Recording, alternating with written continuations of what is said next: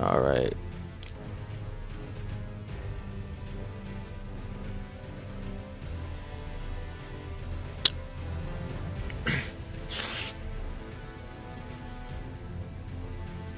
Oh man. All right. All right. All right.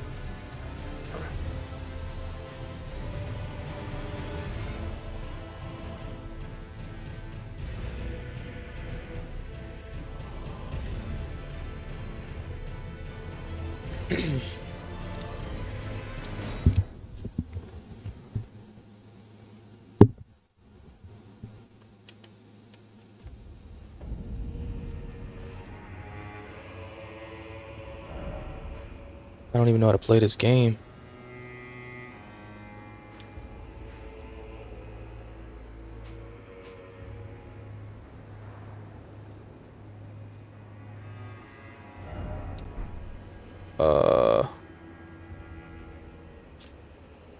There we go.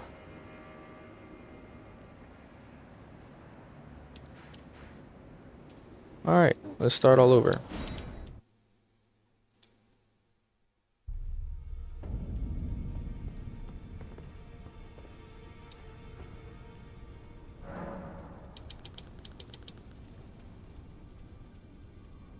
Begin journey 3. Oh, okay. All right. Hold on. Do I have everything I want? I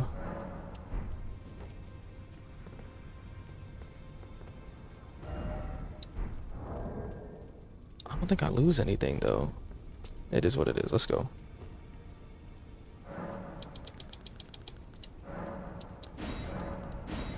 Oh boy. Okay. Journey 3.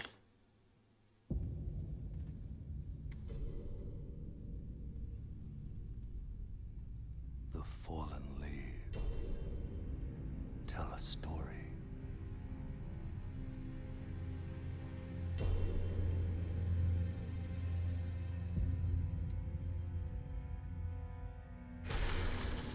The great Elden Ring was shattered.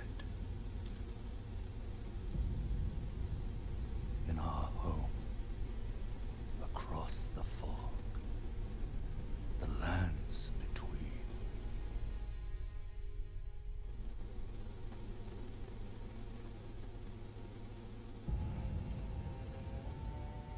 Now, Queen Marika the Eternal is nowhere to be found. And in the night of the Black Knives, Godwyn the Golden was first to perish. Soon, I'm gonna get my ass kicked. demigods all I promise. claimed the shards of the Elden Ring.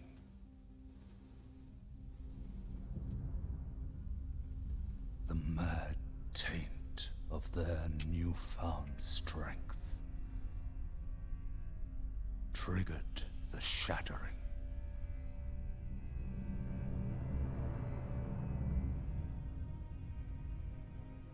A war from which no lord arose. A war leading to abandonment by the greater will. Oh, rise now, ye tarnished, ye dead who yet live. The call of long-lost grace speaks to us all.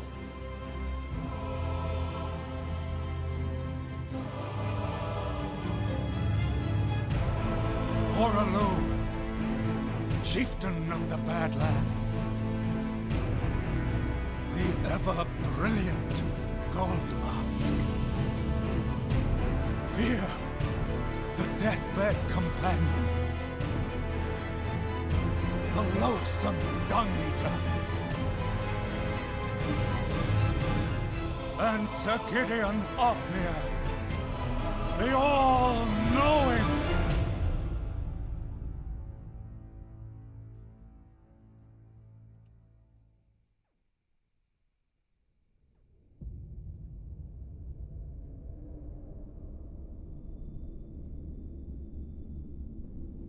And one other, whom grace would again bless.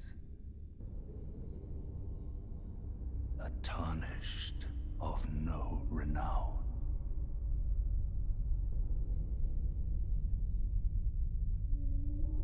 Boy, look tough. Across the fog to the lands between. To stand before the Elden Ring. And become the Elden Lord.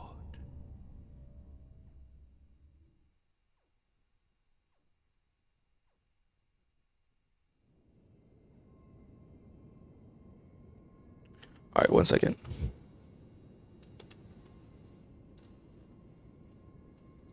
I'm gonna change the title.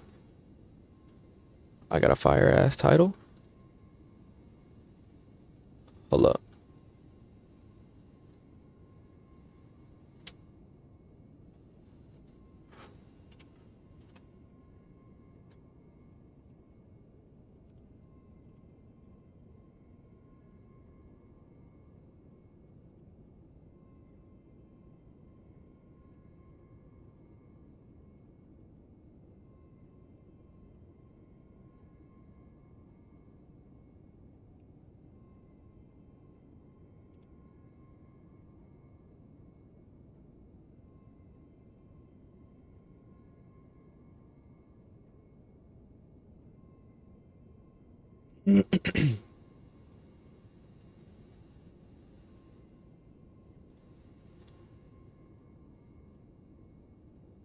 All right.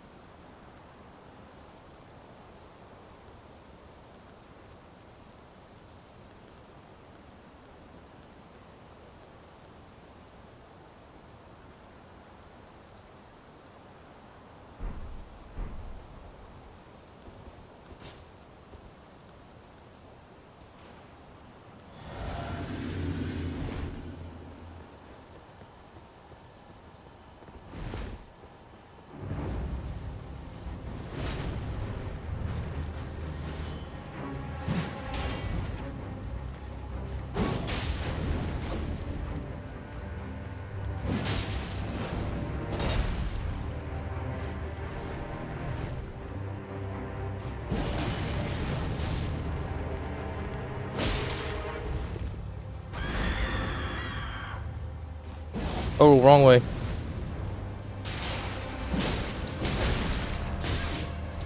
Oh my god, I'm getting destroyed.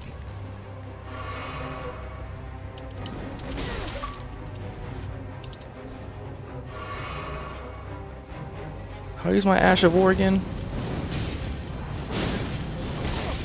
Oh.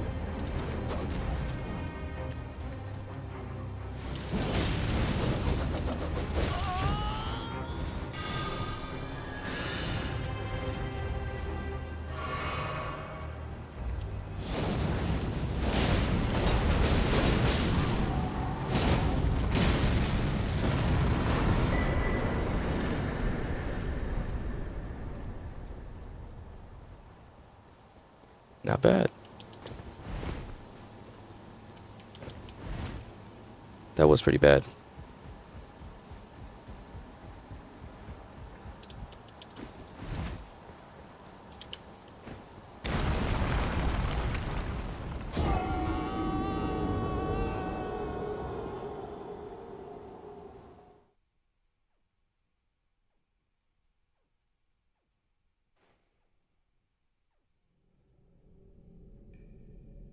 You're supposed to fall anyway.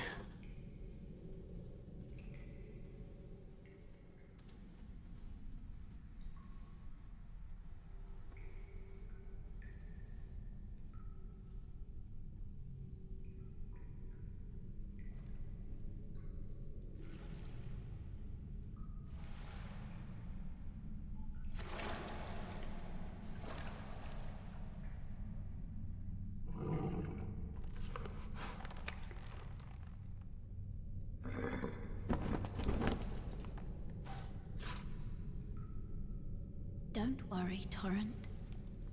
Fortune is on his side. We found him here, after all.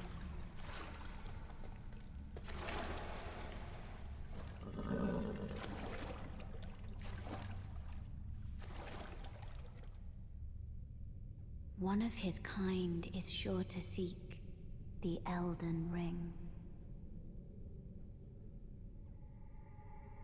Even if it does violate the Golden Order.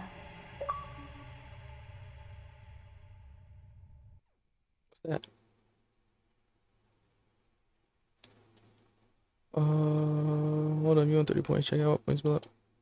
They finally give you a reward system. That's crazy. It's been like 20 years and they finally give you a reward system.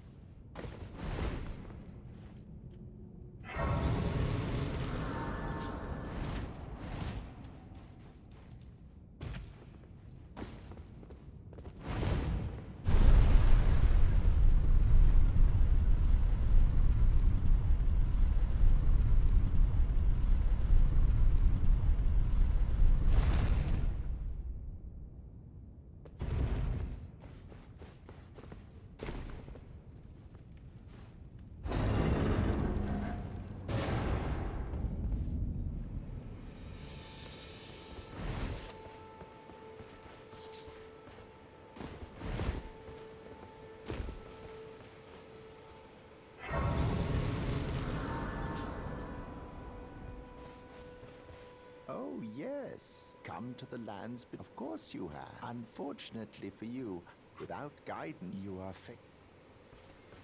luckily me. Are you familiar? You may also that. It will leave, even if it leaves. Graces to castles, the hope. It's time to castles if you seek. It's time to castle if you seek.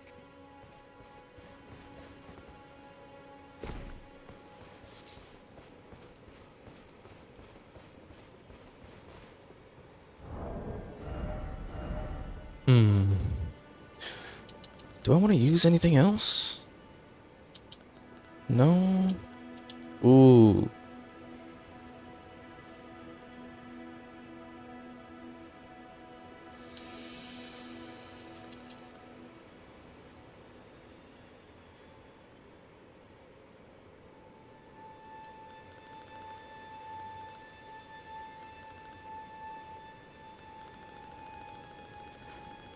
I think I'm gonna stick with this.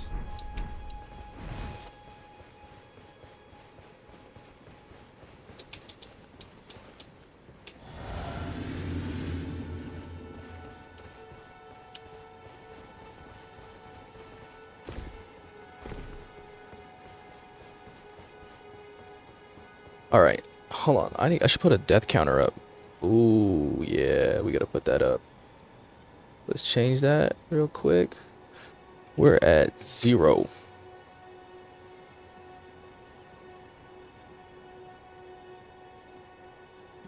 Death count is at 0, boy.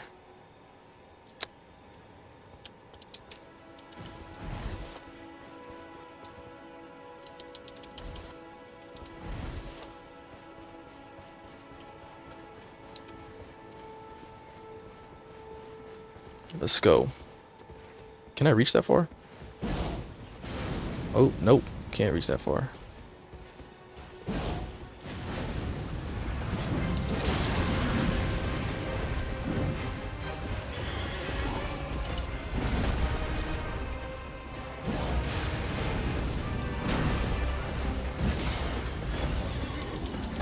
Ooh, I got stuck. I got stuck.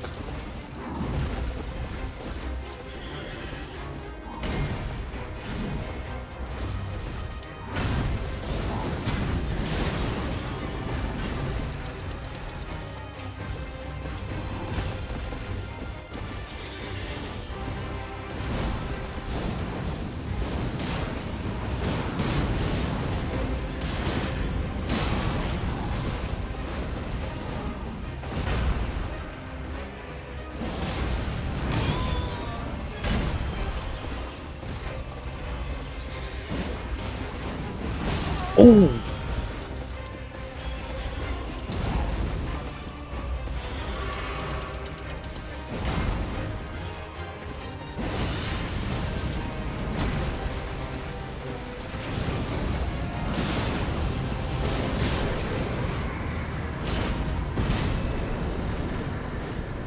Bro, I'm fucking him up, bro.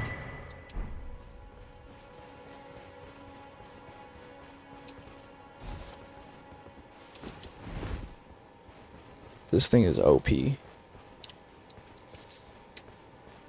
This thing is crazy OP. Like, I can't. I'm about to. Bro, I'm dusting them right now. This is crazy. This is crazy, man. I am fucking up these bosses, bro. Like, that's crazy. Aura tarnished. I can see it.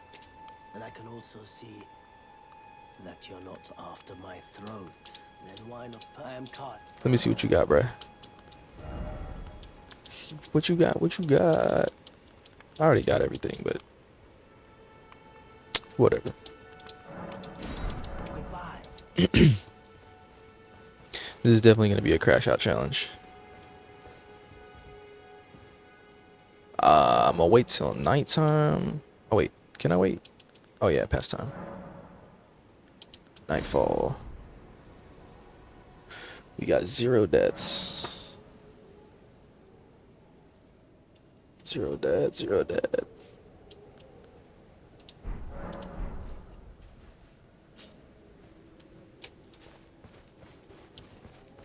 Bro, where's she at?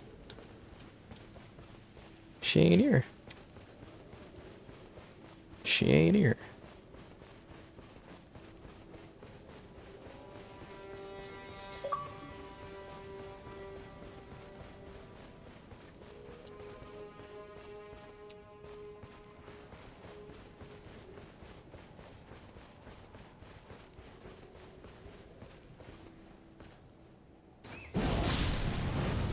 That's just so satisfying.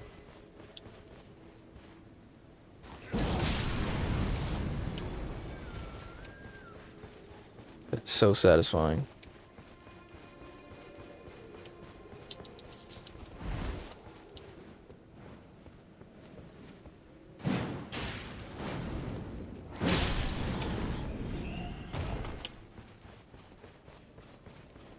I ain't got no mount yet. I'm trying to get my mount.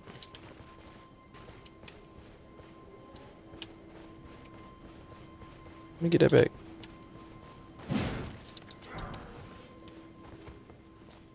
Blow the horn. Blow thine horn. Alright, we're gonna like kite all of these dudes together And then we're gonna use our ult, you know what I'm saying? Like it's Marvel Rivals.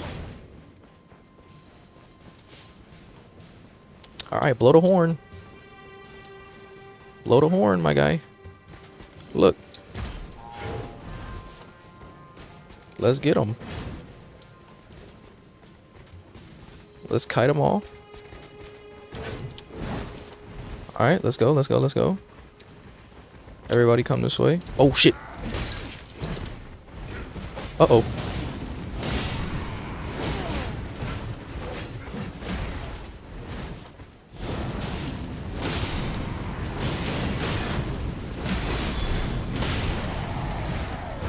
Ah, damn, bro.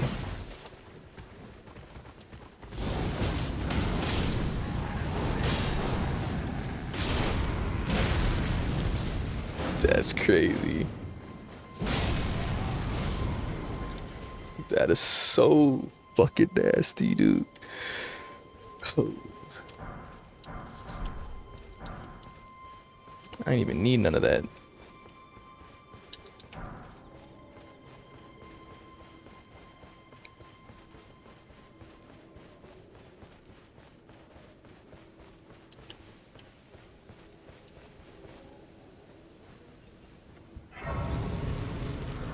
Easy, easy, easy. All right.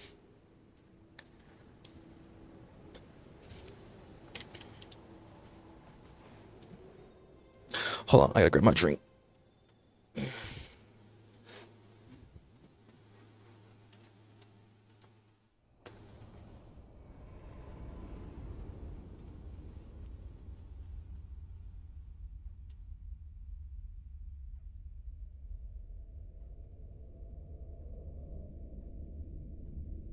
Greetings, traveler from beyond the fog.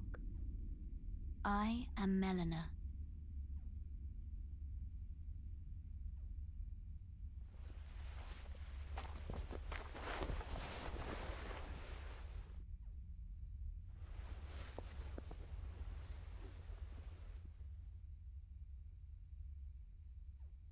I offer you an accord.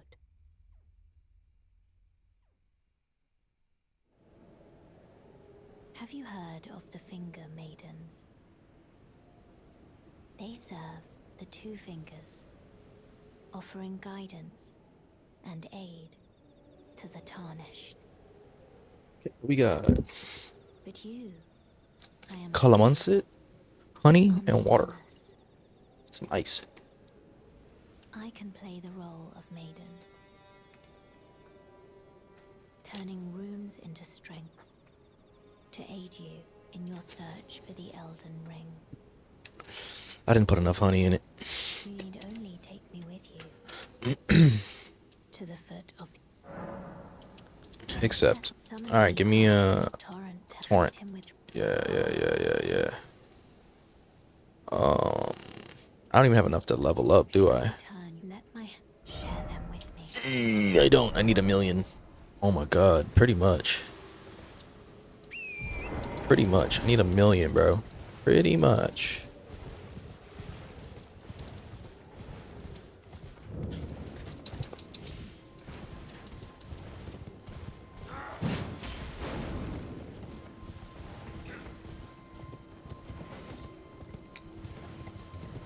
Alright. Ooh, this dude's about to jump down. I gotta fight this guy. It's like what's it called?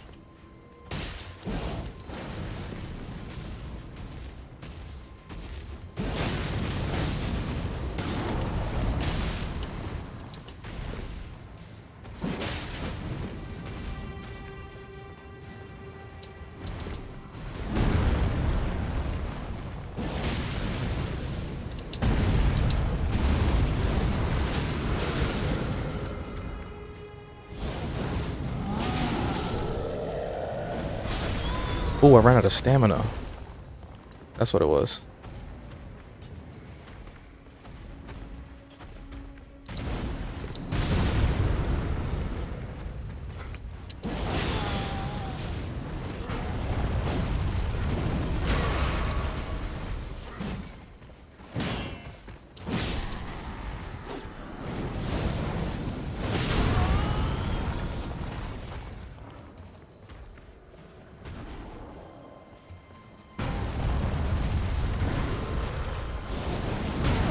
Ooh, he smacked me like a fly. Chill, gang.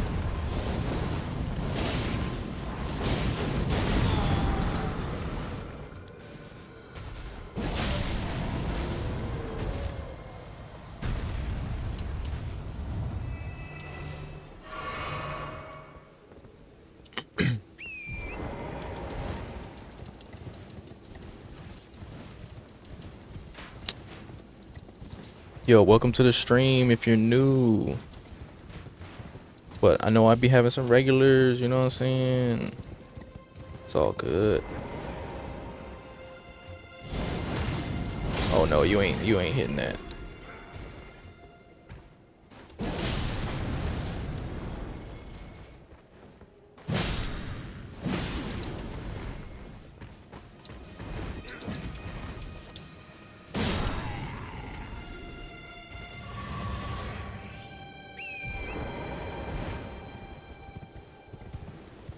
I look like I got a Wukong staff on my back. Golden seed. He's got the golden seed.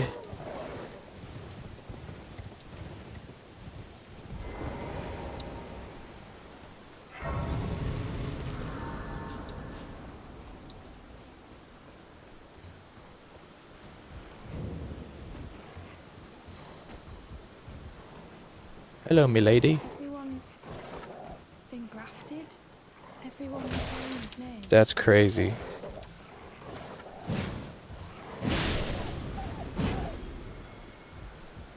Everyone's been grafted. Did she get hit? Everyone who came with me. They crossed the sea. I think she did get hit. Oh, come on, bruh. Only to have her.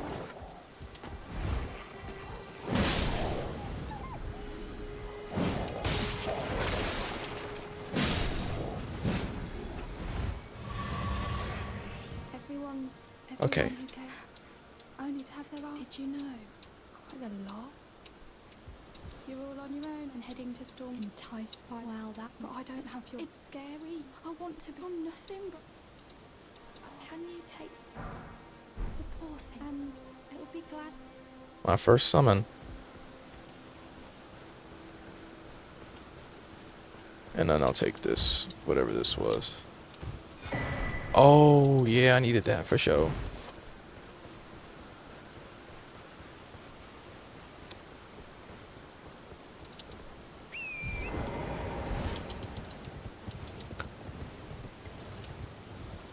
Let me...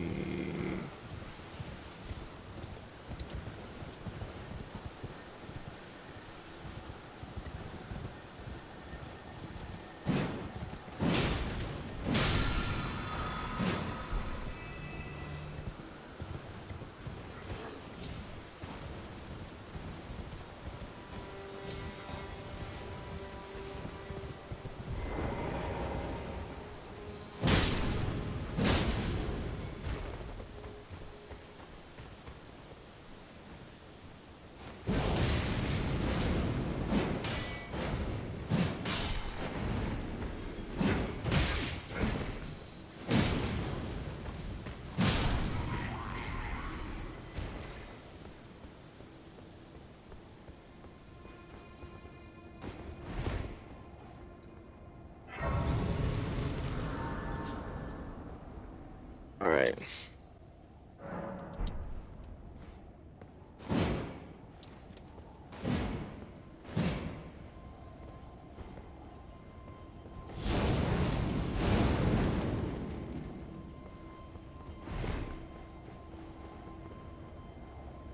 This area.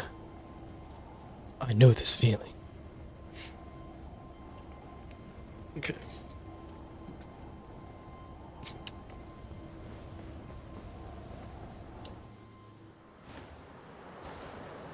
Foul tarnished. In search of the Elden Ring. Emboldened by the flame of ambition.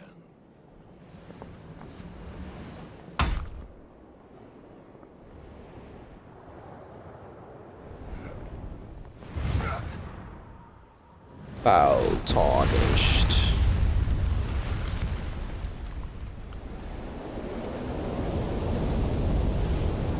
Someone must extinguish thy flame. Let it be Margit the Fell.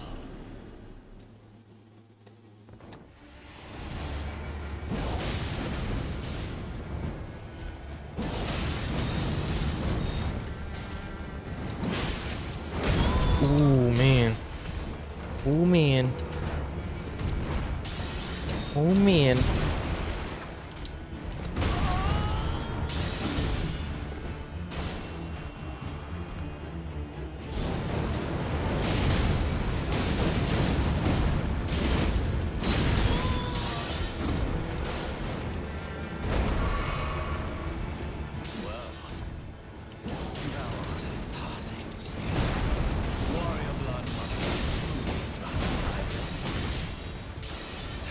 Ooh, I'm panic rolling. I'm panic rolling.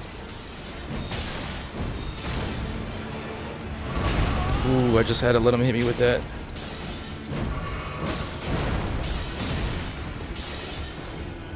Oh my god. Okay, okay, I'm panicking.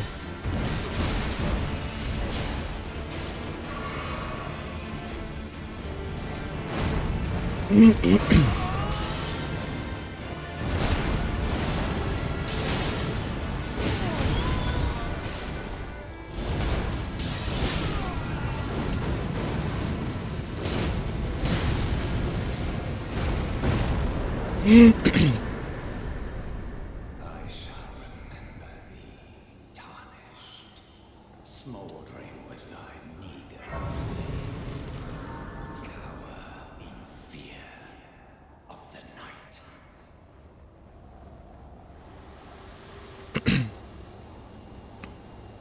Forgive me. I've been testing you to see whether or not grace truly does guide you, and whether you are fit to face the challenge that entails. It seems my worries were unfounded. Torrent had your measure from the very start, whereas I merely pretended. There is but one other thing I can do to offer you guidance. I can take you to the Round Table Hall, gathering place of tarnished champions, guided by grace. I don't need to go there, but Very well. I'll go there anyway. Let my hand rest upon you for but a moment.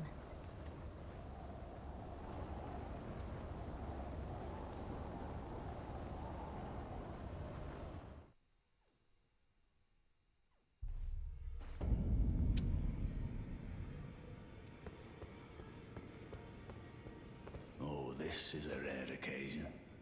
I can't remember the last time a new tarnished made their way to the round table. Very well, it is set. Allow you, a house guest, remember your Better watch who you talking to. Talking to me like that. Ah, hello. You must be new here. Well, just call me Dialos. The honor of one's house holds little import in these lands. By the way, have you met a young woman named Lanya on your travels? She's my servant, but fickle as the wind. Take your eyes off her for but a moment and she's good as gone. If you find her, please be sure to tell me. Be sure to tell me she's a servant to my house. She's been my companion. I've lost count of the number of... Honestly. Alright, bet. I'll let you know.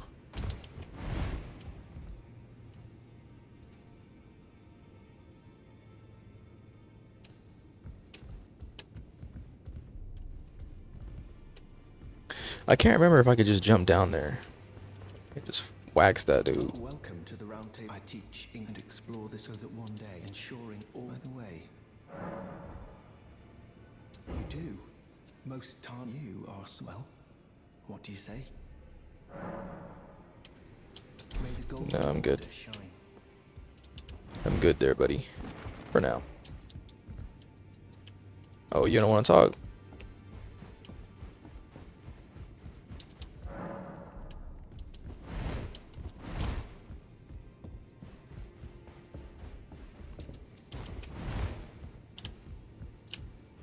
Okay.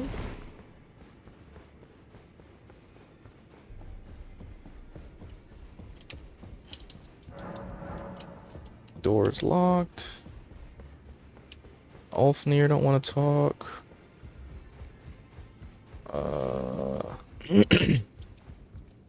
Smith.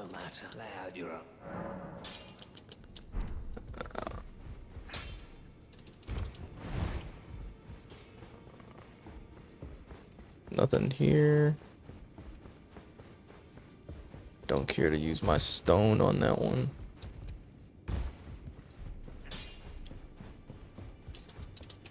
Everything locked. Alright, we're gonna drop down and then challenge that ice dude. Oh, which one was it? I think it was this. No. Yes.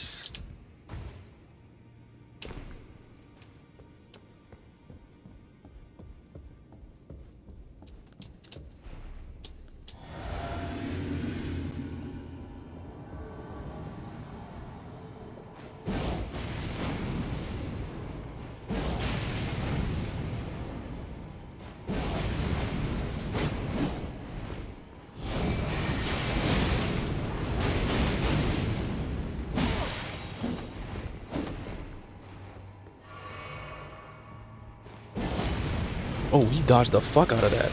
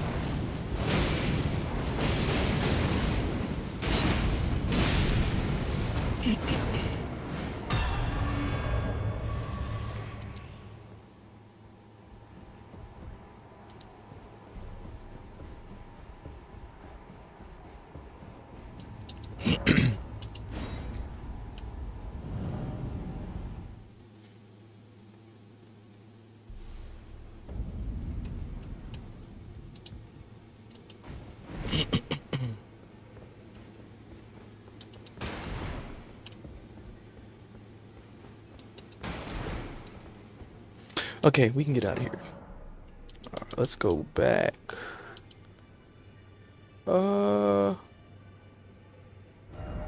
Let's go to the map. Where was we at? We was at the castle. Let's go back there.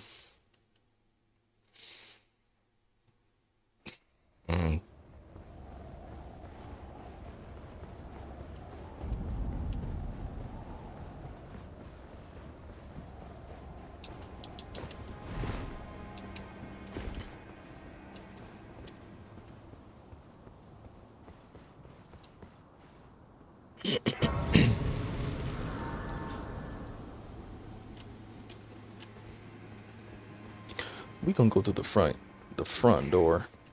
Come over here. It's tightly go. God, you breached the... Fair enough. You certainly don't have to trust me. Well, if you must. Open them.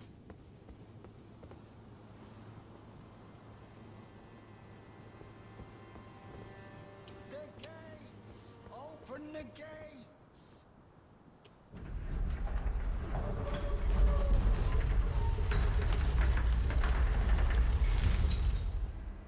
Boy, Aura farming.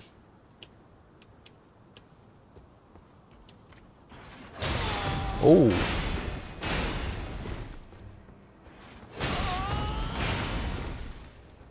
Damn, bro, they spamming that shit.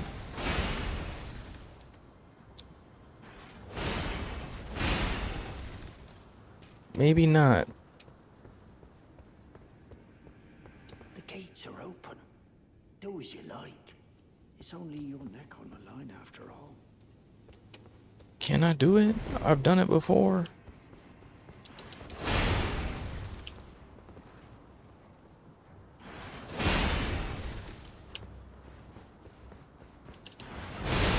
Oh yeah.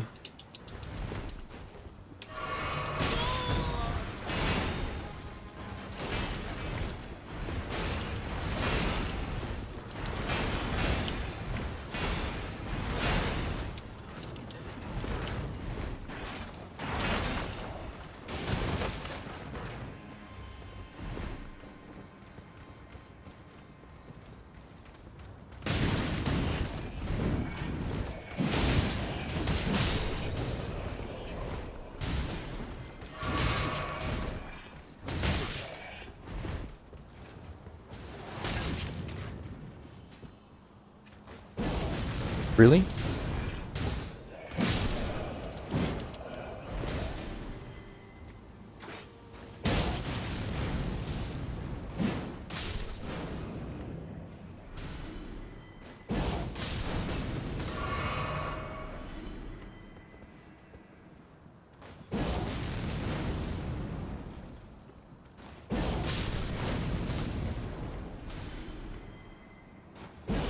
Dang. I can't hit that dude. What? Alright.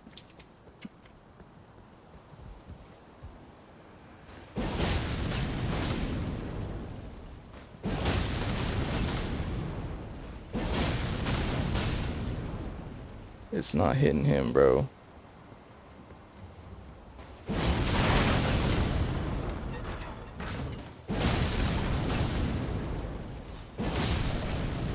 There we go. Now that all these ballistas are down.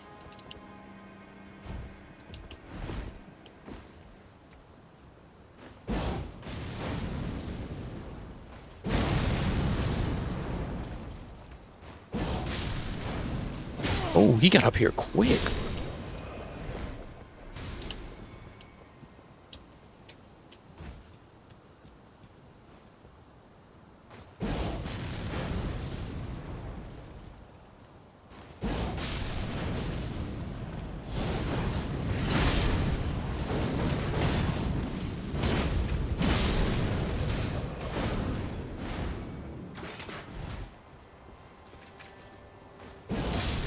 I want to throw stuff.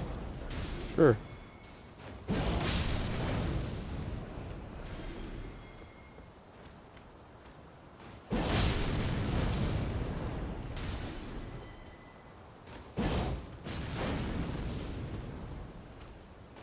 Bro, they're just walking in front of me like...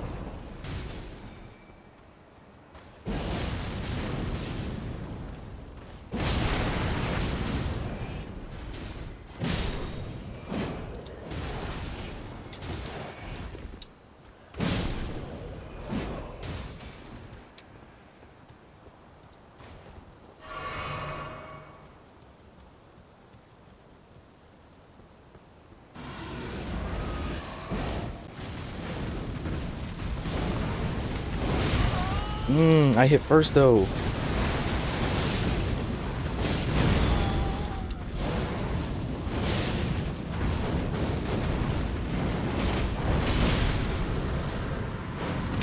That look hard, dude. That go hard. That go hard.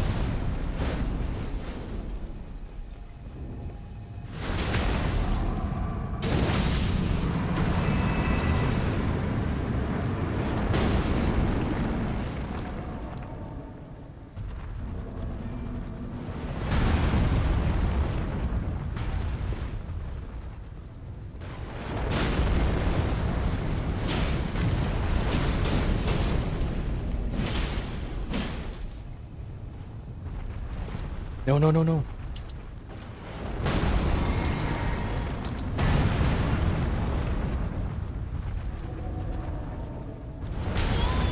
I was under him.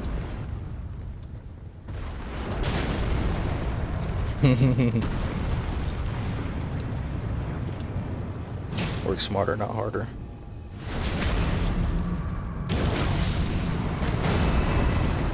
That's one left. That's one left.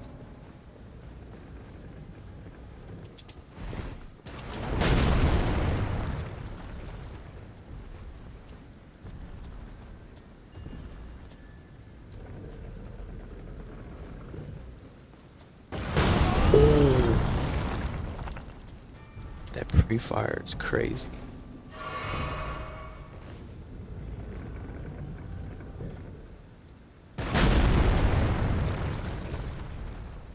You about to switch weapons?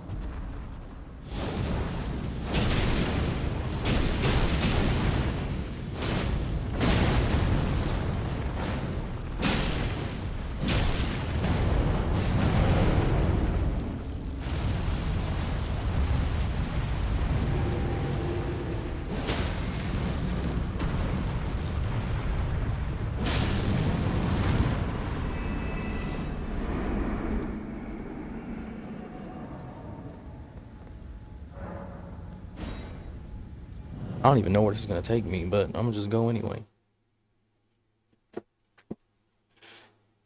Just go anyway, dog. Oh, my controller. Uh-oh. See, my controller be dying, bro. I don't like when it be doing that. I feel like there's gonna be some bosses here. I can't remember what their names were, but I know it's bosses here. Oh, wait.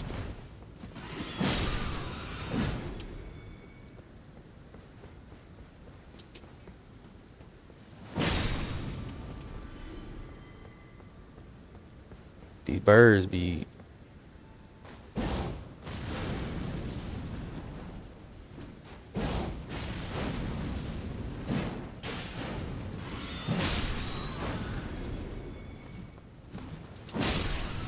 I be hating them birds.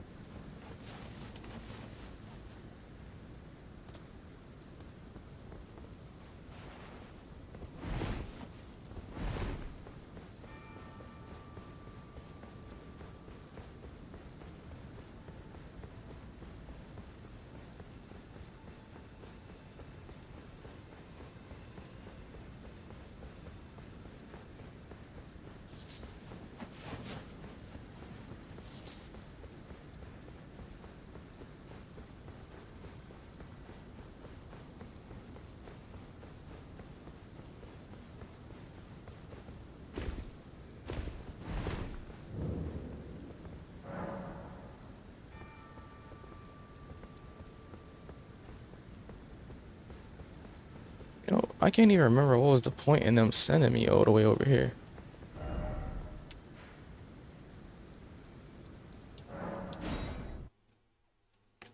At least you can fast travel whenever you want. That's such a... That's such a good thing about this game.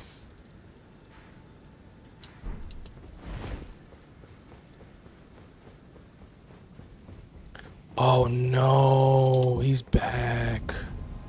Oh no, he's not. I killed him. Yeah, he don't come back.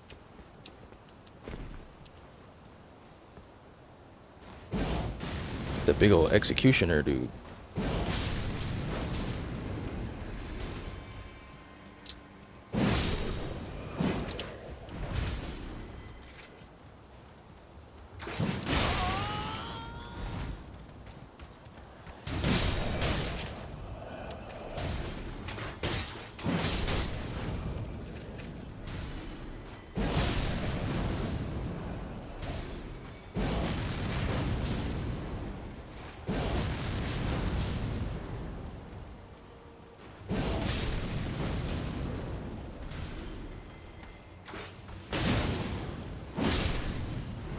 Pokes are so good. Alright, we got more ballistas.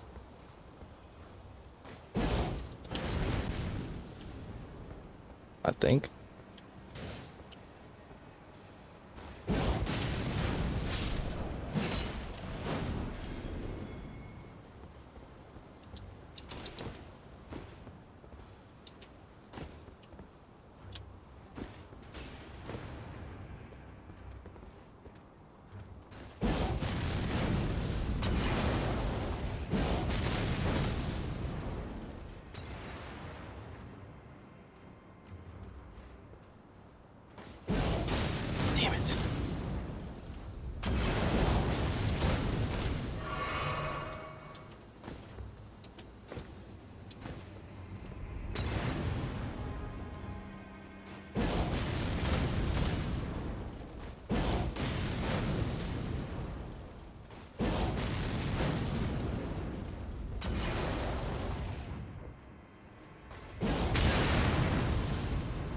Come on, man. You serious? Bro, you're not. You're kidding me right now.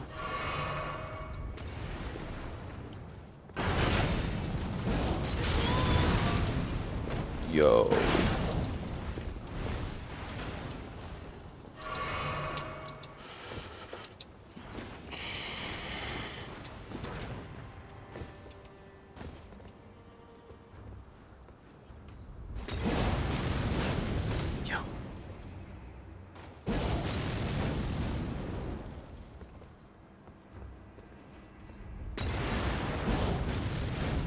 Yo.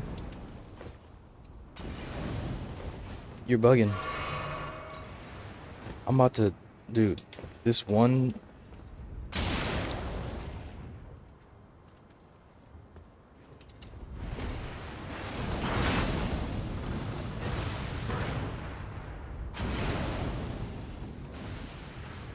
Oh, he's just locked.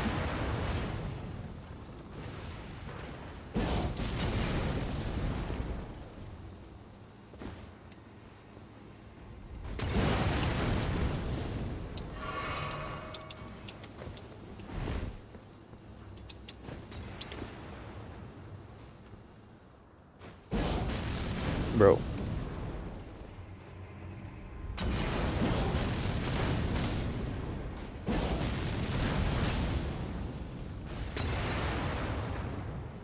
I can't believe I'm. This is.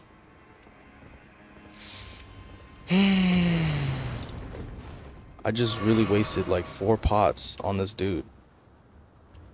He's making me sweat right now. I am not lying, bro. It's making me sweat. It's making me sweat.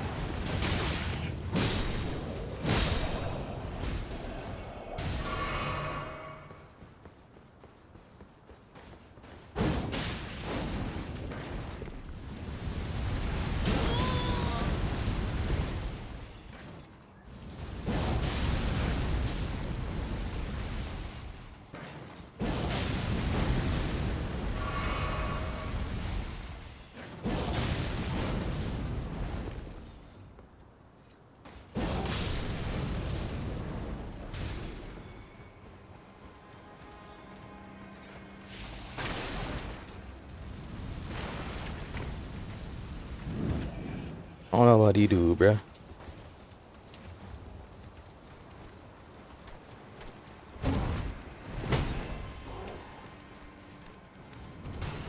Screwedy dude, boy.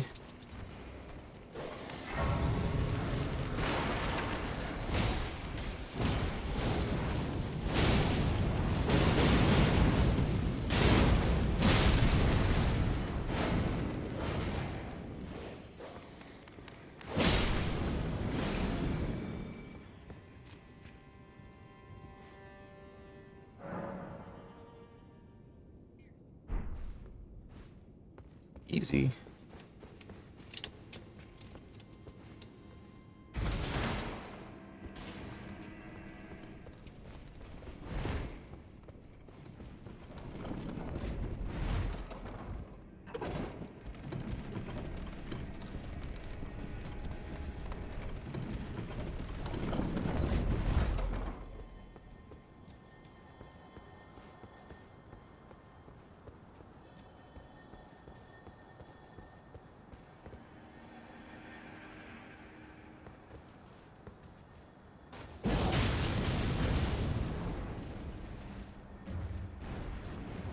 That's my bad.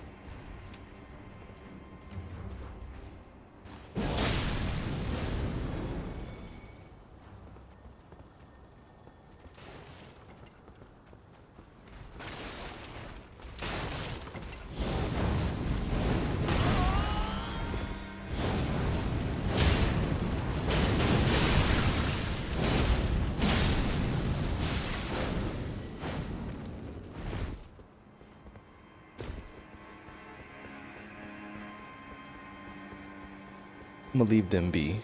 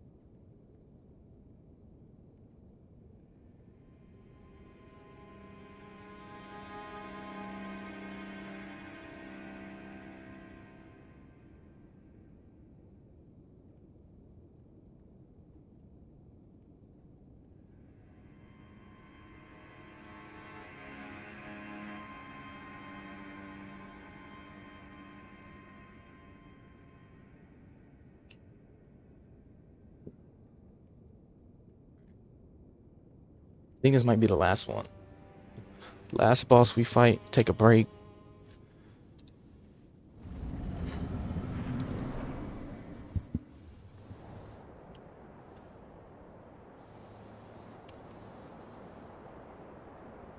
Mighty dragon, thou art a true-born heir. Lend me thy strength, O kindred. Deliver me unto greater heights. He's got 6. I just noticed he has 6 fingers. Well, This dude's got 6 fingers.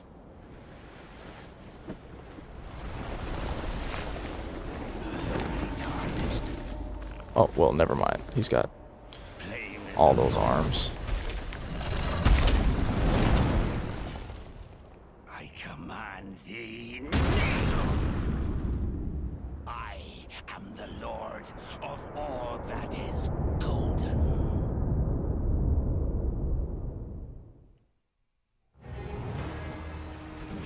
On, throw the thing.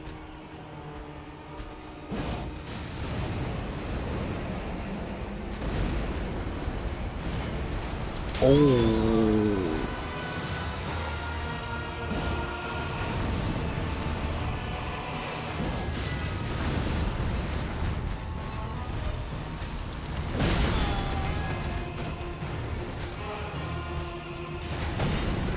Oh no, I'm stuck.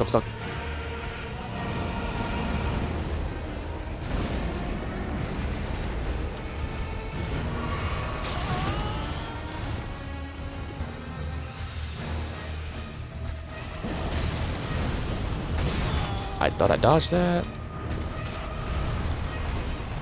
I thought I dodged that too.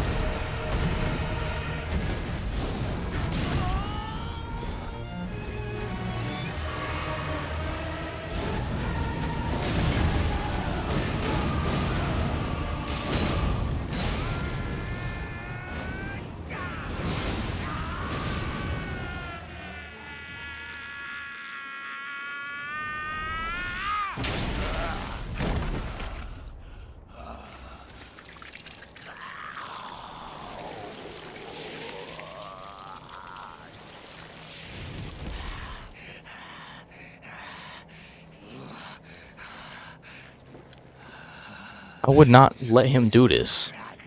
I would not wait for him to do this. But it's a part of the game, you know what I mean? I'd jump him immediately as soon as he tried to get that dragon.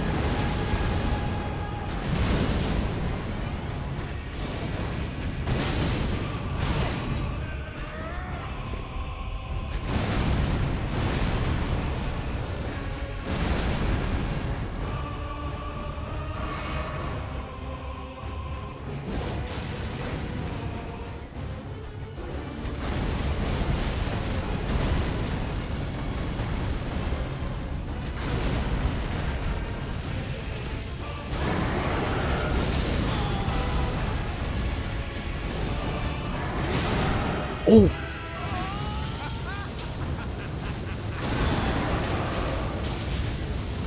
I forgot he had that grab.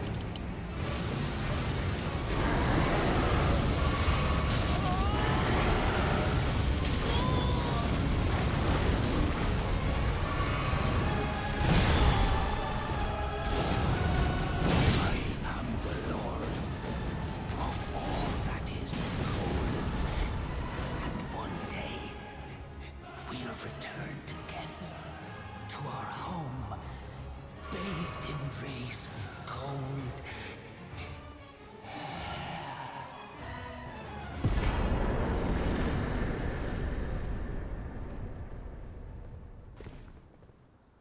Uba.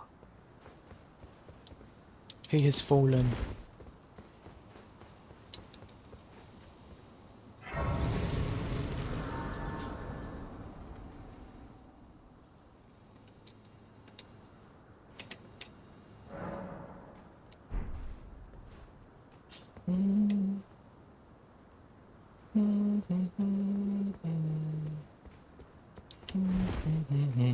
What a pathetic excuse for a lord you were. Craven to the bone. Pushing me about like that. And after all that grafting, where did that get you? Look down on me, would ya? Oh. He got what I tell you though. He Such a good shield. The buckler. It's like the best shield in the game, bro. The buckler is the best shield in the game. Telling you. I need those. Always need those. Alright. Let's see.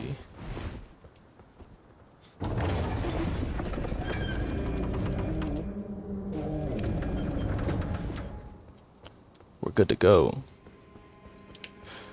Bro, I can't believe we still have not died yet. We fought Tree Sentinel,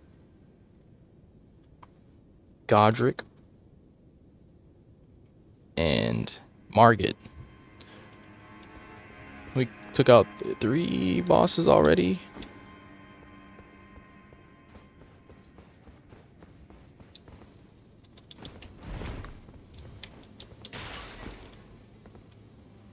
I always feel like there's a trap in here, bro. Always. I don't remember. Is there a trap?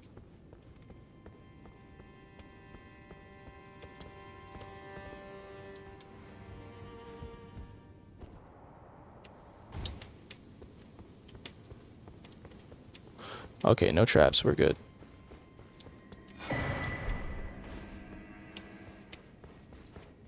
No traps, no traps.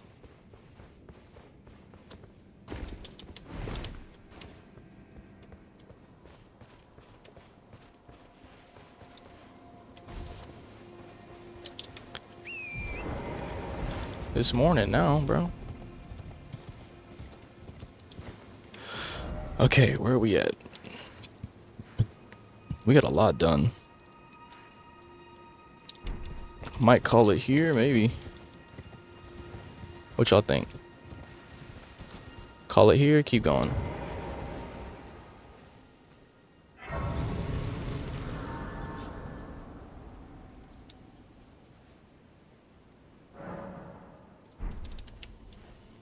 Alright.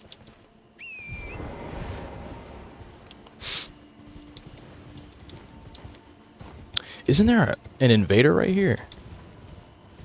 It might knock me off. There's an invader. There's an invader here.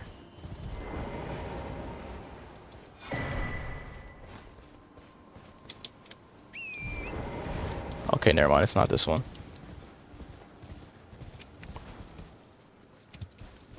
I'm trying to remember, like...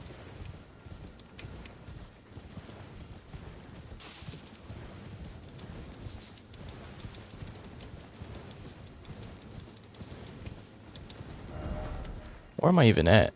Oh, going to Renala. This is where Renala be at.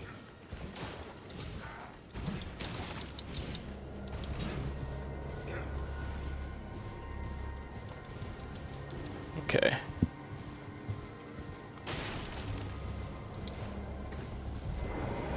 Got another Grace.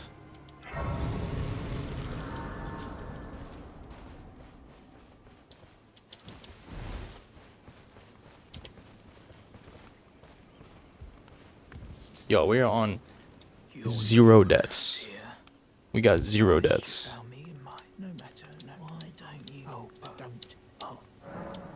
Okay, what he got? Oh, yeah, we'll have another lantern. Take that. And I think that's all I really care for right there.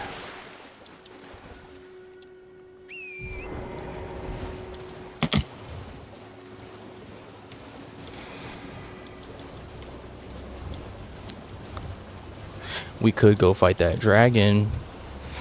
I think that's what we're gonna do. We're gonna fight that dragon.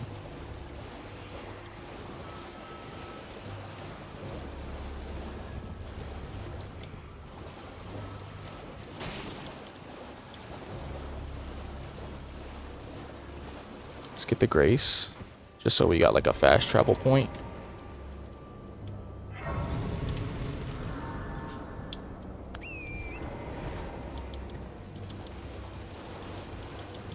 Okay. Where's the dragon? The dragon is right here. I got it marked right there. That's where the dragon is. Wait. I have all these markers? Alright, let me get rid of them. And then put this one right there. Alright.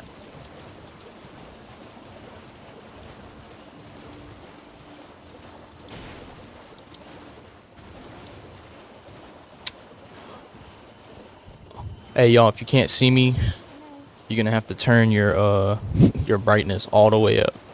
Cause I'm black as fuck, you know what I'm saying? You have to turn it up.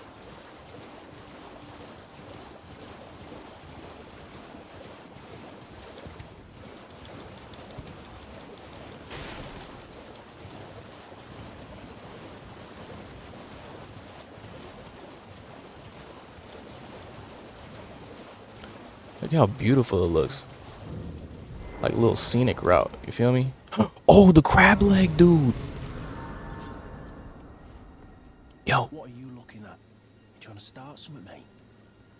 No. How do you help him with the crabs? You trying to start something? You trying to start something? Or I'll crack you in half. This dude, he is really crashing out. What the hell is wrong with you? You trying to start something? Piss off before I crack you in half. What are you supposed to do in this situation? What the hell is wrong with you? You trying to start something? Piss off. I can't remember what you do.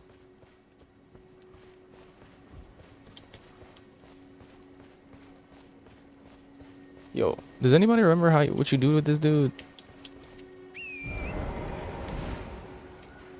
Boil prawn shack.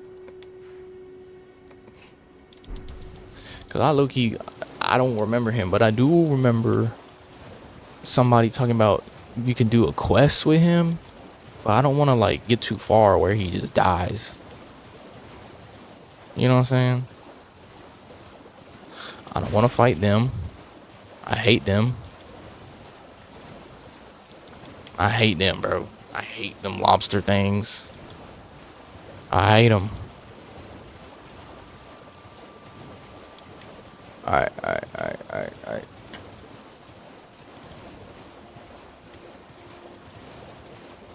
We finna go straight to the dragon.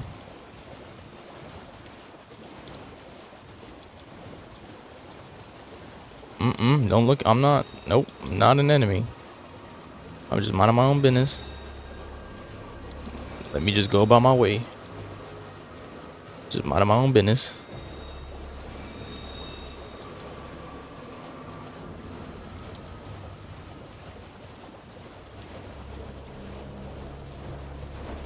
Where's Dragoon at? Oh my god. Okay. I just want to make sure that I'm still on the track.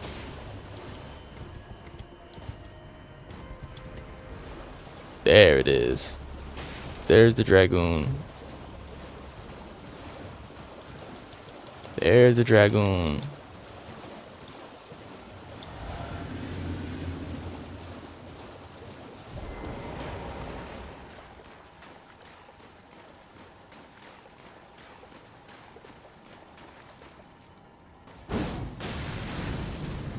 Yeah, we bought it like that.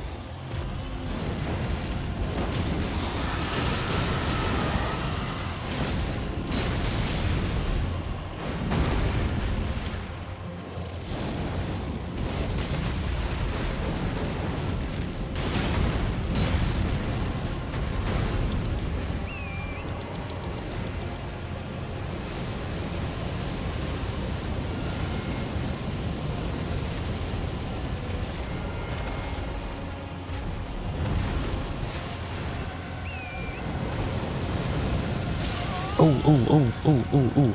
That hurt.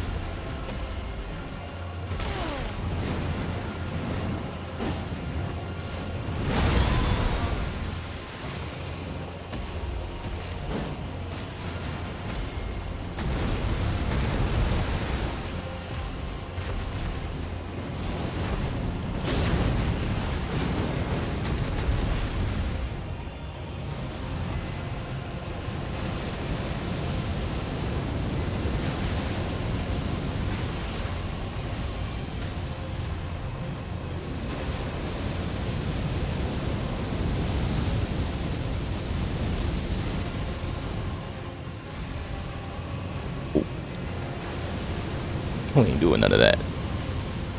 We ain't doing all of that, gang. Oh, I thought I died, bro.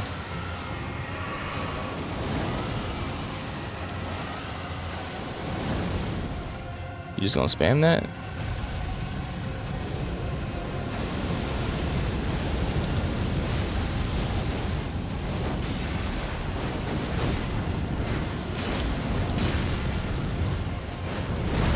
I just missed like all of them.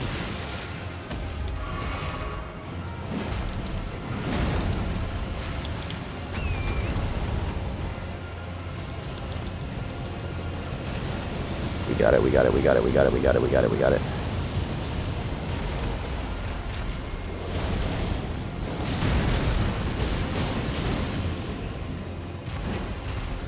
Oh, I ran out.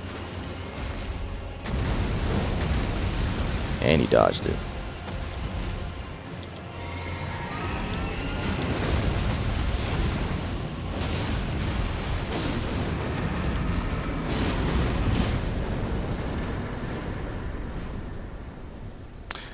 sir. Yes, sir. We done wiped 5 bosses. 5 bosses.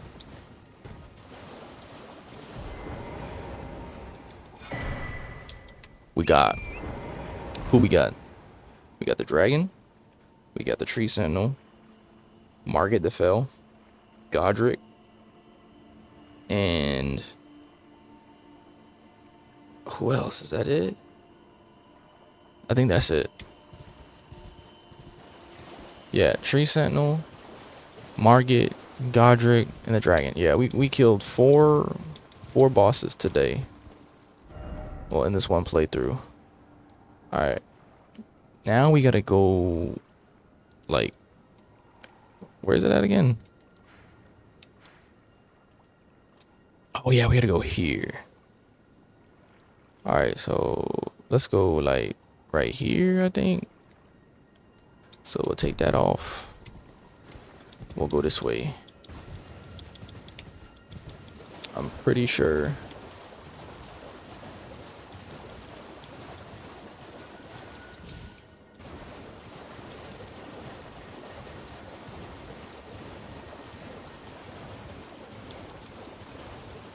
Bro, I think we're just too strong, man.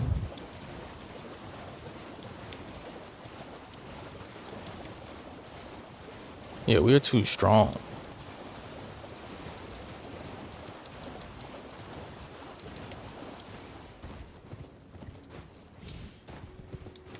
Oh shh. Okay, I thought we died.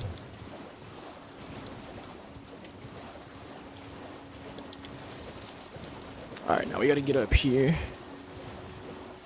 Gotta get up here.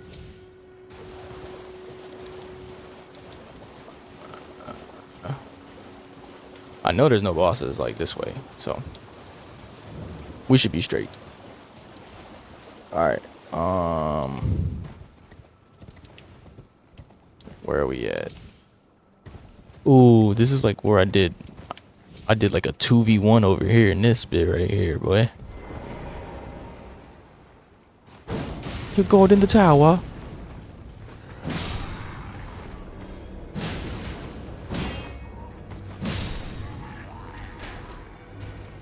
Oh, he got that far. He got that far.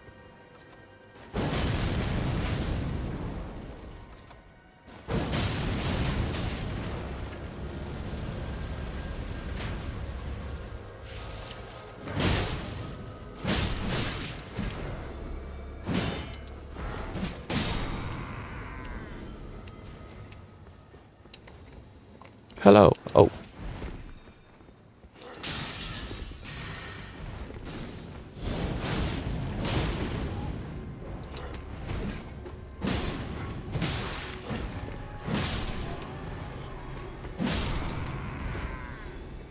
Set your heart ablaze.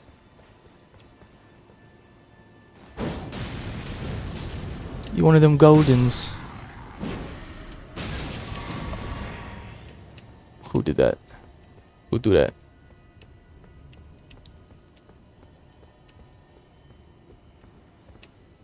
Am I in the right area, bro? Am I in the right area? I'm not fighting that thing. Yeah, nah.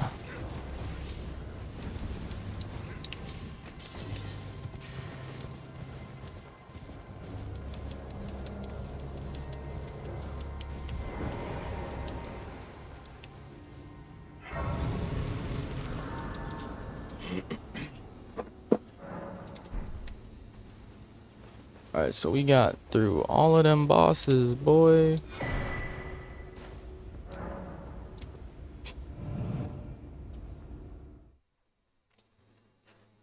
We got the key to get in. We got the key to the mansion.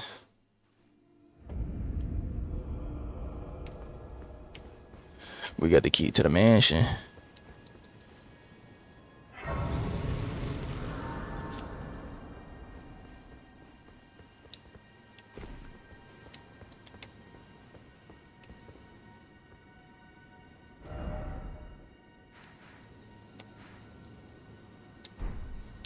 Bro, I ain't gonna lie, this was too easy, dude.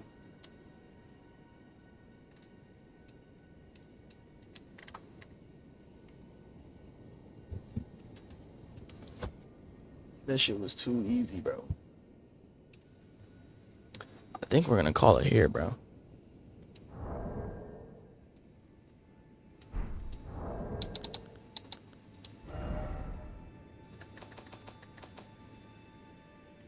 Yo, I have 322 hours played. What the fuck?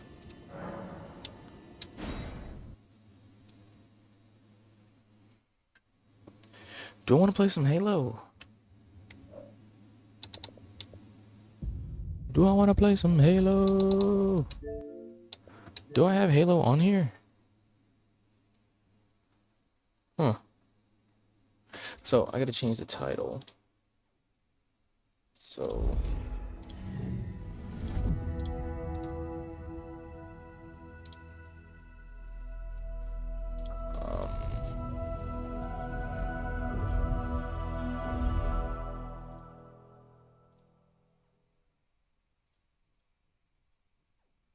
one second, y'all.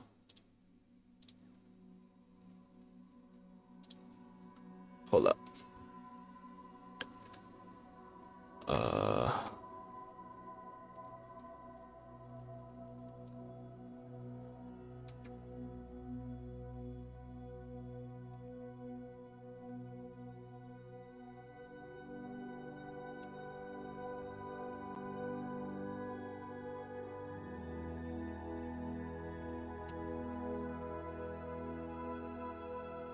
Over here the whole time.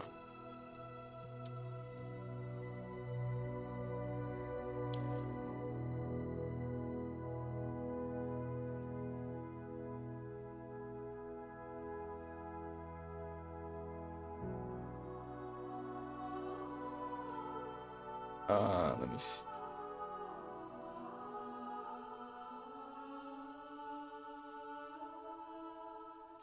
That might be it for console.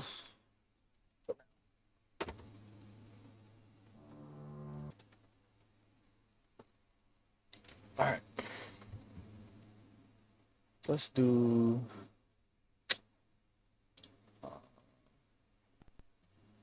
let's change the title. Yeah, we're gonna change the title first.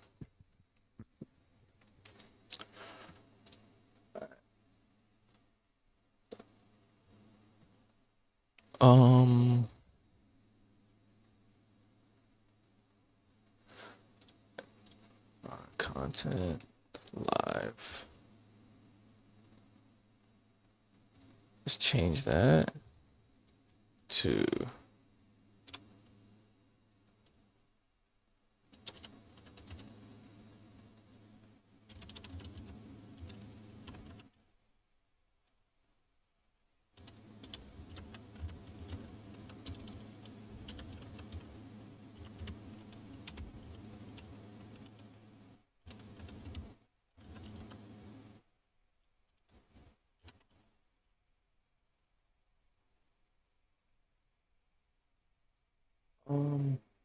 what are we gonna change it to? Just chatting.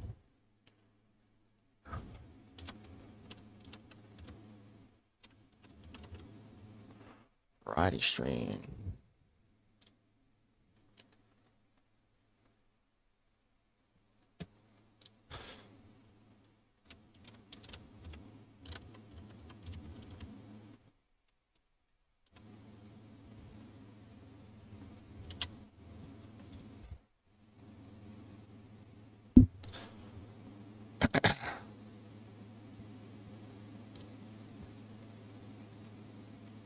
Okay.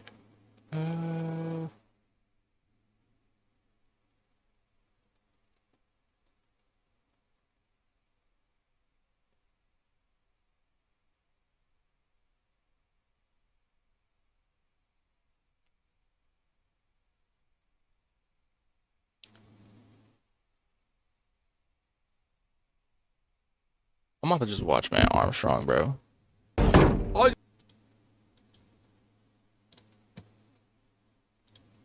Unless he takes my stream down.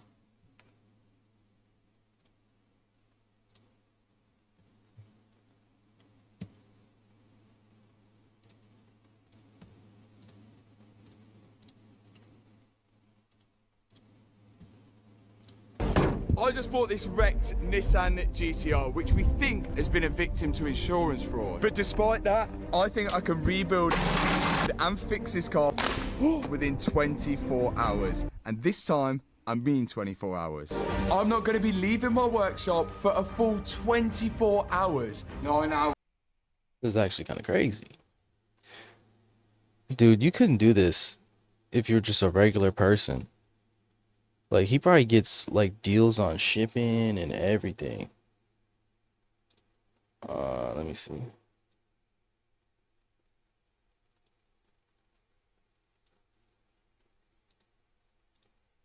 Like, I bet he gets hella deals.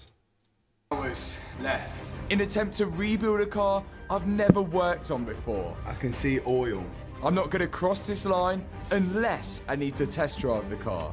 Oh no! But why?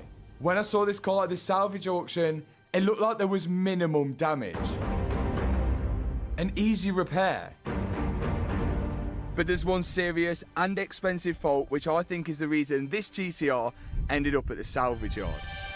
A transmission fault. Transmission. Transmissions. Transmission. The transmission. In the early Nissan GTRs, the transmissions are prone to failure. Yep, Nissan GTR, piece of junk. And with Nissan... I had a BMW. It was a 1999 BMW 320, was it 325i, I think.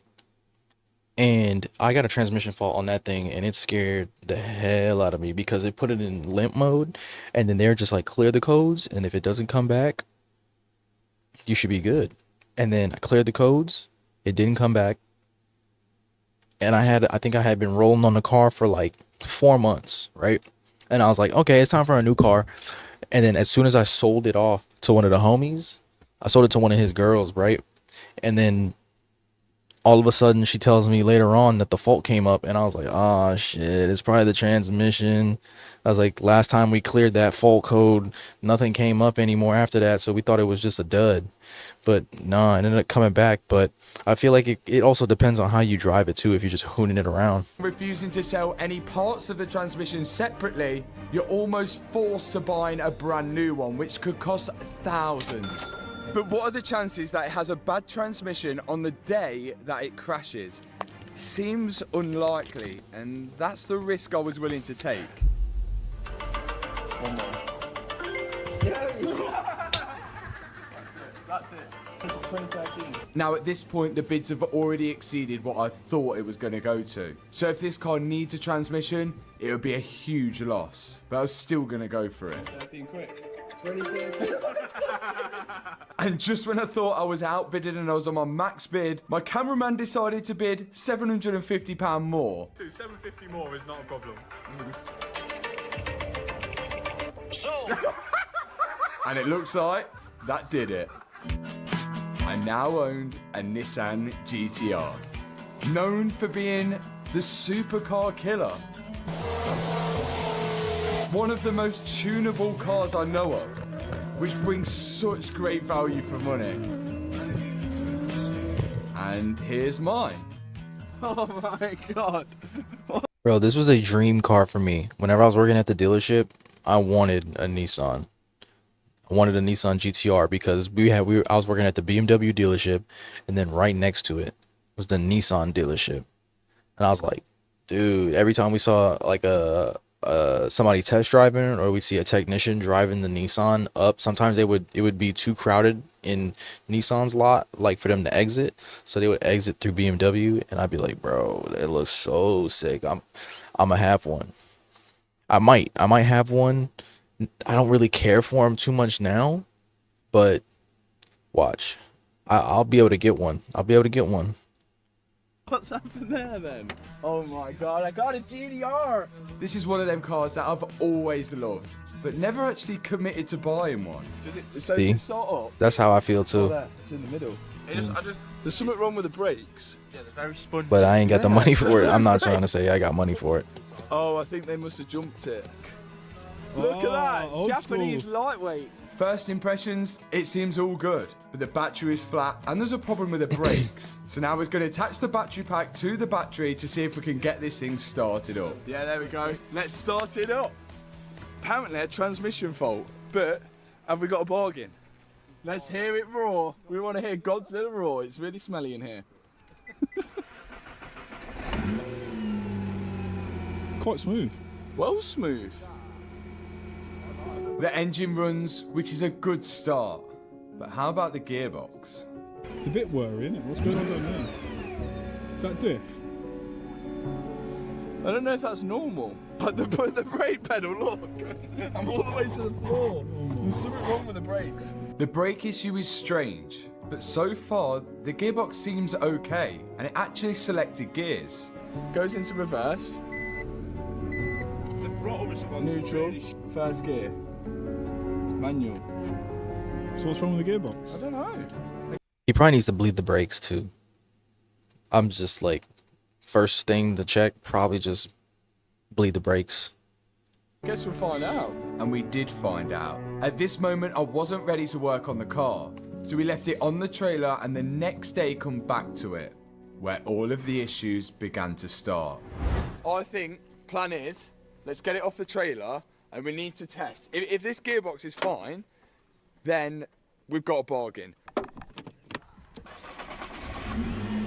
Okay. I still don't know why there's no brakes. There's literally, it goes up all the way to the floor. And then it was the start of the transmission fault. So we've got transmission fault, flashing on the dash, engine management light, no traction control, but again, all of this could just be because of the low battery. Oh. Despite the transmission fault and the rest of the faults on the dash, the GTR still managed to select a gear and roll off by itself, which is good news. Have you seen this? Have you seen this? What's really cool? You'll like this. What? How good's that? The dash moves with the steering The dash, wheel. so you can move the steering wheel down, and it doesn't obstruct your view of the dash. You can move it down. I can still see the dash. Move it up. Why is that not a thing in all cars? That's really crazy. cool. I think we've got a really don't good know GTR either. here. And it's quite rare to see an unmodified one. It's just that transmission fault which is worrying me. But maybe if I took this car for a drive, it may clear all the faults. That was my next step. Right. Check this out. Auto. Will not go into manual. Stays in auto. Right, let's see if we'll clear any faults whilst if we take... Oh. It's like the C63. Ooh. Oh, yeah, this is not good. Or, ready? Foot flat to the floor. Oh no. Could that be solenoid? Oh,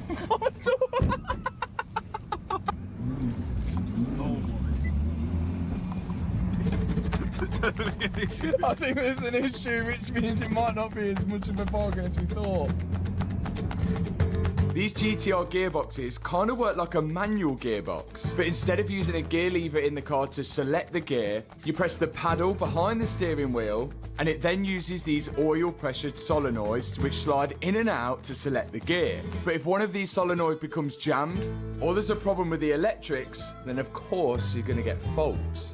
There's demonstration, so it's in auto, from standstill, foot flat to the floor. You would expect it to get off, because GTR drag race videos, I've seen loads of them on the interwebs. I wish I could have started a YouTube like car channel like this, dude. He's doing it right. I loved working on cars whenever I had my first car and second car. I loved working on cars. If I had like I was doing weightlifting instead. Man, I should have did the car thing, bro. No, I should have committed to both of them, but I don't like thinking like that. My timing is where it's at, you know? Ready? Gotta do better. 3, 2, 1. That was an improvement. But it definitely wasn't right. It seems we have a problem. Now I'm swaying towards this as an insurance job. 100%. Definitely. How is it that the gearbox goes at the same time that you get crashed into? Yeah, I know. That's what doesn't make sense. Yeah, why? Oh, my gearbox went and then conveniently And then someone hit crashed. my Yeah, door. Oh, yeah. sorry. What a convenience! Now I've got a payout from the insurance. That just never. That wouldn't happen. It just like it would be so convenient for that to happen, wouldn't it? Like if the gearbox went and then you rang Nissan and you said, "Hey mate, my gearbox gone. How much?" They would go, "Oh, 30 grand for a gearbox plus labour." It'd be like, oh no. And then the next day someone crashes into it and you go, "Oh no, someone's crashed into my GTR. I'm gonna have to get my payout for the car." Can't believe It'd be so unfortunate. I do like GTRs, but... What, you actually like it? Yeah, I wasn't saying I like this one. I like GTRs, but this is the older shape, isn't it? It's not even that much difference. I notice it. One theory, look, about only thing non-modified. This is a Severn Valley Motorsport keyring on the GTR, which is a company which modifies GTRs. Maybe you're in the wrong profession and you should be a detective. So we've got multiple problems here. A gearbox fault, a fault That's with the funny. battery, an ABS fault, a rear quarter fault, a door fault, and a fault with the brakes as well. I bought this car to rebuild it within 24 hours thinking we might get away with not having the gearbox fault. But we're still gonna try it within 24 hours and I'm not gonna leave the unit. And until this car enters that unit, the clock starts. Matt has definitely got a fault with his head.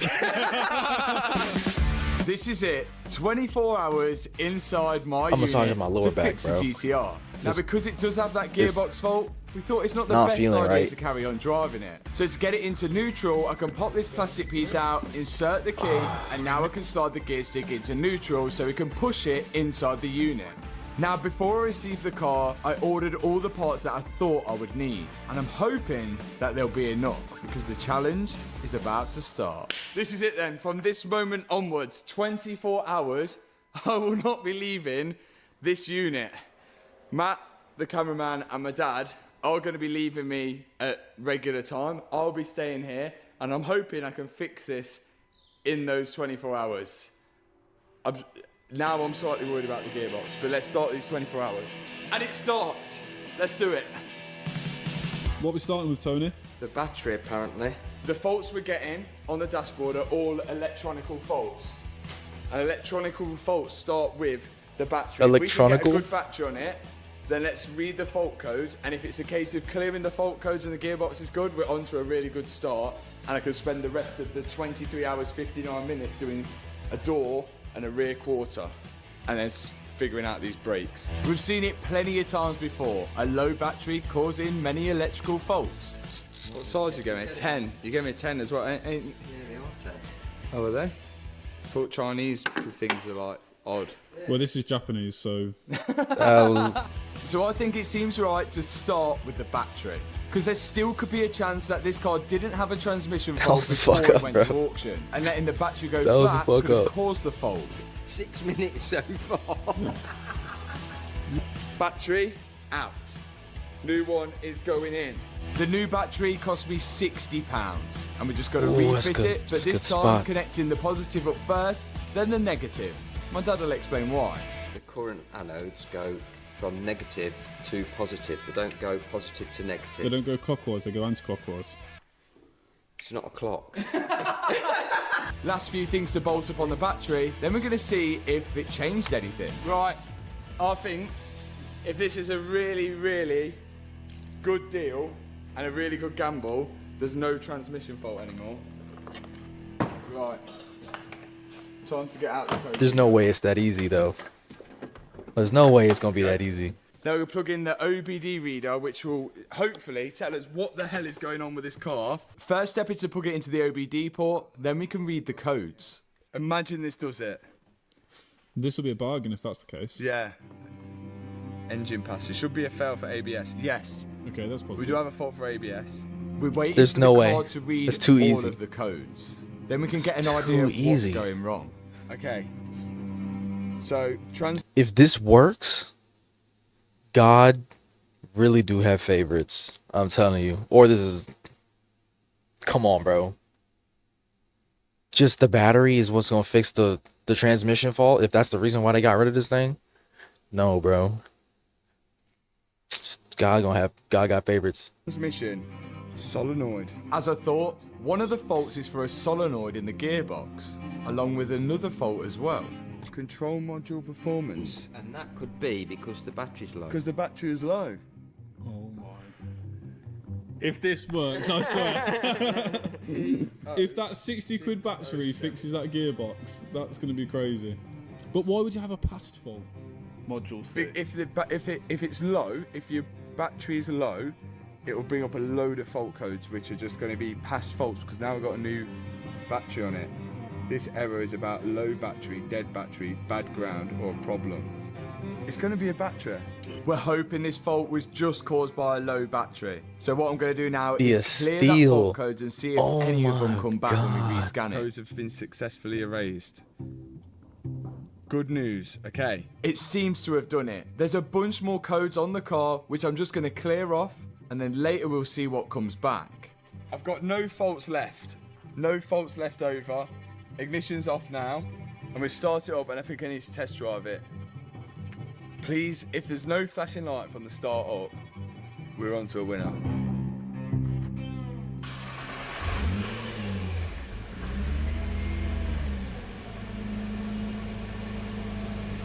No way. There's no light. There's no light. There's no light.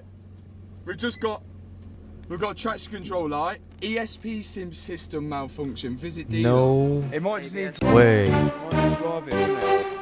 If this has fixed it, this is the best. I'm allowed out, but I'm not allowed to touch the outside world. The rules No are, way, I'm allowed to use it as long as I'm test driving the car. Could it be the car only needed a £60 battery to fix the transmission fault? The brakes, we still have no brakes, so there is definitely an issue there. We're going to manual. It's in manual.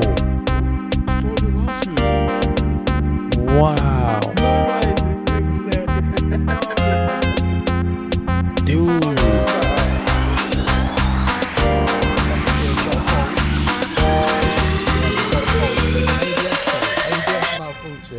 It seems to be working. We do have a fault which has come back about the ABS and the traction control, but we think the transmission fault is fixed. So I'm going to go into auto. No, it's gonna come back, bro. That's what happened to me. That's what happened to me in my my BMW. The fault was there. It put it in limp mode, and then we cleared the codes. I think I did put in a new battery, and then we were good. It worked! No way! No way!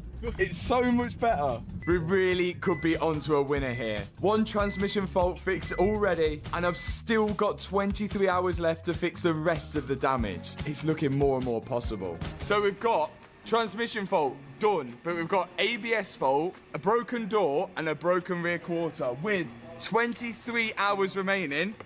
I think I've just bought myself at least 10 hours of gearbox fault solving. Now, it's up in the air for the GTR to see if we can see anything unusual underneath the car. An oil leak here, looks like a lot of oil. Oh yeah. It seems we've got a small oil leak coming from around the gearbox, so we need to inspect that. Look at that. Look at that!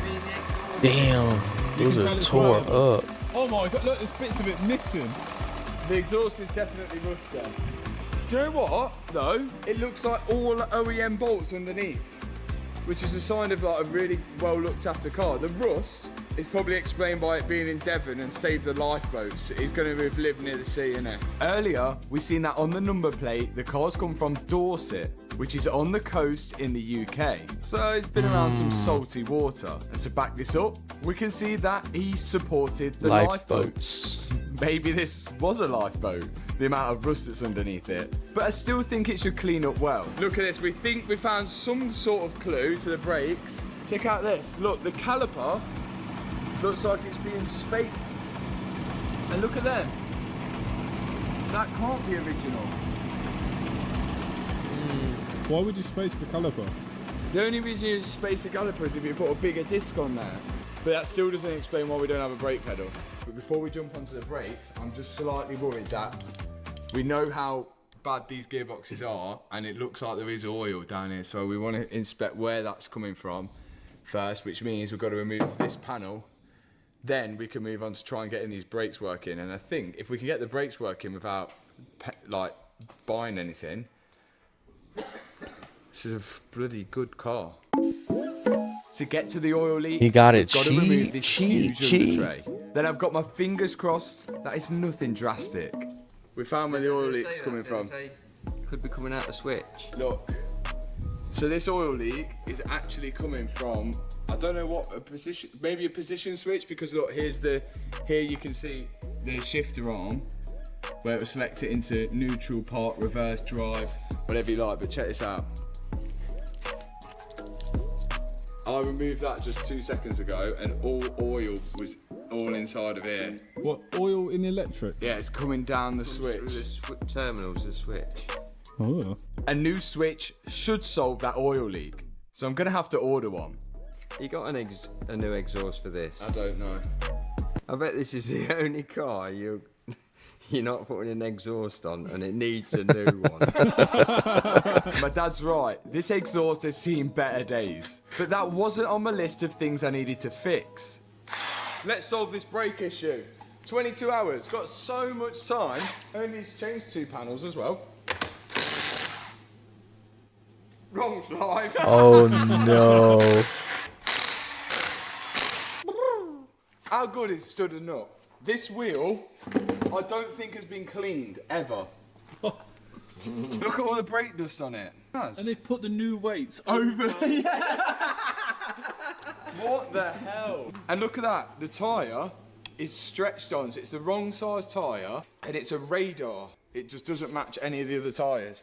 Right, these brake discs. Looks like my 330 Ci, boy. They're pretty new. My 2001. We compare them to stock ones. We do. I had like, and then we bro, can see whether those my rears was different from my fronts. Because he's upgraded the brakes. So And then far, sometimes I'd have nothing's 3 given away different why tires. We've got spongy brakes. But we can see a spacer behind the caliper because potentially it's got upgraded discs on. You could buy upgraded 390mm. So he's going to measure the disc to see if it was the upgraded one. 390. 390, the upgraded.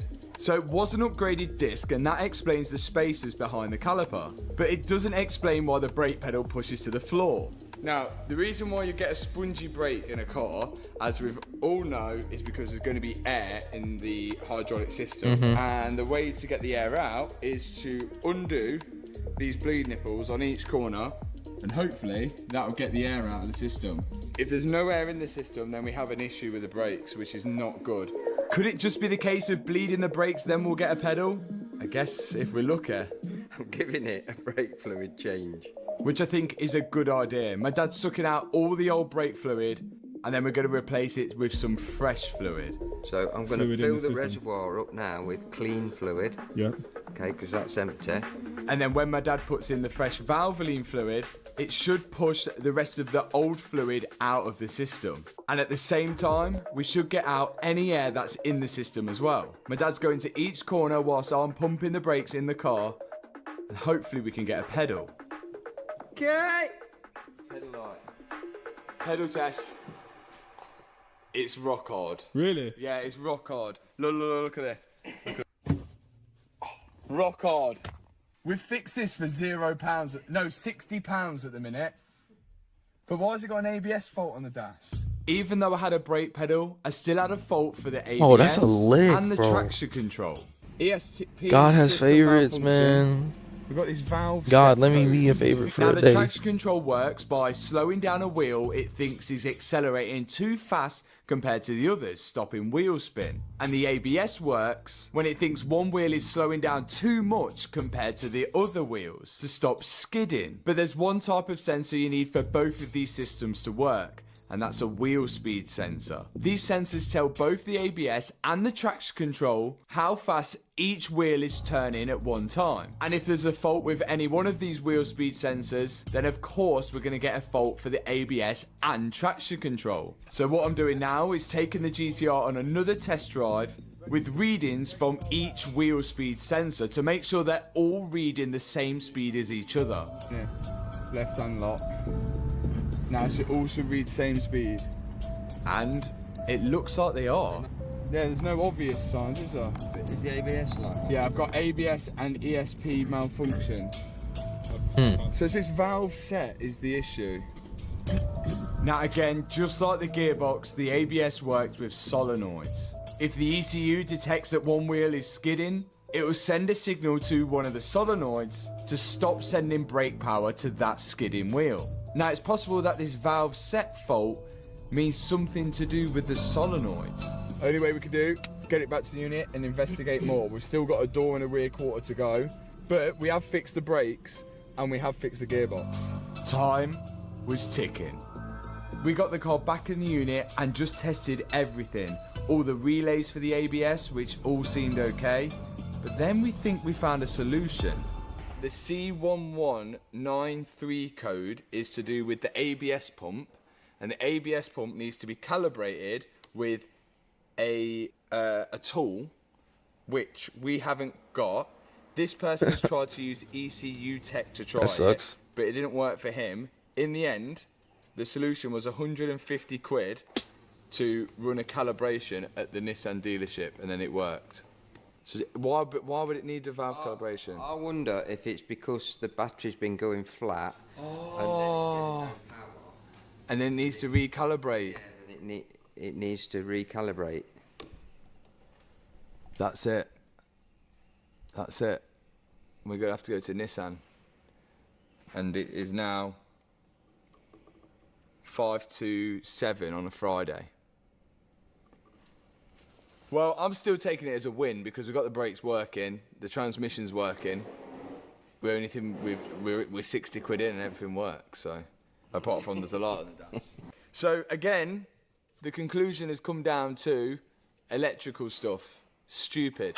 But now we can move on to the bodywork, which is a little more straightforward. Okay, doors. Yeah, you don't need to guys. troubleshoot that. So my dad reckons they only use 12, 14s and 15s on Japanese cars. And he'd be correct because that is a 12mm. This door is made out of aluminium, and because of that it makes it pretty hard to repair. And also, second-hand doors weren't too expensive. So I'm just going to remove this door and replace it with a second-hand one. There's one bolt for the top hinge, one bolt for the bottom hinge, the check strap in the middle, then the wiring. Whoa! I've got you, bro. I've got you. That come off. Okay, door off. And once I've got the door off, we need to make sure we strip everything from it. The door card and the wing mirror. Chris is here. And he's dropped in to help. So what Chris is going to do is take this door card off, ain't you, Chris?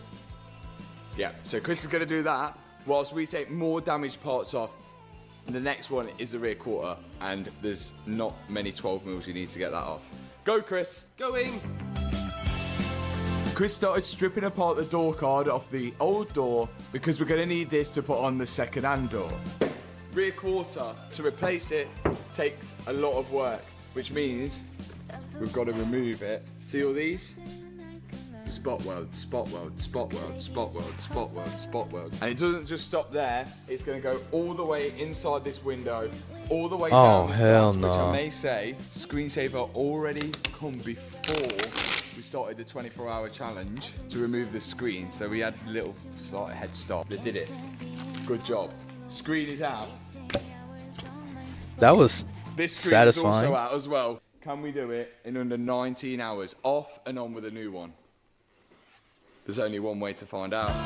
Unlike the door, the rear quarter is steel, which makes it a little easier to repair, but we're going to need a body shop to do that, and it was pretty cheap for a new rear quarter. As someone did say, when you remove this, order new clips because they do break. Have you ordered new clips? No. Oh.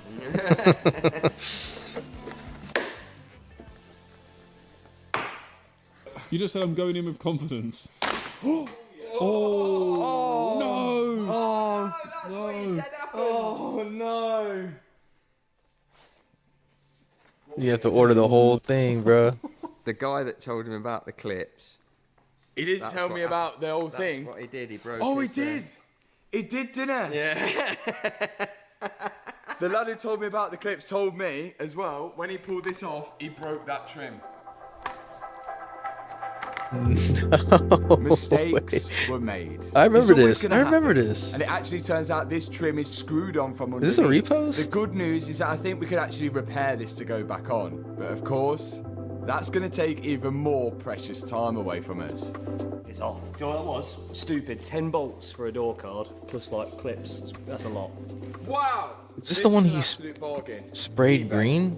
£350, same colour, and it even come with the wiring, the door handle, and a window glass as well. But we are going to have to switch some stuff. Someone's actually upgraded the speaker in this one to an Audison. And they've also chopped the OEM wiring off. Never mind. You can see the two red connectors here. Chris is back at the door card putting in the OEM wiring plugs for the speaker. Then he's also got to switch over the wing mirror from the old door onto the new one. What's next, Chris? Mirror's going in. And then once the mirror's in, glass goes back in. We're switching the glass over from the old one onto the new one because the second-hand one come with tinted glass and also the glass is marked with a VIN number, so we're going to make sure that they all match up. Then finally, it's back on with the door card. Well done, Chris. Let's go. Has JDM the door out. Chris has cracked open a Red Bull, which means we are a quarter of the way through. Meanwhile, we've been taken off the side skirt. The screws on this side skirt were so rusty. The most rustiest screws in the world. That's Nissan. You're a hater on the Nissan. No, only Nissan screws. Which means we have to be really careful when removing them. Oh my god. There's a full-on beach. Oh my god, what the hell? There's literally a beach on the floor. I don't know what the previous owner did with this GTR, but it looks like he's had some fun in it, on a beach or maybe even off-roading. But eventually, we got it off. Look at all that. This is all from Devon. Oh my god. With the side skirt off, we should be able to access everything now. Yeah, this thing's 17 never hours, been 59 clean. minutes left. Matt's now going, so we're down to me, my dad, and Chris to carry on. Eliminate.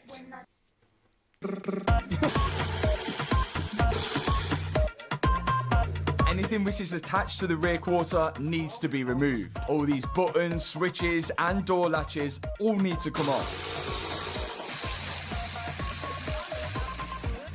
And once we've done that around the door shut, it's time for the boot lid to come off. Unbolting both hinges from each side. And then instead of disconnecting all the electrics in the boot, we're just going to lift it up and slide it through the rear screen. Now we can access all of the spot welds to drill off this rear quarter. Chris is going to start drilling out the spot welds, but the idea here is not to go all the way through. We just want to drill off the top layer, so then we've got something to weld onto, and that's why he's using this special drill bit.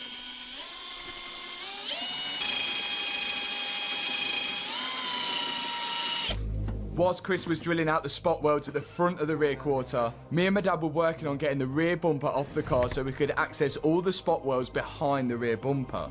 And it looks like the rear lights actually come off with the rear bumper, which is what I'm unbolting now.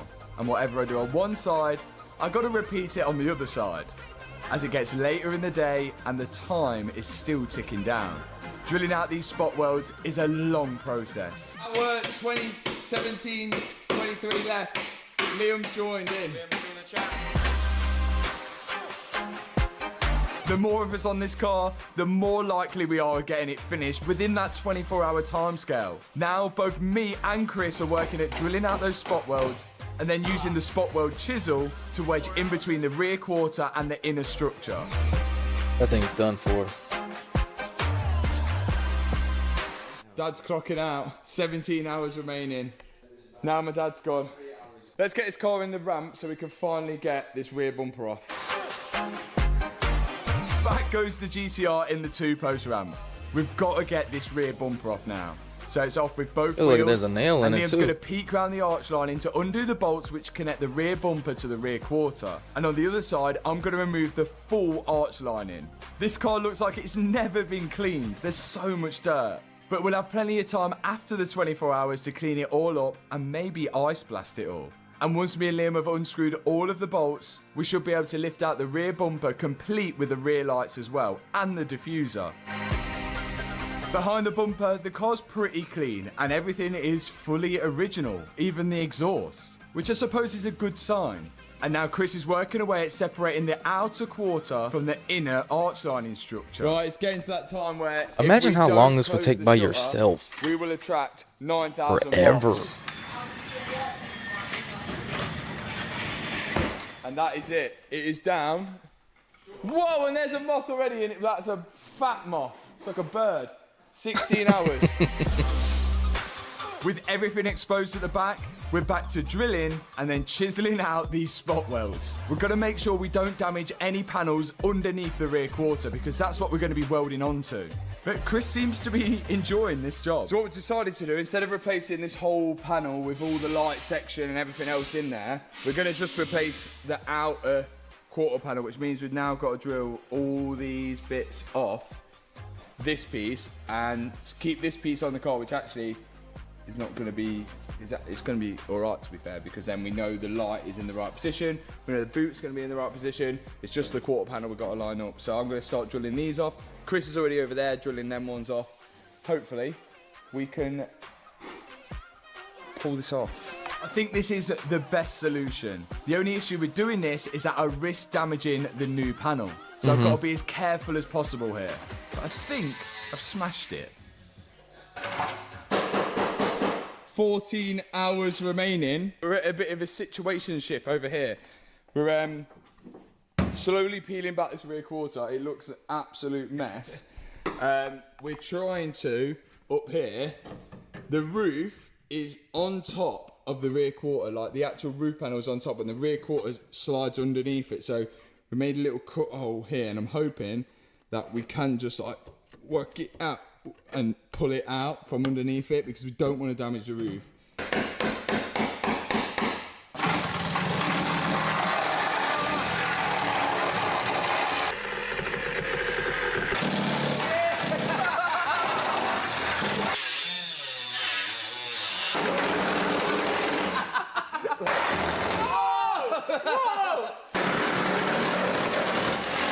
Wow.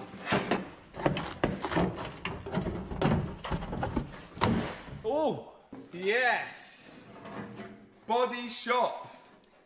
Quarter off. I was getting nervous, bro. Finally, we got the rear quarter panel off. What a job that was. But I'm afraid it's going to take even longer to put the new quarter panel back on.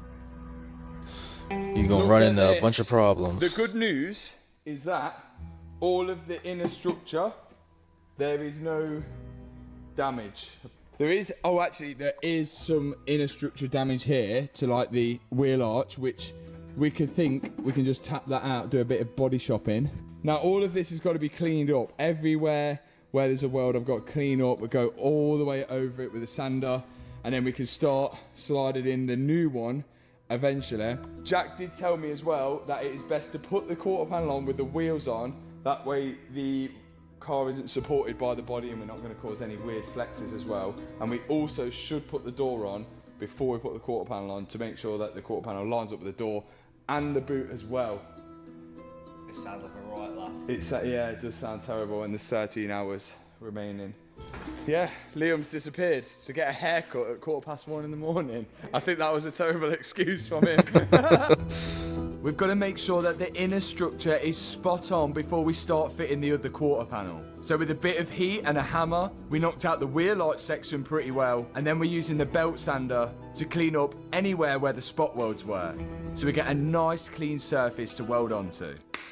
Okay, wheels are on, we're going to lower it down, roll it off. and then I can start the process of refitting a quarter panel.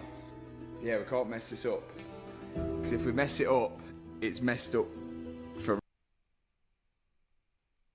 not bad. I guess we'll see when we see it in daylight properly, but watching this as well, and if you are, don't forget to hit the subscribe button, because it does really help the channel out, and it's completely free just to a quarter, and then I can line it up again. I have no idea what time of the morning it is at the minute, but as I'm doing all of this, it felt like time was moving even faster, and the sun began to rise before I even knew it.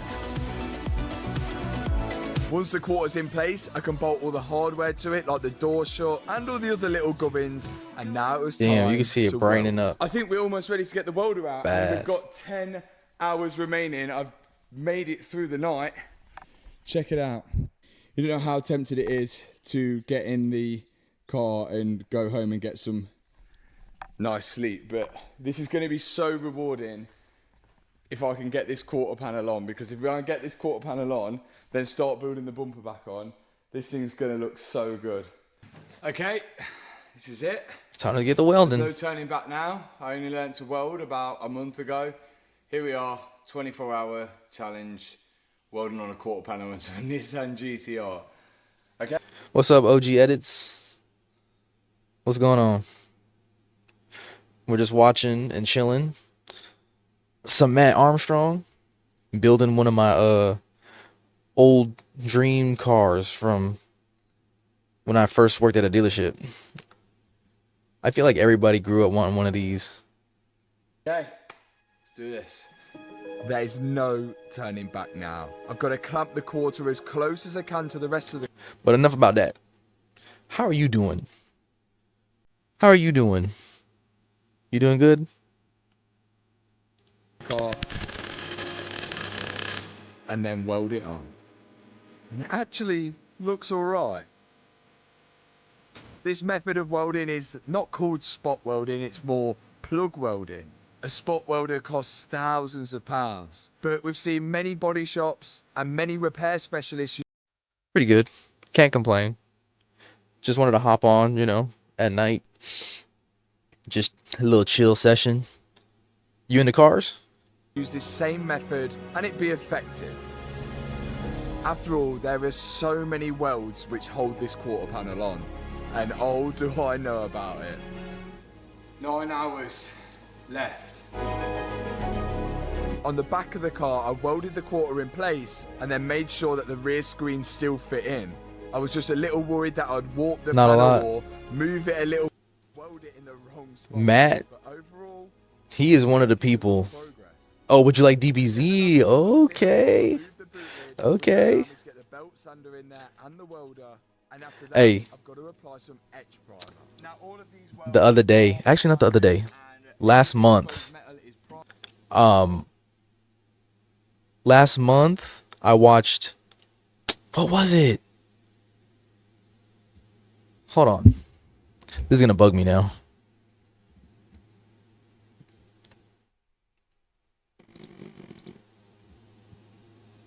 Let's see.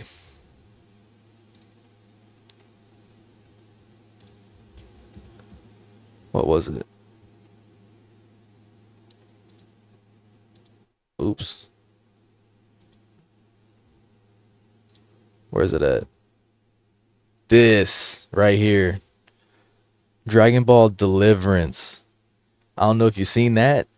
If you haven't seen it, bro, leave this live and go watch this. Not this like live stream, but you can. I don't know if you've ever seen it. It's so good. It's fan made. It's so good. I think they dropped a new episode like maybe a month ago. It's so good.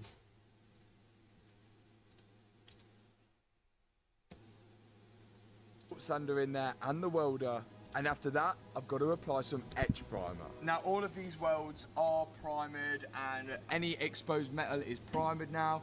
It may not look the prettiest of things, but when the car goes to paint, I'm sure the body shop will touch up a few of my rough jobs. But now I've had a look on this side. Okay. And the seam sealer is just a very, very small. Yeah, for sure. But yeah, look up Dragon Ball Deliverance. They got on their YouTube channel, I think they only have like maybe 10 videos, and 5 of them are full length episodes, and then you can see how good they got. Like from episode 1, it may have been like maybe 5 or 6 years ago that they made it, right? And it looks good, but when you see how they got from episode 1 to 5, like how much like work, time, and money that they put into it, it looks so good. It looks just like a Toriyama would have made it. You do have you watched Dragon Ball Legend Tale or something that's fan made? It's good. No, I don't think so. I don't think so. Let me see.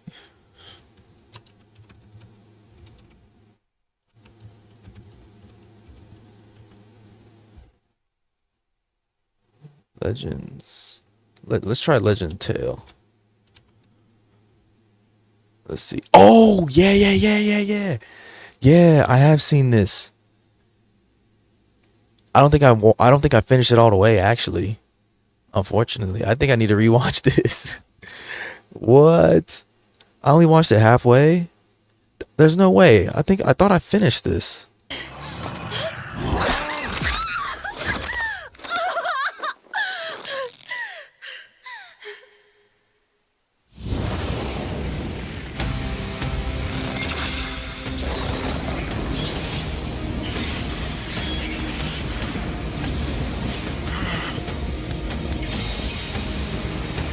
I swear I thought I finished this.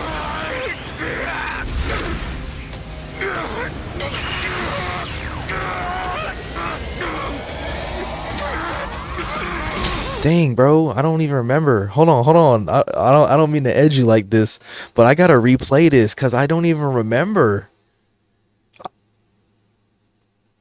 All right, you know what? All right, OG edits. We're gonna have to redo this. We're gonna have to redo this reaction because I don't even remember watching this unless somebody got on my account and seen it. But I did see a clip of some of this. on Instagram. I'm gonna have to rewatch this. You saw it here, bro. Like for some reason it didn't even get to the good part.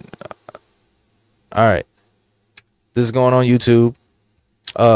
Legend. A Dragon Ball Tale, full film from 2022. I swear I don't even know how this is saying I watched it. I don't even remember that.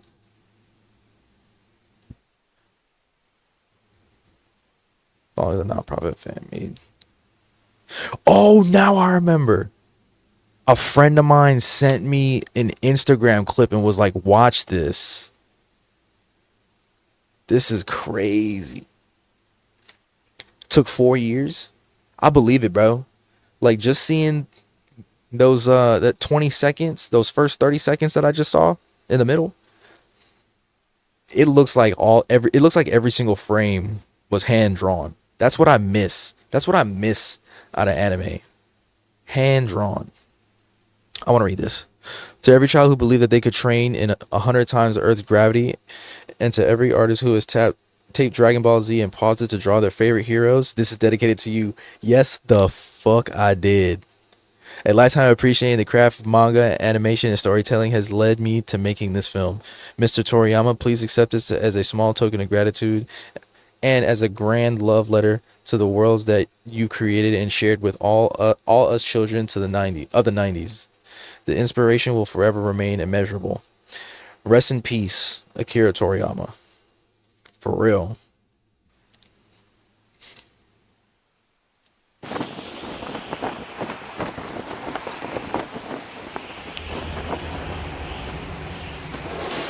Was it? Yeah, Planet Vegeta.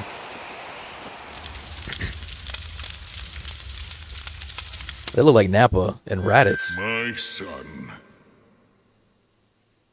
stay strong. Your crown is here, and your kingdom awaits your return. Yep, rest in peace, Akira Toriyama. Studio Stray Dog. Look at that. Every frame looks hand drawn, bro. Inspired by legendary anime and manga fans. Chi-Chi. Just how stupid can you be? Have we ever met? Have we ever met? If you don't mind, can you just tell me what I forgot so I can remember? Unbelievable! And did you forget the promise you made me as well? You promised to— Bro, Chi-Chi looks like a unit, bro. She got hands. marry me, Goku! Uh-oh. Well, his life's over. Yamcha, he's alive. Krillin. Is that all you can say for yourself?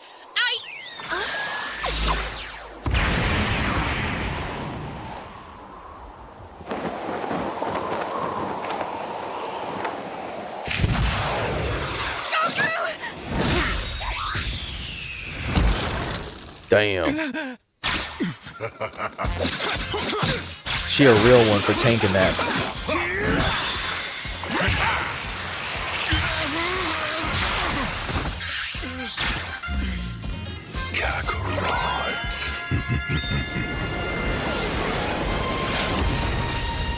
They all showing up, bruh.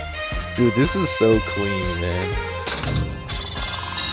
This don't look like fan made, bro. This looks like it just got picked up by another studio. Cause this looks clean. It's over 9? Oh. Over 9,000! There you go. I like how it was teetering on it. They got the meme with it. The green light. The gold you fashion. It's not every day that a king leaves his throne. But for you, I make a royal exception.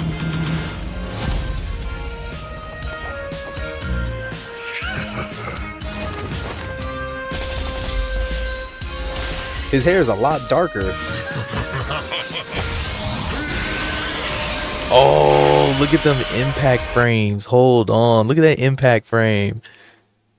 Yo. That is clean.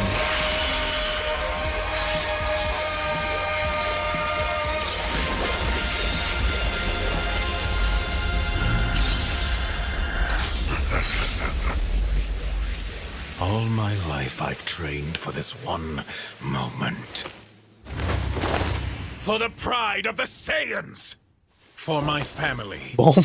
And yes, even you, Kakarot. Saiyan legend, hear me! Today a god falls. Bones to dust. Ashes to the wind!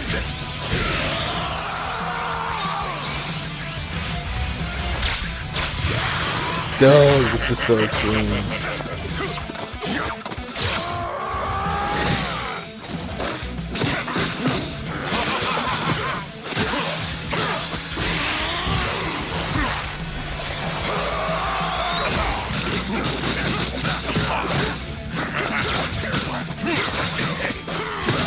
This choreography is so good.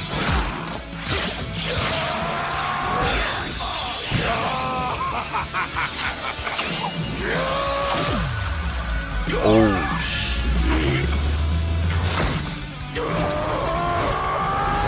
He's still like that with broken ribs, bruh.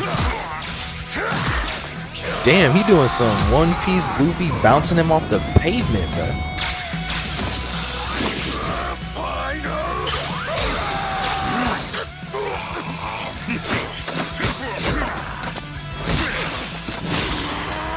Dog, punching him back into Super Saiyan. Bro.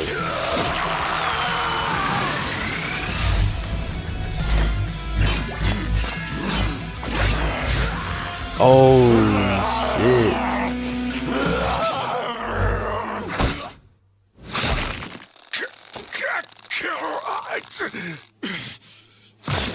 Bro. Goku is still just over there.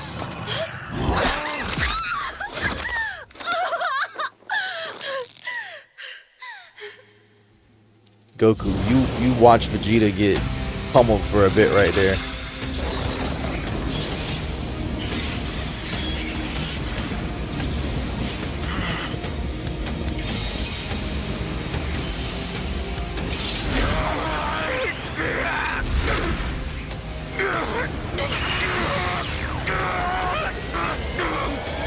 Damn. Son Goku, bruh.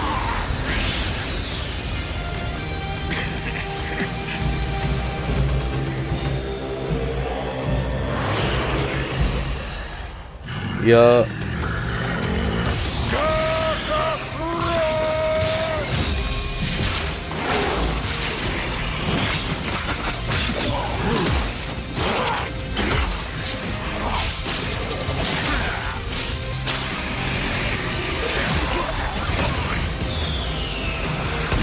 God damn. Broly should have just submitted. You ain't gonna do much with that one. Now, Kakarot! Vegeta doing a Kamehameha?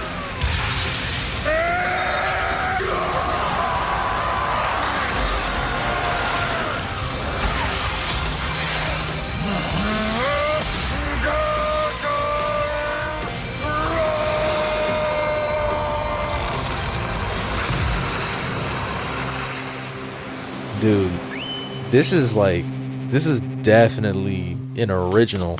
This is an original, clearly an original piece of work. It's Chi-Chi, right? Kakarot, stop calling me that. That name is your birthright. For you, just like I, are the legacy of a proud race of golden warriors.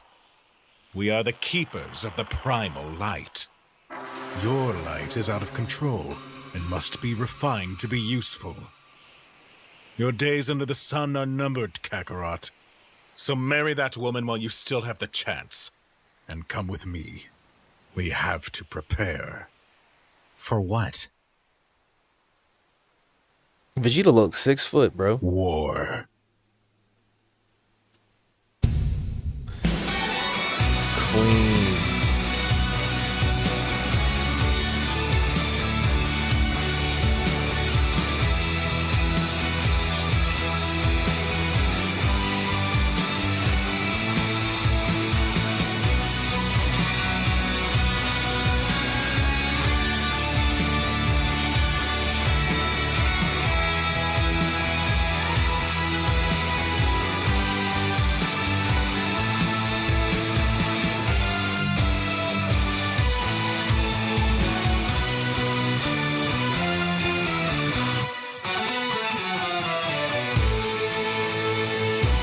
Stray Dog Animation Studio.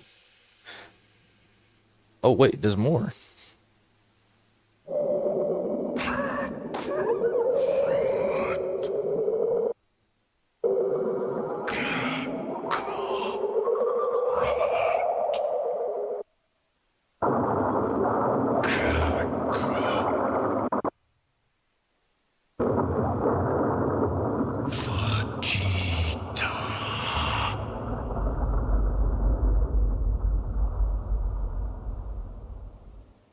That's tight.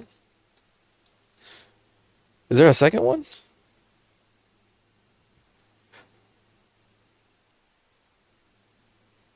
They got a part 2?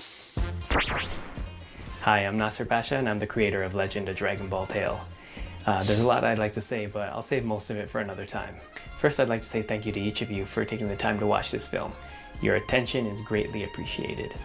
As well, I'd like to give a huge and sincere thank you to my entire team who helped me bring this film to life. Their work is supremely skillful. I've gone ahead and dropped links to their socials in the YouTube description of this video, so please do take the time and check out all their work and share it with your friends. And lastly, it goes without saying, but animation takes a lot of time and energy and focus and stamina and budget and time. We had all that stuff except the budget. My entire team did this out of the sheer enthusiasm for Dragon Ball Z and the project itself.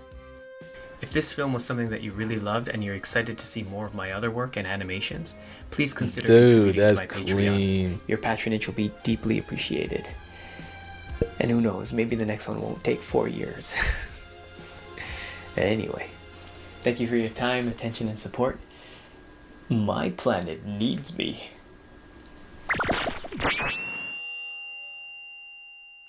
This is good work. Crazy good. 1.3 million likes. 15 million views.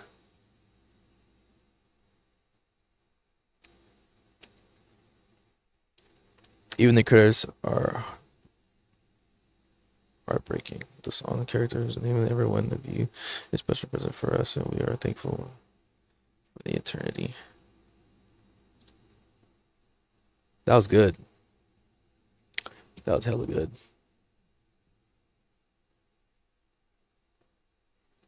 Good recommendation.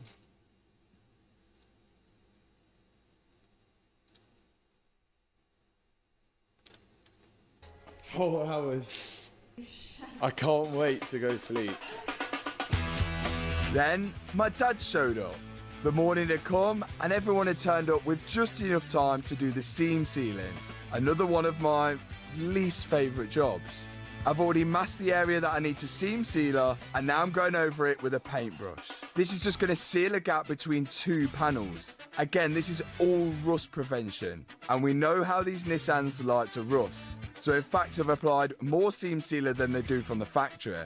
After that, I can start putting all the panels back on the car, like the fuel filler cap and the rear boot lid, along with the hinges as well. Now yes, I know this rear quarter isn't painted yet, but we're still fitting up all the trims and panels to the car. One, because I want to make sure that they still fit and all aligned before it does get painted, and two, I want to make the car look like it's finished by the end of the video. Now, I don't know whether I'm more looking forward to finishing the car or the 24 hours to be over. Back up goes the GTR in the ramp again, hopefully for the last time now. Me and my dad can lift on the rear bumper with the rear lights and then put all the under trays back on. Hey, one thing I was worried about and now I'm not so worried about is that the bumper actually lines up. Oh, really well. it's actually lining Look at the up. door line up as well.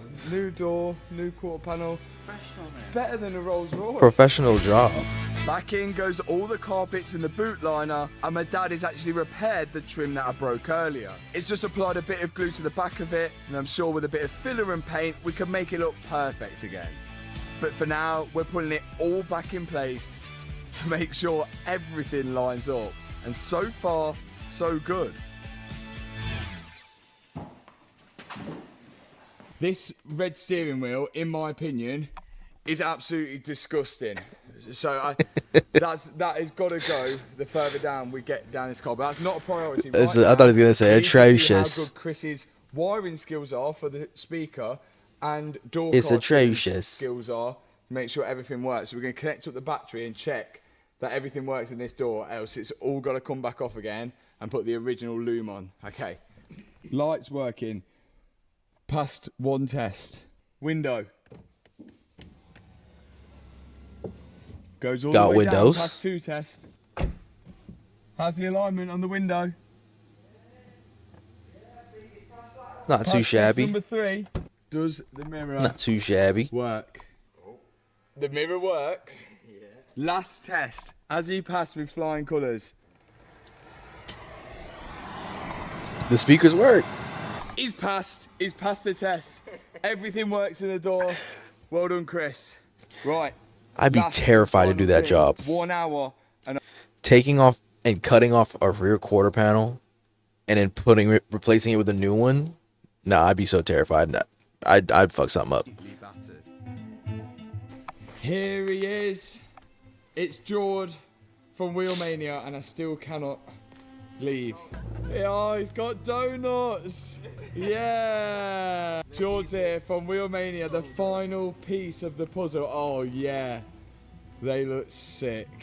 We got Vossens on the Murcielago as well. Of course, if you need wheels, you need tyres, you need any refurbishments, Wheelmania are you guys. The links in the description box for them. But most of you already know that. Hopefully, this will put the finishing touch, because these were absolutely terrible. I mentioned to the guys at Wheelmania that I was attempting this challenge on the GTR and they wanted to be a part of it. And they've kitted us out with some 20-inch Vossens with some Michelin PS4s. And I think this is truly what the car deserves. Look at it. A small Wheelmania finished it. investment 20 to have this in a YouTube video. minutes remaining. We've still got time. I think we could have done more, but that's as much as I can physically and mentally take. I need to see what 24 hours of work now looks like, and also whether it was even worth it as well. But I think we've got a pretty good deal on this car. Let's get this out.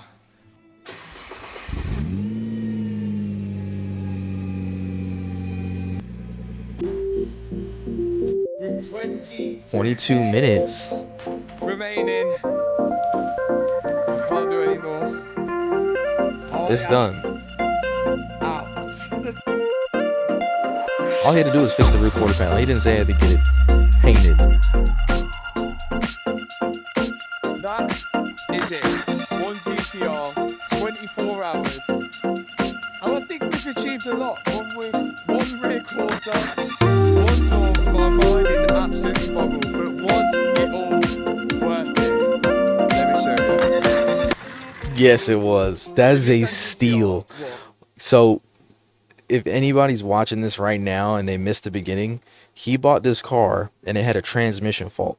So if the transmission was the issue, clearly you can't. Nissan doesn't sell the parts for the transmission. I think you have to buy the whole transmission if it's the problem. So it turns out that wasn't the problem. It was the battery fault. Like, that's crazy.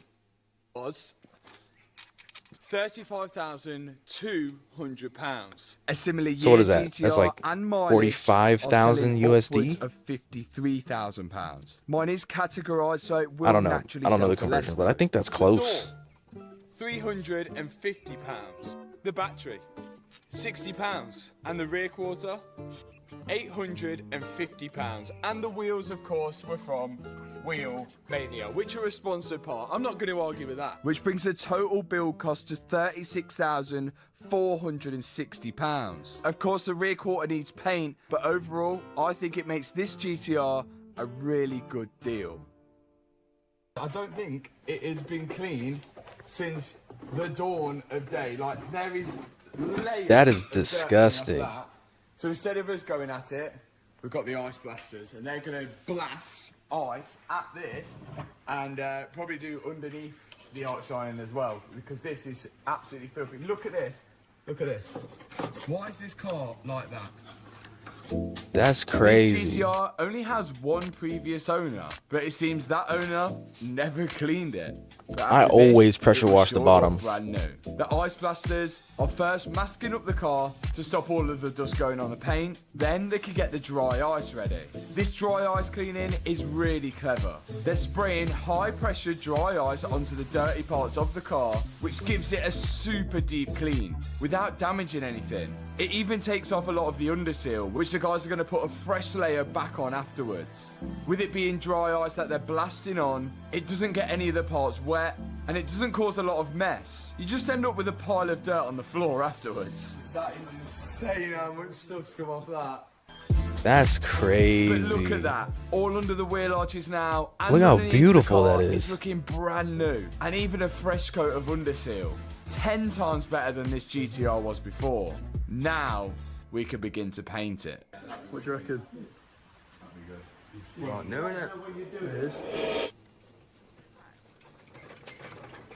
And the next step is now paint. We should be able to start prepping the car for the paint. Which Oh, he got a means we're jack gonna start outside? getting off all of the side skirts, the rear bumper, the petrol cap, and probably the boot lid as well. We've got to get it all off and exposed. Then we can start prepping this rear quarter, and hopefully this is going to work. And we're doing it all at my house. Let's do it. Luckily Okay. for me, I realised that we was going to have to paint the car beforehand. So I left a lot of the stuff loose. Yes. First off was the side skirt, then the two nuts holding on this little door shut piece, then the two bolts holding on the door latch. And And then I can start taking off the seal around the door. I thought it was gonna be over after the challenge, but now he's just doing a whole bunch of other stuff to it.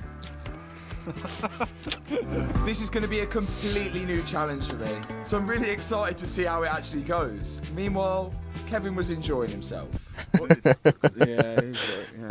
He's broken, We bro. need to make sure that the quarter panel that He's we're broken, painting is bruh. fully clear of all of the other parts, like this top A pillar trim here. Yeah, we did break that in the last video. When I say we, I meant me. And because I was thinking ahead, I didn't properly put in the glass in the last video. So we can lift both the rear quarter glass out and the rear glass and put them aside. Then I can start removing the petrol cap. Let's get this bumper off, it's a big job. Here we go. The rear lights actually come off with the rear bumper, and again I've left this all loose so it's nice and easy for me to remove. Just loads of 8mm bolts holding it on inside the boot. Then of course the 2 electrical connections for both rear lights. Time to jack it up, get the wheel off. Then I can start by removing the rear arch lining so I can access the screw holding in the rear bumper. And look how clean it is under here. The Ice Blasters really did do a good job.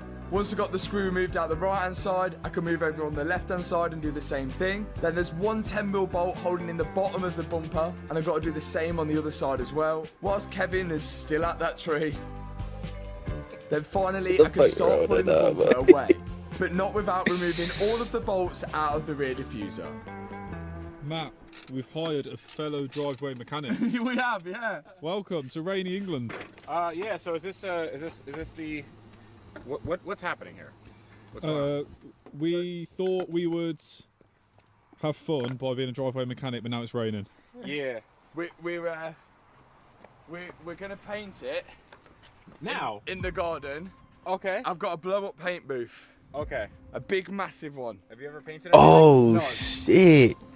They got a blow up paint booth. I wonder how much that costs. It probably costs like It's $500 maybe. Really easy. Yeah, I thought anyone so. can do it I in thought their so. garden. Yeah. Well, we're on the next stage now, Matt. At least if we've got a wet Sunday, it's already wet. Is it raining? That's true. That's true. The last thing I need to remove is the boot. First off is the hydraulic strut, then the 3 bolts each side holding the hinges to the rest of the car. Now to fully disconnect the boot, I'd have to remove the trim on it and disconnect all the wiring inside of it. But it's quicker at this point just to slide it inside the car. Prep welded areas with P180 by hand.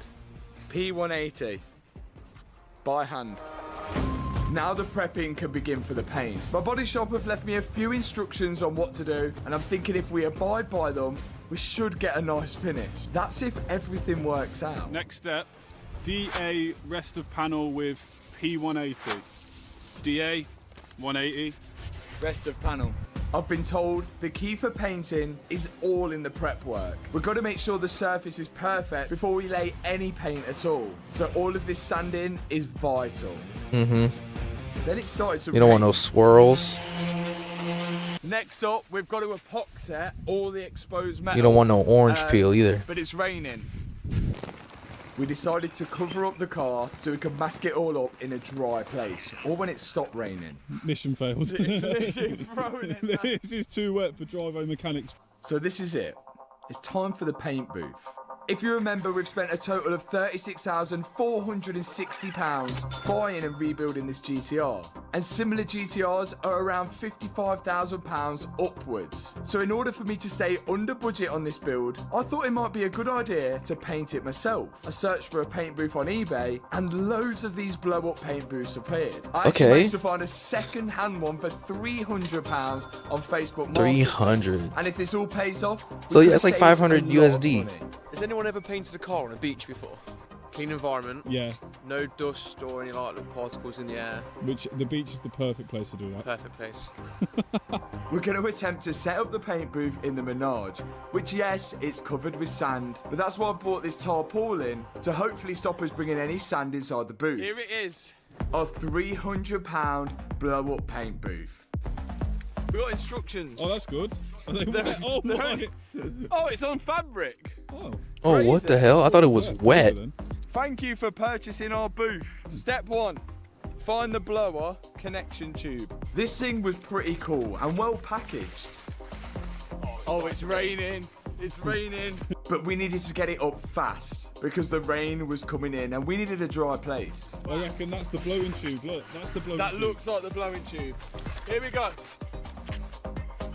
This is a good video, dude. Yes, perfect. It fits on. Oh, no. Going away. The paint booth was huge. Okay. Next up, we need power.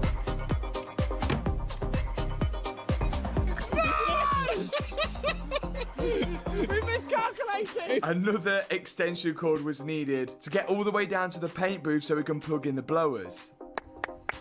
And here is one of the blowers. Then we noticed something. To avoid electric shock, please keep away from rain. Oh. If the rain could keep away from this, that would be a bit better. The paint booth come with 2 blowers. One was used to sort of blow up the tent, and the other one's used as an extraction. It blows clean air into the tent, and then through filters, which actually clean the air inside, so you're not just breathing in pure paint. Now we've connected them both up, we should be able to inflate it. You gotta cover them up. Don't use it outdoors on rainy or windy day. No, it doesn't say that, does it? It does. I'm not... No way, dude. No way. Like, every single warning, they're ignoring, bro. Every single warning. Doesn't say that. Step number 3. Down here. Do not use it outdoors on rainy or windy day. The booth is not waterproof. Oh my god. Don't use it outdoors on rainy or windy days. We should have read that first. We should have. It says, the booth is not waterproof. You're joking. So it's supposed to be thunderstorm. No, I'm not even joking. It's supposed to be lightning tomorrow. Tuesday the 16th. Lightning. Oh my god. Okay. So should we blow it up, see what it looks like, because we're here now. Then we might have to wait till there's a clear sky to put the GTR in. But every single day in England, it's windy and rainy. Why do they sell these in England? Yeah, no wonder he sold it on Facebook Marketplace. The problem I have He is that could this never booth paint needs to stay anything. up overnight. Because on one of the steps after we primer it, we need to leave it to set. But we're here now. 3, 2, 1, lift off. It says zip up the zips. And the paint booth is coming alive. It was actually working. But we made a mistake. What's this one? That's the oh no. What? That's the blow up hole. Because these are the pillars that hold it up. Oh, no way. Leo, we've done it wrong. What? Leo, we've done it wrong. No wonder it's blowing up from the inside. Because that's the extractor.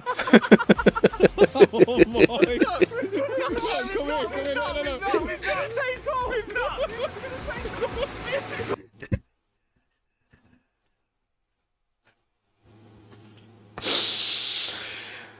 Oh my god. Dude. That is hilarious. That is hilarious. Oh no! Now this is just going to be a giant bubble and it's going to... This is the... It's going to explode! It's going to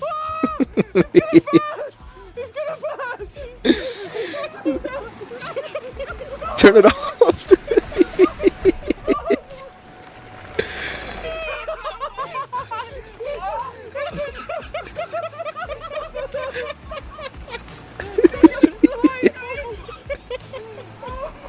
We'd put the blowers into the wrong holes. Both of them were just pumping air into the inside of the paint booth and not into the actual structure of it. That's why the thing was about to take off. But once we adjusted it all, it seemed to work.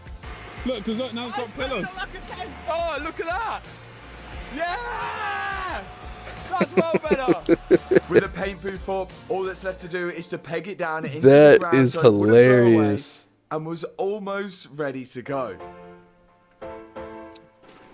MTV, welcome to my...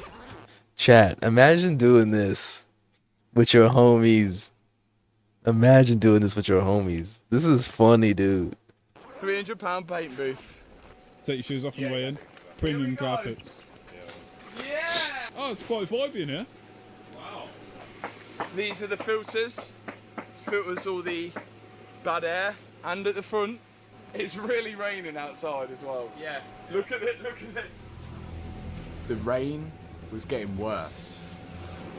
I think we've sprung a leak. Look, it's leaking. It's coming in up there.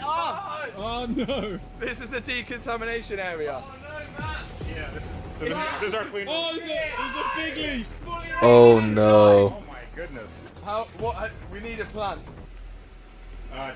Don't do this here. Freddie was right. You can't we do needed it. this tent to stay up for at least 48 hours. And to be clean and dry. There's no way this tent is staying up for 48 hours in English weather. There's literally puddles forming in the Menage. These have got to turn off, otherwise they're literally going to explode. That is going to just go bang. The weight of the rain was just collapsing the tent. Damn. You pulled it over! Oh, no. It's going down, Matt, get over there, it's going down! It's gone, it's gone. Why has it gone down? It's gone down. There was no saving this now. And we just had to admit defeat. Well, that did not work at all. Well, lesson learned, we did this, so you don't have to. Take your car to the body shop because it's what 300 quid gets you. And that's exactly where we went next. Back to the body shop. At the body shop. And really, we was back to square one. Of DA-ing the panel down with P180. Remember, the prep work is the key. So we've got to make sure it's right. After I've DA'd the panel, I can then do the corners by hand. Making sure I get in everywhere, even inside the petrol filler area. Once that's all prepped, it's time to go into the actual paint booth. We're gonna add up the total cost of all the equipment that we've used to paint this car at the end of the video. I've got a feeling it'll be a little bit more than our £300 paint booth. Then we're on to the next step, getting rid It of looks all clean, the dust though. off the panels.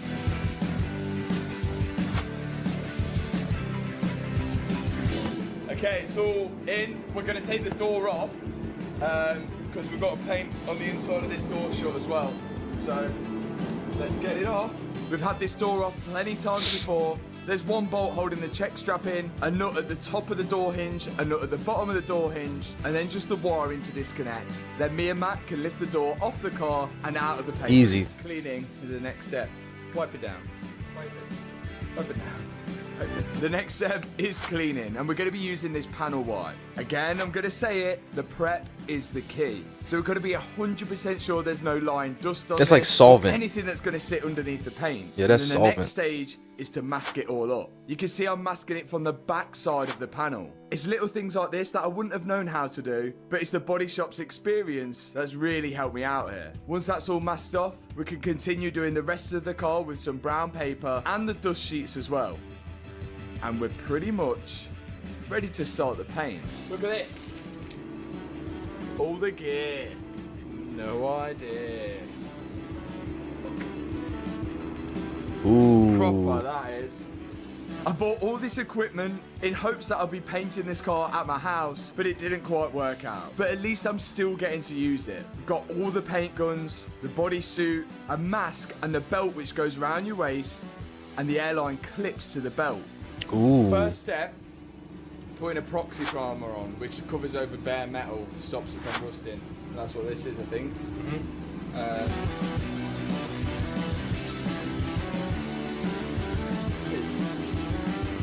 Welcome to my boudoir. Put that in there. Okay. You're hot. Start with the edges and then work your way in. Is there any technique to it? You just... Yeah. The belt's actually pretty cool. The airline clips into it and sends air pressure to the gun, whilst also sending air to the mask. The only thing he's ever painted is a BMX frame.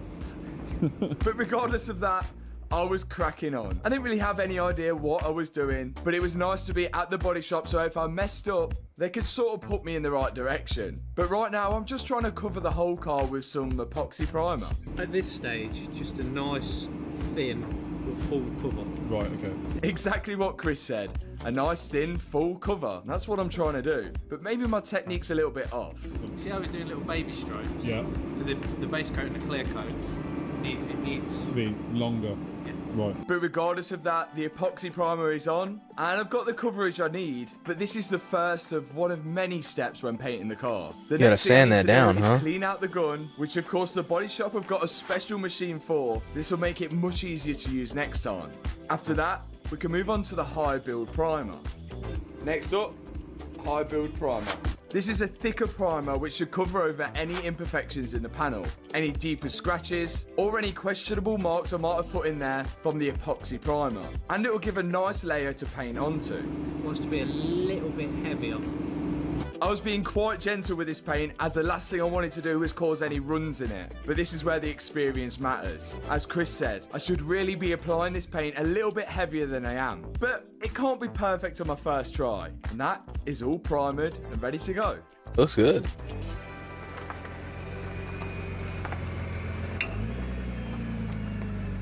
What the hell is that?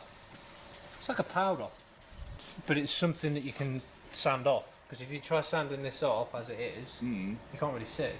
Oh, I see, yeah, okay. You're just going by feel, whereas once this is on, your Interesting. aim is to sand all of that off. Right, okay, get it. And then you know it's flat. That's quite clever, that. On to the next step, prepping the panel which I've just primered. To prep it, we need to make sure it's nice and smooth. And at the minute, it's quite rough because I did a really light coat. So now I'm using P500 grit sandpaper, which is a finer grit sandpaper, to sand down this panel and give it a really smooth finish to the touch. And this black powder is really helping. I know that once it disappears, I've flatted down the panel. Also, whilst I was there, I stripped down the door, because as Chris mentioned, it's probably a good idea that we paint into the door as well. And to prep the door, we only need to roughen it up with 500 grit sandpaper. Yeah, so the idea behind a blend is so that you're not going edge to edge with a colour. Right. You fade out your colour into the door and then you clear coat over the whole door, which will hide the difference between the two if there is any.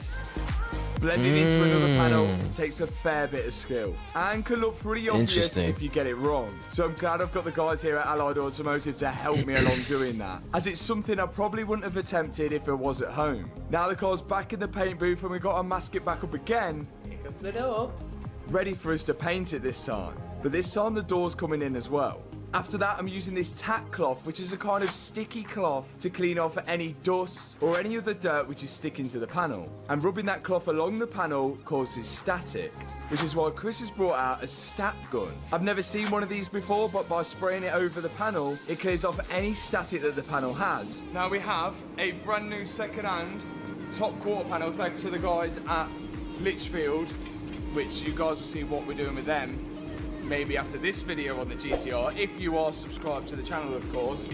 One of those guys gave me this. He said it's the same colour, but to make sure it's absolutely spot on the same colour, we're going to spray into it so it's the same colour as the quarter panel as well. After that, we're going to mix the paint. Chris puts in the paint code into the piece that he computer, broke. Then it'll give us a list of all the tinters we need to add into the pot and the weight we need to add to make the correct paint code. So we start off with this, and you can see the weight going down on the screen here. We go until it says 0, being careful not to put too much in. After that, the computer will tell us what number is next. For example, W214 is next and only 8.5 grams needed. And there was loads of different colours we needed to add to get the correct paint. That is so After cool. That, we can mix it all up and apply it. That is so that's how they do it. This is it, my first layer of actual paint. This time I'm trying to do smooth, long brushes across the whole panel to get a nice even coverage. But I had a feeling that the paint colour wasn't quite right. It looks green. Looks green. Oh yeah, it looks green. It looks green. Looks green to me. Maybe the colour would change after we dried it. And because it's a water-based paint, we can actually blow dry it with this tool here. But I still wasn't convinced this was the right colour. And I was right. Matt, there's a problem. 1411. 1411. Where's that? Here? Yeah. Yeah. That was the yellow you picked up. A little bit of yellow. Yeah. Which one did I pick up? I'm guessing 1141. Oh yeah. Oh my god, I'm so dyslexic. You put the wrong. That's what I thought it looked green. Bro, what the fuck, dude? Oh. All you had to do was just read it off exactly the way it was, Matt. Oh my That's why it was god. green. So- Wait, which one's 1411? There, and I picked up 1141. So what colour's this? Purple. Purple. Ah, And that's with yellow. the grey. And that was yellow. That's why it looks green. What, we can still go? Yeah. So I mixed up the paint wrong. Easily done, and some would say a rookie error. And you'd be right, I am a rookie. But now, at least we've got the correct paint code and the correctly mixed paint. I've gone over with the correct paint this time, then gone off and blow dried this layer, and then for the final layer, Chris has gone There in you go. to not only put the last layer on the quarter, but to also blend in the door. It's okay if you mess up, you know, you can always fix it. Well, Chris did. Or do something different, you know? But at the minute, I still You can think get through doesn't look the Don't be colour, afraid to fail. but it's still the clear coat's He got didn't quit. 2 layers He kept going. of clear coat. But this is where we could really mess it up. So, and we don't want to be here till gone 12. So Chris is going to clear coat it now. And hopefully then it will all come together and be shiny. But I still think it's looking a bit dark, but it could be my fault for mixing the wrong paint. Now it's time for the clear coat, the thing that makes the paint shiny. Because right now it's looking pretty satin. Now normally you do this whole I love process satin. over a couple of days at least. I love the to make satin sure all look. the primer gas is out and then he layers underneath that. But as the body shop are allowing me to borrow this paint booth in the evening, we only have a limited amount of time. So we've actually managed to do this all in one day. But we're never going to get the best finish that way. And for that reason, I'm letting Chris do the clear coating. Because this is one of the most trickiest parts and one of the easiest parts to get wrong. We don't want any drips in the final stage. But after 2 layers of the clear coat, the job was just about done. I still think it's dark. No, I think that's spot on. I think it's just because it's so clean. Yeah, it's ridiculously clean. Yeah. It looks well good though. Look at the shine on that. Yeah, that's That looks good. There's no orange peel. We're not going to tell until we put it all back together. But we've got to wait for it to dry before we even touch this. See you in the morning. In a well-ventilated In the area, morning, let the it red bake. quarter glass went in, and so did the back glass, because it was good news. That looks great. Yeah. Oh, look at that. Thank you, me. He literally had to save you. That looks sick. Looks a bit green. Shut your mouth. Straight from the middle, it's lit like a rocket. Give me a bit, I'm a rocket. Feeling like Rocky, fit in my pockets. Bipolar man, humble Look at and cocky. that. They try to copy, give me the money. I need my greens like it's broccoli. Boom. I have already put together part of the door. Just need to put together the rest of it, and then also now improve it. We've got some modifications.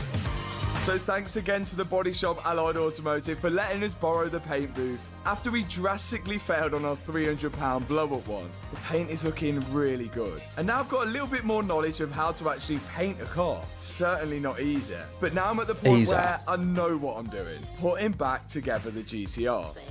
And it's starting to look good. We've done so much work to this car already, and I still haven't really drove it. So I'm hoping I get to drive it properly at the end of this video. For now, I've got to put in all the door seals and all the trims back in. And I can finally put the interior trim back in as well, and the driver's side seatbelt.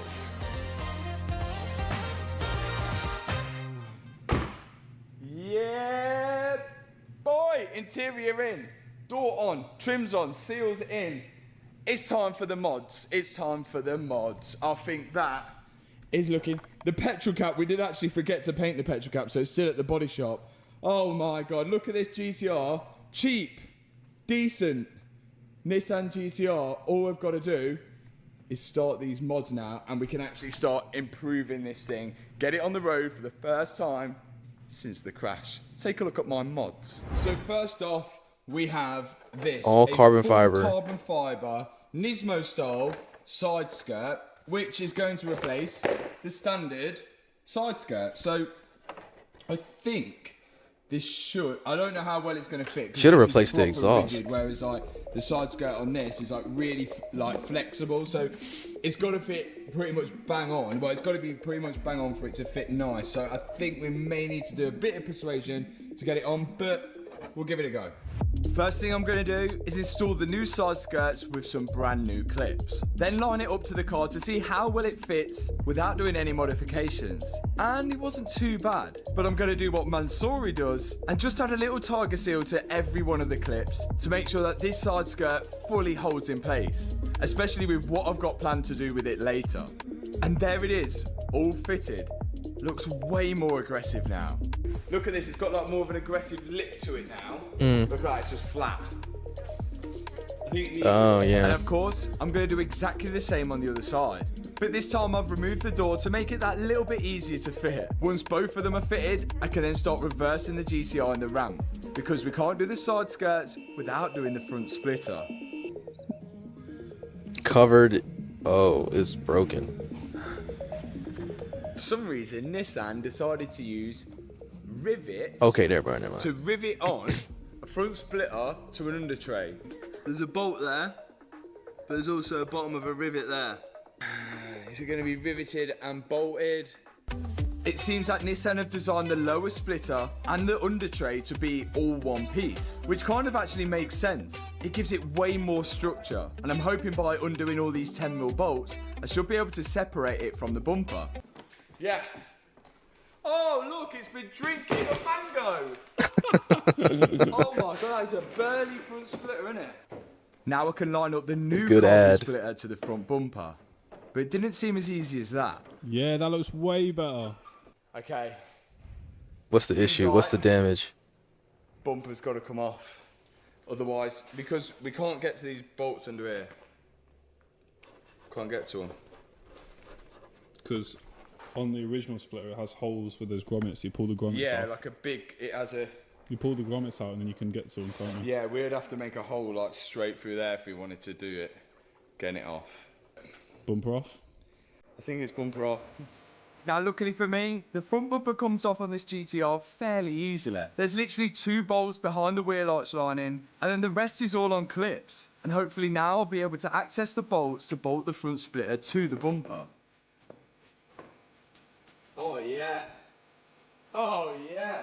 You can see here where the bolts go through into the bumper, and we never would have been able to access this whilst it was on the car because the actual splitter blocks you from getting to them. On the stock splitter, holes were drilled underneath it, and then you could put your socket through the holes to access these bolts. But you won't want to be drilling any holes through this carbon fibre one. And now that I've got the bolts fitted and the splitter attached to the bumper, I can start lining it back up onto the car. I have to say, these Japanese cars are fairly easy to work on. I wouldn't say they're as well put together as the German ones, but they're definitely more DIY friendly. And I'm really enjoying it.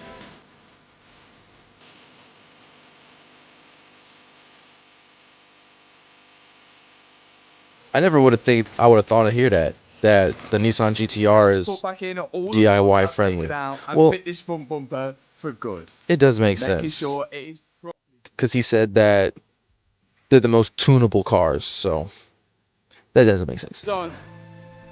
But we can't do the front, side, and not the back. Let's do the back. Next up, diffuser. Now we got this from Night Racer, wasn't it? Yeah. So shout out to Night Racer. We got the diffuser. We managed to get the front splitter and side skirts, but Night Racer got us the rear diffuser. So we're hoping this is actually gonna. The carbon looks better, but let's see how this is gonna go. Now this turned out to be trickier than we first thought. The standard bumper and the diffuser is sort of in 3 pieces. You have the bumper, the diffuser, and then sort of the rear under tray which attaches to the diffuser. First thing I'm going to do is remove all the bolts and the clips holding the under tray to the diffuser. And the under tray is actually carbon fibre already. I've also got to transfer over this rear fog light as well, which fits quite nicely into the new diffuser. Then I can pull off this lower under tray with the old rear diffuser as one piece. You can see it's a huge panel. After that, I'm going to separate the lower under tray from the diffuser. Here it is, one big carbon piece. Now I can slide on the new rear diffuser, a big carbon fibre one, and it's looking really good. But there is an issue. This is the aftermarket diffuser, and then this is the stock under tray, but we think it sort of slides over it to go in, because otherwise you just lose all your under tray, which you need for aero. But the thing is, this doesn't really slide into the aftermarket diffuser.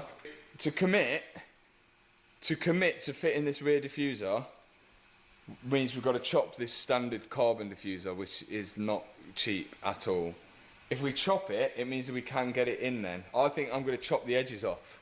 Because all we need is those holes to line up to those holes. But you don't even need them, do you? No, we don't need them, but it would be nice to get to that point, Right. and then we can bolt everything all through.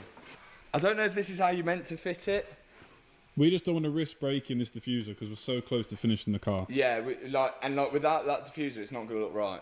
Not at all. Right, okay, I'm going to commit to it. I think it's best at this point for me not to look at the price of this carbon fibre under tray, because I'm absolutely butchering it now in order to fit our new carbon fibre diffuser. I'm hoping by cutting off this section here, I should be able to slide it into the new carbon fibre rear diffuser. And luckily for me, it does seem to be working. I can slide it straight in, and then all the bolt holes line up. So now I've got the aftermarket rear diffuser on with the OEM rear under tray. Thank goodness. Believe it or not, that seemed to have worked. We've still got an under tray, and we've still got a diffuser. We've left all the nuts a little bit loose in case we need to move anything once they're on the car. It's quite late at night, That's and scary. all the flies and the moths are coming in. Look, you can see the moon. Look at the moon. We've got to fix this because this is my drive home. This is my ride home. I have to get this car on the road. Let's get this bumper on. This is a big finale now of how it's going to look. We still have a few more mods as well. It's like, Whether we'll your make car it in this worked whenever video, you we'll brought it. see. Let's see how Yeah. well this fits. I wanted to do my diffuser. Now, whilst I was fitting the rear bumper and the new diffuser back I'm gonna be a onto the little car, it got me thinking whether it was actually worth spending the time on painting that rear quarter ourselves. We did use a lot of equipment and spent a lot of time doing it. And I wanted to tally up all the parts that we used to do it. So let's go from the start. The 180 grit sandpaper, £15 for the box. The DA, the one we used at the body shop, was £400. The compressor for the airline, £600. Panel wipe, £20. All the masking tape and brown paper collectively, £80.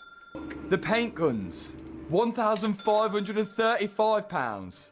The spray suit, which also come with this belt, £80. The mask, £414. Damn. Epoxy primer, £120 for the kit. High build primer, £90 for the kit. The charcoal thing, £23. Charcoal. 500 grit sandpaper, £15. The tack cloths, £16. The anti-static gun, £1,995. Oh my god. The actual paint for the car, £120. This blowy thing on the end of the airline, £87. And the clear coat, £200 for the kit. And that's not to mention the paint booth that we used, Rented. the paint mixing machine, the paint gun cleaning machine, and so much more. But it still brings the total cost of £5,810. Now, of course, I'm going to be able to use a lot of these tools for another job. But what would it have cost if I just got this painted at the body shop? How much would it be to paint a quarter like that? For a job like that, probably about £1,000. So I'll leave it up to you to decide whether that was worth it or not. For me, the experience of learning how to do it was worth It's worth a it. lot more. The knowledge is And worth now, it. I can show you the results. Don't give me this. Don't give me lip. That's what you get when you act a fool. Just one of these days. This is the first time driving the GTR. It looks good. Let's go. It's gonna get personal. This is truly a dream. That looks like so much fun, The dude. car looks amazing. Oh, what a car. And it's driving great as well.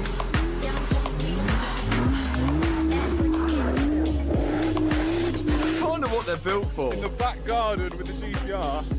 Dude, that looks so much fun, dude. Yeah! You got the land, you can do it. It's so... What a car! Why does it sound so good? Does it sound good? Yeah, I can hear Really it go good. whoosh, whoosh, whoosh. Weapon. Well, successful. We couldn't get the quarter mile under 12 seconds. Come on! And that's all it's got. I think that's all it's got. So we're consistently doing around 12.2. There's no improving that. I think we're going to need some more power.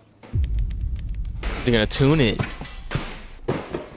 Everything here from Litchfield should give us the ingredients to make a 10-second car, hopefully. So, we need more power. We need more noise. We need more air and we need more fuel. Litchfield have told us with these parts and to fit them, we've got to take the engine out. Oh, you're Oh having it. my god, no way, bro. No way, dude.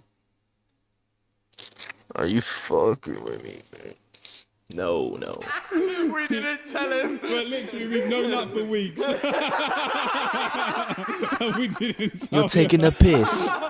That's what he says. The engine's got to come out to You're taking a piss. 3 days. We've got 3 days to have this engine out, modified, put back in and rolling. Yeah? No problem. So, we've got to get the engine out, which is something we've never done before on this GTR. Next step, exhaust. First step is to remove this old haggard exhaust so we can access the prop shaft underneath it and disconnect it from the gearbox to the engine. I already know Matt bought a new one. There's no way in hell he didn't buy a new one. And to get to the exhaust, we need to remove the rear diffuser first. Down it comes. Who did all this? Now we can see the back box, and I can access the bolts which hold them in. Guess what I'm doing, Matthew? What are you doing, Anthony? Favorite job. Cutting. Cutting that other bolt off. Some of the bolts were so rusty that they just needed cutting off, which gave us a perfect opportunity to prank our second cameraman, Toby. He doesn't have too much mechanical knowledge. Because we don't want this, we need the spots, we don't want it to go everywhere. So just see where they go, where do they go? Just do a little one so he knows where they're going. Yeah, okay. I'll do it the other way so that they'll come down here. Yeah, you go this side. This is so rogue, isn't it? Wait. Ready? What's about? What is about to happen? Get it in the bucket. What am I doing this? Make sure this gets down in the bucket. What are you trying? Why am I doing this? What an idiot!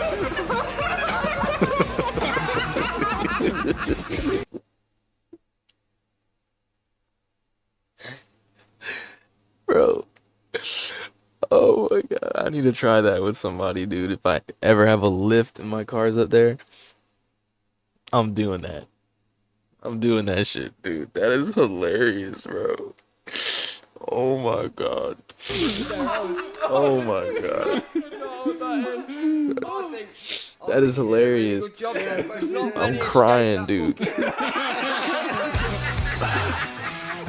Oh my Okay, god. enough messing around. Let's get this exhaust off. I'm undoing the bolts which I'm hold crying. the hangers of the exhaust to the car, and then we can lower it down. Once we've got the back half of the exhaust out the way, I can work my way at getting off the front side of the exhaust as well. Easy enough done. Now we can access the prop shaft.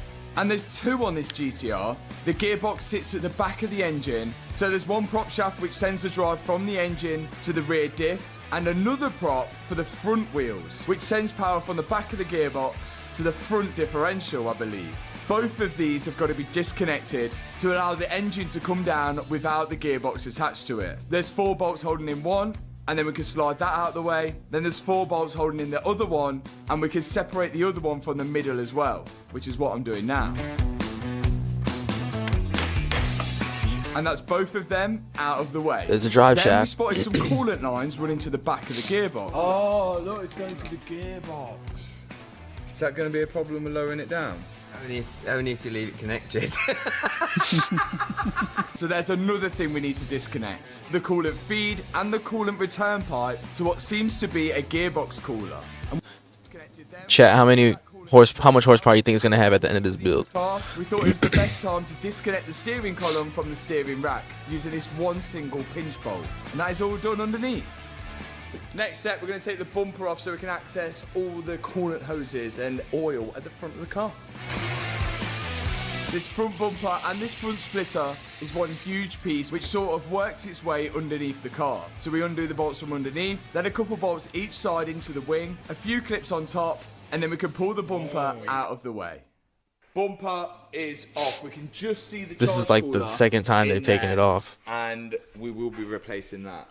Now we've got to disconnect all the wiring, get all the fluids out, and drop the engine out. Let's go.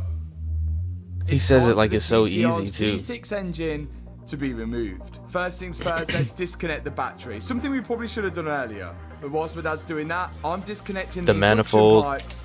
Hey!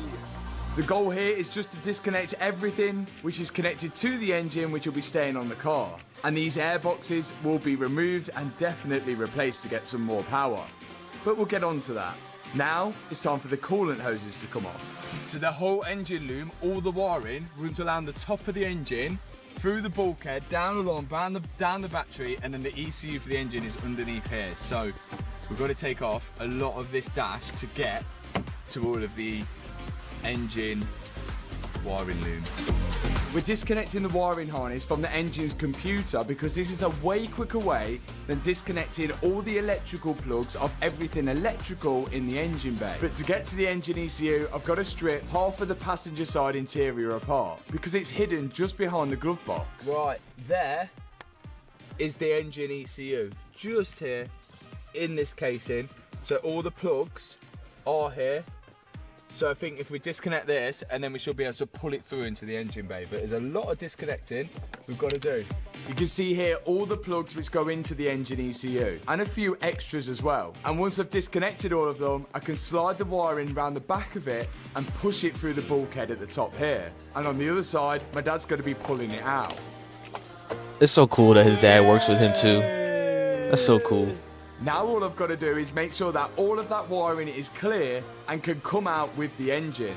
So we're just pulling it off any clips that it might be attached to. Then we're going back underneath the car to disconnect some more stuff. There's an oil cooler.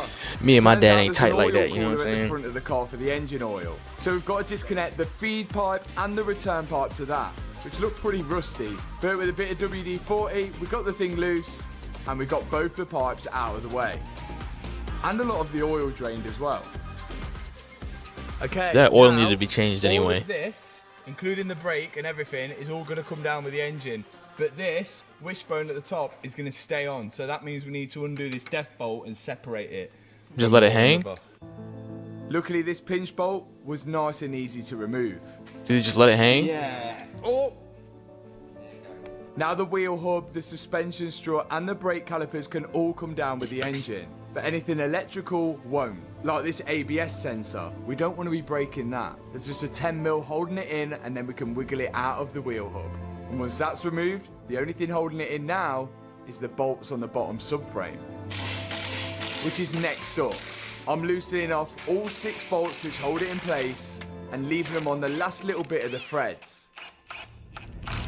That way, when we lower the engine down, we can rest the subframe on some axle stands, and once then it's nice and finish them secure, off. we can undo the top mount bolts of the suspension, and then finally go back to those subframe bolts and take them completely out. And the whole engine and suspension And then bring it should back sit up. nicely onto those axle stands. Okay. Up it goes. Okay.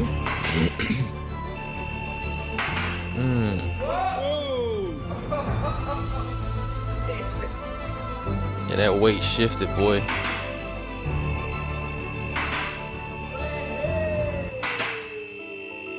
That would have been bad. Engines out! That would have been bad. They would have busted the coolant return right here. Or what is that? Is that to the water pump? If that would have fell forward, that shit would have snapped, boy. And that was job done for day 2.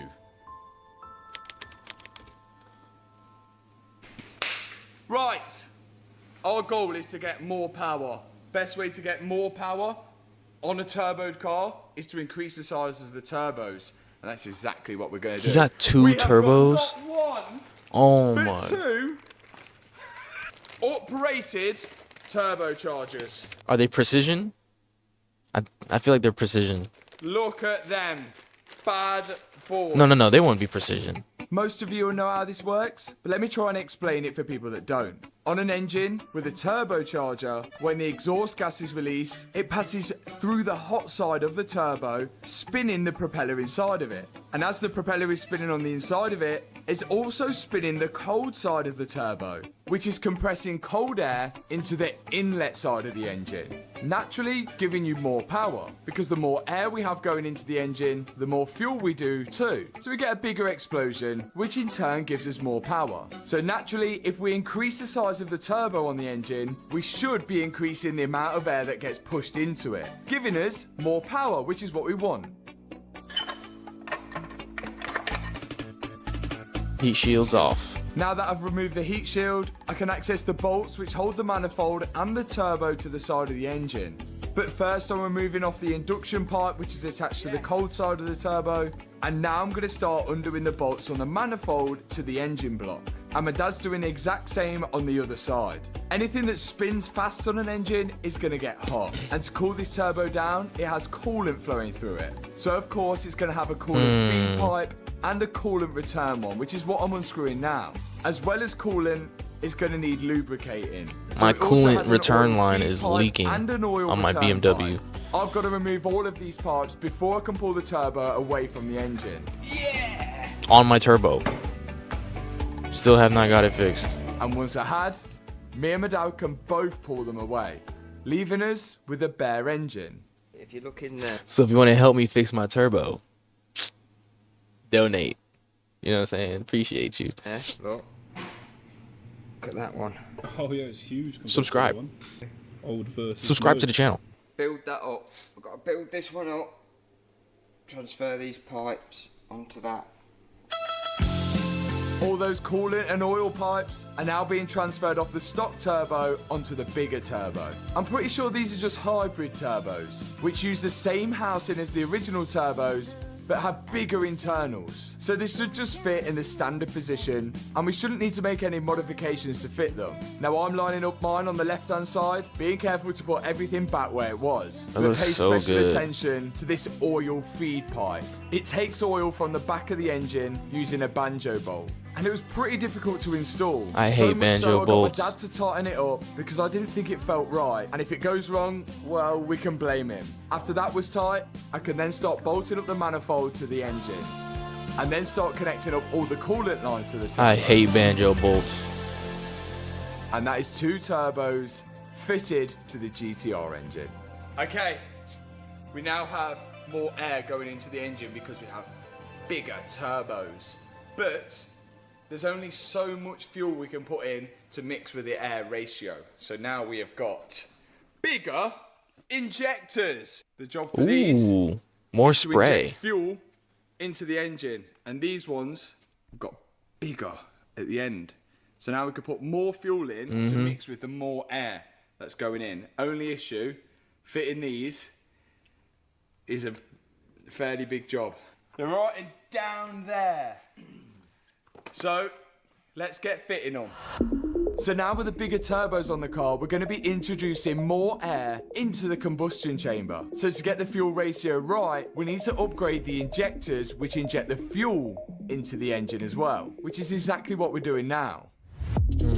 To get to the injectors, we've got to first take off the engine cover, then we can access the inlet manifold. On this engine, I believe the air-fuel mixture is mixed before it enters the combustion chamber. And it's like that on a lot of performance engines. I think they refer to this as port injection rather than direct injection. Now that we've got the inlet manifold off, we can start unbolting the fuel rail. And attached to the fuel rail are the injectors. And on each injector, there's an electrical connection. Because of course, they're electronically controlled. Fuel rail. You gotta make sure you remember what order they are too. Told when to inject the fuel. Now the fuel rail's out, we've got direct access to the injectors. The cables. And we've just got to wedge these out of the port. There's 6 cylinders, so there's 6 fuel injectors to remove. Look how much bigger. Cover up the cylinders just in case you drop something in there. Wow. Apparently, all of these modifications that we're doing, just enough to do without building and reinforcing the whole of the engine, doing forge internals. So this is the maximum performance this engine can take before it goes pop. What about the gearbox? Gearbox, we don't know. Before the injectors go back in, we don't want to damage the seals, so we're putting a little bit of lubricant around them and then they just push into place. We need to be 100% sure that they do go into place though, because any leaky injector could cause a fire. We don't want fuel spurting around the engine bay. But with all 6 in and the inlet manifold back in place, successful job. More fuel added, more air added. Now to get rid of that more... Fun fact, I almost set my shit on fire. Maybe not really. I was doing a valve cover gasket on my 2015 BMW, and I didn't tighten down the fuel rail. And whenever I started the car, I was just spraying fuel, and I could smell it too. I stopped it like immediately because it just didn't feel right. Popped it, looked at it, fuel just not it wasn't caked everywhere, but I had to like dry it out, wait a little bit because I didn't want it to blow up before I tried it again. Fuel and more air. Our standard exhaust is so restrictive, so we need to make sure that the engine can breathe now, like taking the potato. It's because I didn't have a torque wrench either, so like I just kind of did it by the feel that it, you know. Because before it'd be like, potato in your mouth, take your potato out, you can breathe. And that's what we've got a solution for. Welcome the new exhaust. I knew he had a new exhaust. Upgraded exhaust. I knew it. There's restrictions in it, and it's also wider. It's going to help the engine breathe a lot better. And this is going to be way easier to install whilst we've got the engine out. We've got 2 downpipes, 1 on each side connected to the new turbos. Damn, it looks then so we need to beautiful. install the Lambda sensors. 1 closer to the turbo, and 1 You gotta further respect down. cars, man. These sensors tell the computer in the car how well the fuel is burning in the combustion chamber, so it's pretty vital when it comes to tuning. Another thing we want to change are these hoses. Because these hoses are all ribbed, they don't necessarily flow air the best. So we're going to be taking them off and replacing them for nice smooth silicone hoses instead, which is going to be way better for airflow. Look at that. And what we do on the bottom on the engine, we're going to repeat on the top. It's just and something on the about other side new as well. parts, bro. It's just something about And that's new a lot car of the inlet parts. hoses upgraded already. Hoses on, exhaust on, turbo on, injectors on, engine in. Because the engine stayed in the exact same place, we should just be able to lower the car down and it should slide in as easy as that. Once we've got it back into the engine bay, I've just got to go underneath and put the bolts in for the subframe. And once all 6 bolts are in for that, we then should be able to lift the car back up, and then the engine is back in to its original spot. With all the upgrades, of course. Day 3. Engine is in, and we are on Thursday, Friday, Saturday today, day 3. To make this engine work better, faster, and to accompany our modifications that we've already done, we of course need an induction kit, bigger air intakes, and along with that induction kit we also need to cool down that air, because cooler air is more power, because cooler air is denser, there's more of it going in the engine. So what we think is going to improve it, well, what's Litchfield know is going to improve it. This is an intercooler down here, and this is what the air passes through before it goes into the engine. So the cooler we can get that intercooler, and the more air it goes onto that intercooler, the cooler the air is going to be when it goes in. So of course we're going to make it bigger and better. But to do so, we've got to take it all off first, and then we're going to show you the new one. Cooler air? Let's go. Better power. What he said. To access the intercoolers, we've got to remove the crash bar. Cooler and put air, the better bolts in a power. safe place. There's a lot of ducting on the front of the car that we need to remove as well, but sure enough, here's both of the intercoolers that we're removing. Naturally, when you compress air, it gets hot. And as I mentioned, hot air isn't really the best for performance. So before it goes back into the inlet manifold, it passes through the intercooler, which cools all the air down. The problem with our intercoolers now is that they might be too small for all of our upgrades. So it's not going to harm us just to replace these two old ones for our brand new Litchfield one. We've just got to remove them first. Hey, one out. Number 2. Here is one side, another side. So this is cooling the turbo on the right hand side, this is cooling turbo on the left. Now, look what we're replacing it with. Whoa, look at that. And to even give you more enjoyment. That thing is huge. Matt Armstrong. Because, do you know what that is? Because I'm super cool. I see what he did there, because it cools the air, so it's like super cool. MA is super cool. They call me the Iceman. What the fuck? No, bro. We think it mounts up here. We've got no instructions. Matt, stop. We think this Stop, Matt. hole, or one of these holes here, mounts up here. So that means we need to cut this part of the plastic shroud out so we can fit it. So that is what that's for. Always gotta fab something up. We actually ended up having to take a lot of the plastic off to fit this huge intercooler in place. And it's pretty cool knowing that this intercooler was built in-house at Litchfield, especially for this car. And once we removed all that plastic, it fitted actually really nice. Damn, they really had to remove everything. Whoa! So now, we've got the intercooler in. That looks like We a now monster. need to connect the intercooler up with all of the air pipes. So the way this works is we have air is going to get sucked into the engine into this side here. Then it's going to get blown out the turbo down the bottom side, down through into the intercooler, and then eventually up, back, round here, through here, and into the engine. That's the route it's going to take. We just need to now build up a load of pipes and new induction kit to fit that all in. And that's exactly what we've got here. An induction kit from Litchfield. We've just got to figure out where all the pipes route, which all of us are having a go at now. Okay. This hose here, we usually link up with the blow-off valve thing, but I don't really understand blow-off valves that much. But we're blocking it off. So this now is going to go on. Look at that, that looks well funny. It looks like a Diglett, you know, the Pokemon. This hose then caps off the pipe to the blow-off valve. There we go, look, it's Diglett! Oh, he drew it on there. And then we install a new blow-off valve. I'm not too clued up on Ooh, how that's these a blow-off nice valves blow-off actually work, valve. but I know they just release the excess pressured air, which isn't needed by the engine when you let off the throttle. And they make I wonder if cool it's like a noise. butterfly We've or... got new ones each side now. And last but not least, the new air filters, which sit next to the intercooler at the front of the car now, which should get some decent airflow. It's important these stay as cool as possible and ideally as far away from the engine as possible as well, to avoid getting any heat soak. And now they're in their new position, I thought it'd be a good idea to make a few more cuts to the original bumper to let in some more airflow on the aftermarket air filters. Bro. And then we can begin to reinstall it all. Fabbing shit up, man.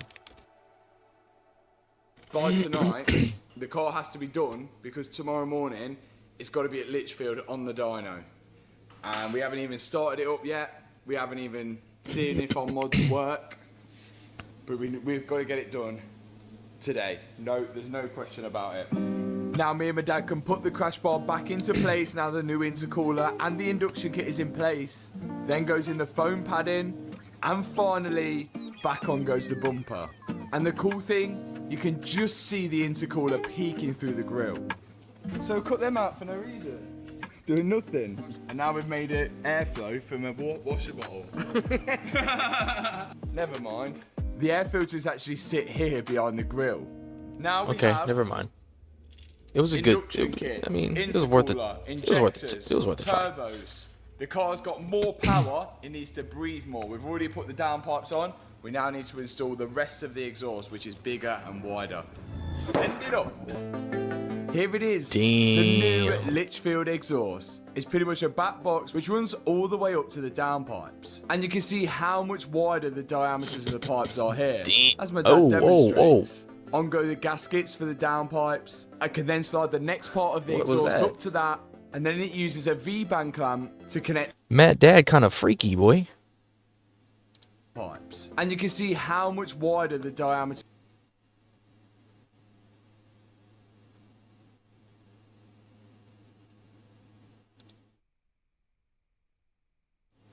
What the pipes are fuck? here, as my dad demonstrates. On go the gaskets for the downpipes. I can then slide the next part of the exhaust What up the to that, fuck? and then it uses a V-band clamp to connect the next part of the exhaust onto that. I can then push it onto the hangers, and finally, on goes the back box. And to hold the back box in place, the hangers slide back onto the studs. Then we've just got to tighten everything down. And I was actually really impressed on how this Litchfield exhaust fitted. It was the one exhaust that we haven't had to jig around and move to sit straight or to adjust it from hitting any panels or the underneath of the car. And it even used the stock exhaust tips as well. So from behind it looks completely OEM. Once that's all in place, I can then put back on the rear diffuser, bolt that all up, then position the exhaust tips into place, and that is job done for the exhaust. We move the car down because now we can fill up the coolant, and then of course because we've had the brake calipers off, we've got to top up the brake fluid and then go around and bleed. Oh, all the you gotta brakes. re-bleed What are them. you doing, Tony? Pumping the pedal, pumping it up. We're just going to crack the nipples on each caliper to remove all the air in the braking system. And that's job done. Right, coolant's in it, brake fluid's in it. Our next step is, because we're pushing the boundaries of this car, we want to make sure there's fresh oil in there. Not only in the engine, but also transmission. in the gearbox, because the gearbox is slightly ropey, and we know on these cars that they do tend not to be the best and the most reliable things. So what we're going to do first is drain all the oil out of the engine and probably drain all the oil out of the gearbox as well. Yeah. And then we can start from scratch. Let's go.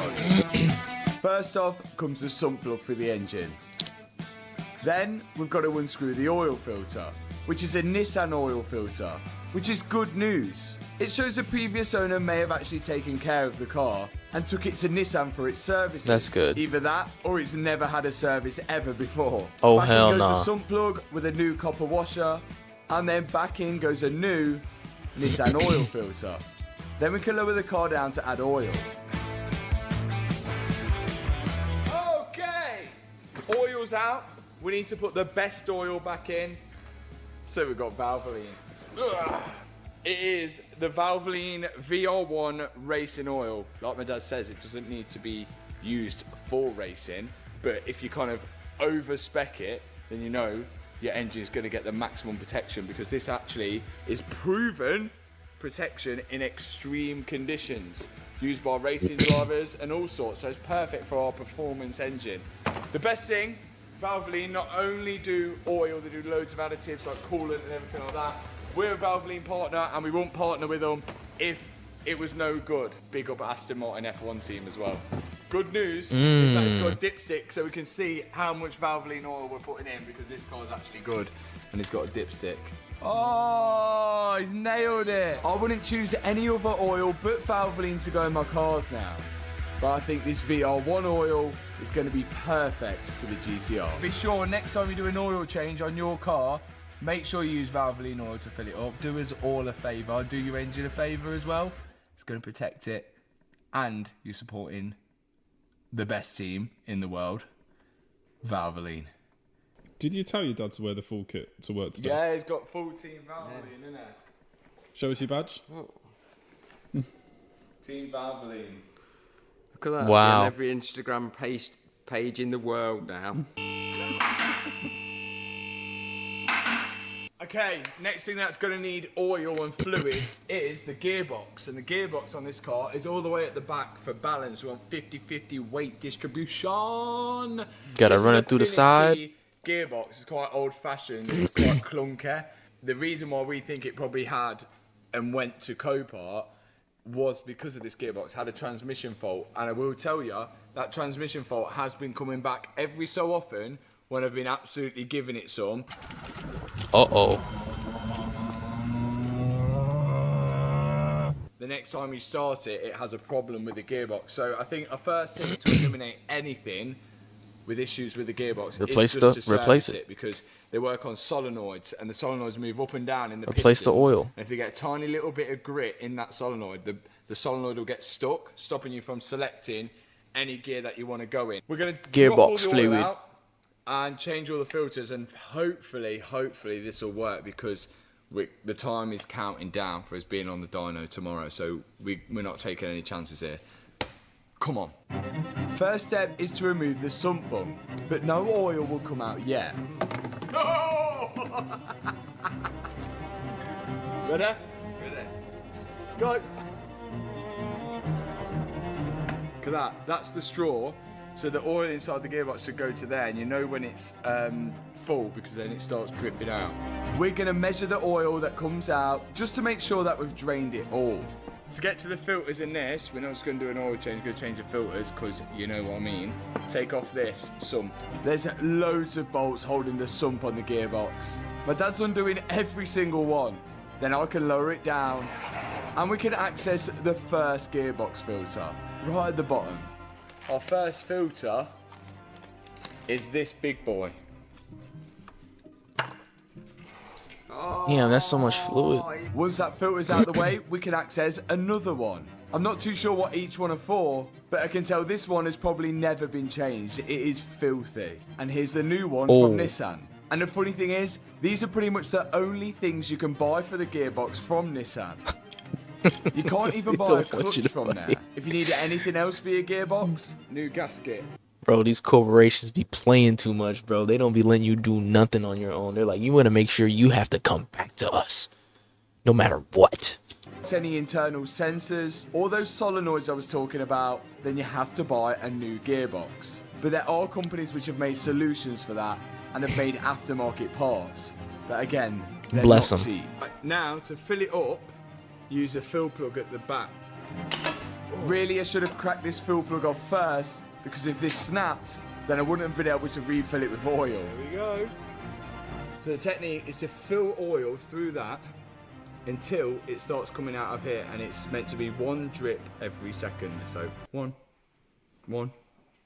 To get the oil in the back of the gearbox, my dad's using this pump to suck it out of the oil barrel and then push it into the back of the gearbox until the oil comes out of the fill plug.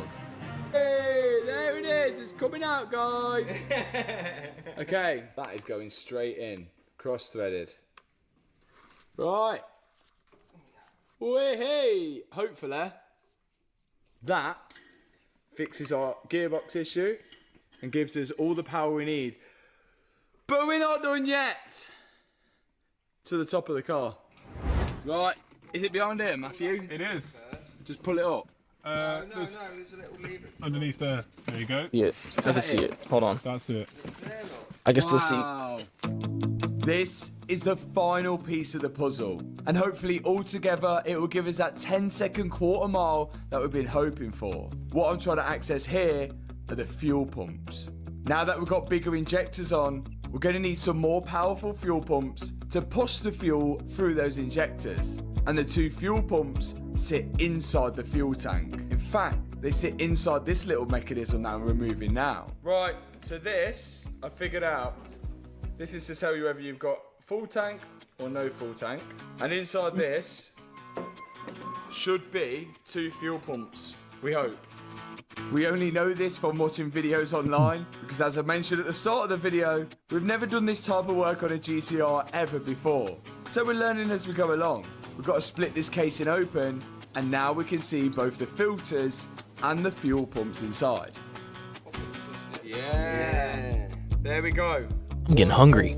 Fuel pumps, and we're going to be taking out the old one and replacing them with uprated fuel pumps, which allow us to run E85 if we wanted to, providing the car's tuned to do so. The filters fit exactly back in the stock places. Now we've just got to put it all back together. Right, that is in. We've learnt so much today. Fuel pumps, gearboxes. That looks like a bus stop. In it goes. And now it's just a case of pushing it back into the fuel tank and bolting everything back up. And after that, we could put the rear seat back in and it could be finally time to start it. Let's start this thing. 10:25. Tomorrow, we're on the dyno at 9 o'clock in the morning. Less than 12 hours away. We've just done all of those modifications. The chances of this starting without any problems is very, very, very slim. We know that the ECU will not handle this car at the minute because it doesn't know that it's done all the mods. It's going to start up and it's going to be like, what the hell is going on? That's why we need to get the car tuned. But at the minute, we just want to make sure that everything is oil, air, and coolant tight. And I want to hear what it sounds like. I'm starting it. Right. The oil's in there. The correct amount of oil. I didn't check the dipstick. Coolant, gearbox oil, and my back wheels are off the floor. Okay, just in case.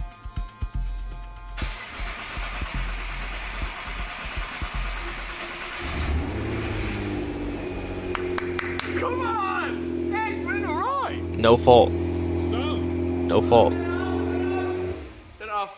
Oh, why? Look what's underneath the car. No, it's coming from there. What is it? Oh, no. You're joking! Oh. Oil. It's oil. It's oil. Engine oil. That's oil. Engine oil. Oh, it is engine oil. Valvoline oil. No. It's protecting the floor.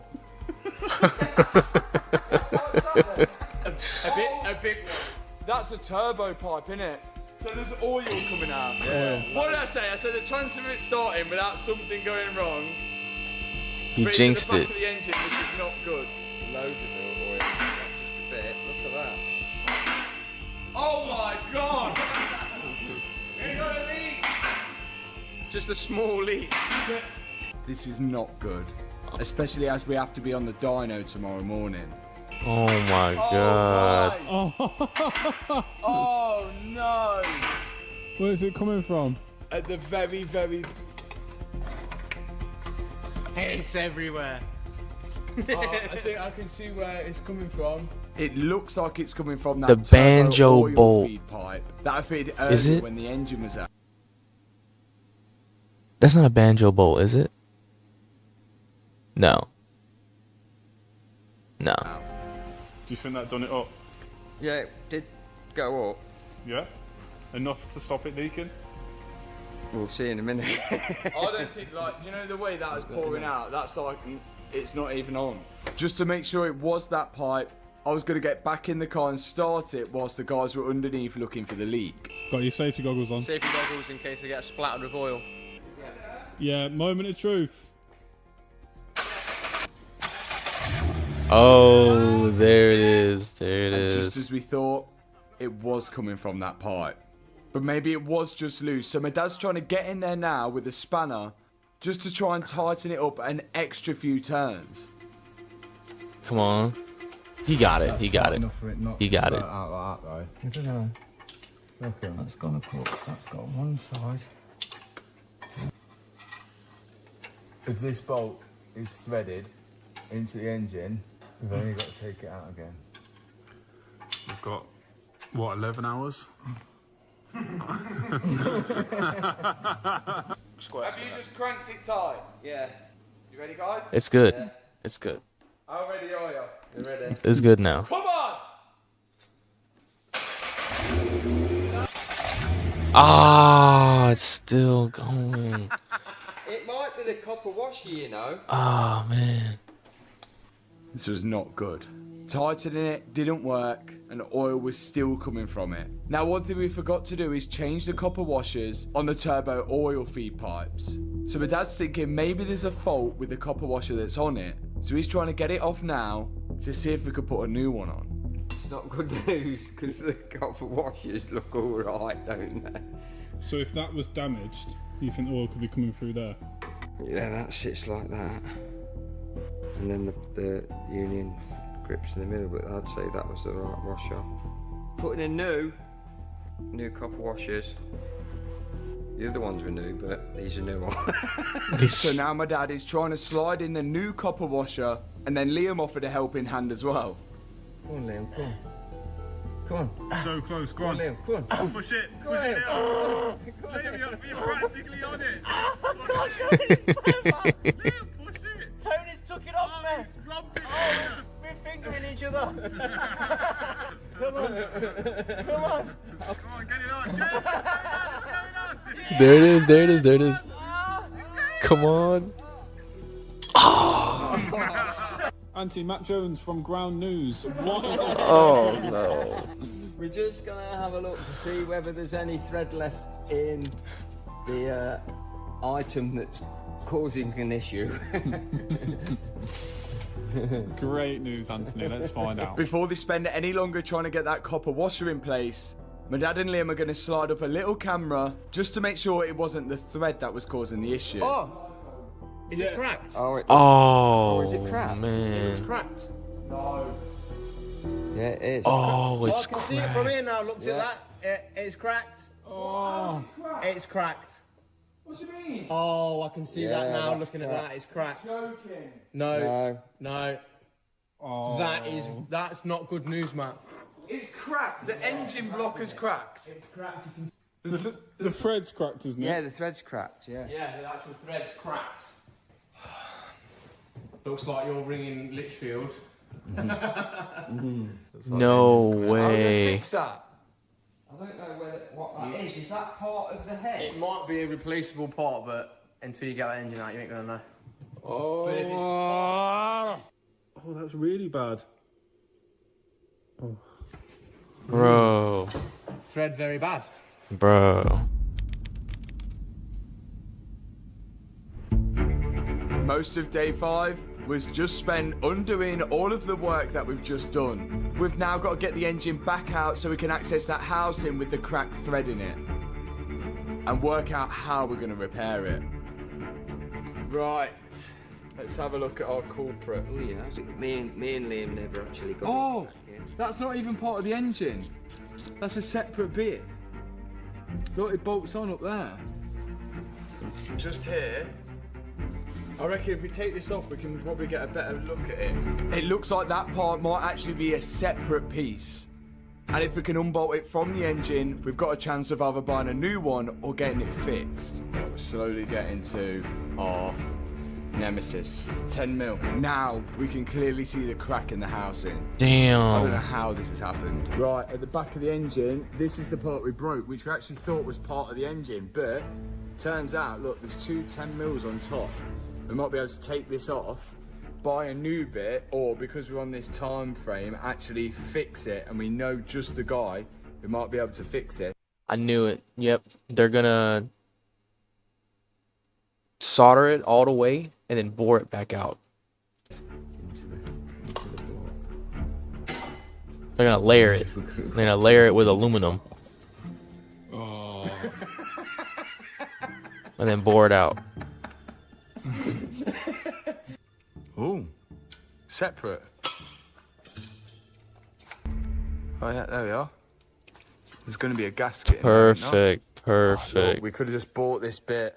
And done it without taking the engine out. Oh my god. I know just the place to take this to. Let's go there. We're at the machine shop, hopefully. The guys here. If they can repair the Gallardo, I'm sure they can repair this tiny little crack in here. Bob's gonna absolutely go at it. This is do or die because this engine's got to go back in tomorrow because we're on the dyno the following day and we're back at Santa Pod the following day. So this has got to be revived. Let's go do it. We've already delayed our dyno day. So now it's down to Bob at the machine shop to hopefully recover this part. First Okay, off, he puts blasted in it. the sandblaster. Yeah. Then he's going to angle grind the majority of the damage off. It's going to look worse before it gets better. Yeah, he's got to I bore it think it's back best out. that you don't look at it right now. Has it got worse? It's definitely got worse. Now it's time for Bob to weld it up. This is an aluminium part, so it requires TIG welding, which should be light work for Bob. They did some pretty drastic repairs on my Gallardo, but this weld's got to be perfect. There's going to be a lot of heat going through this. So all the welding is done? Yeah. Massive success. I put a lot of extra material around the outside so it doesn't split open again. Yeah. It's clearly a weak point. Now it's welded up, we've got to machine the top flat. This place could well and truly have saved the day.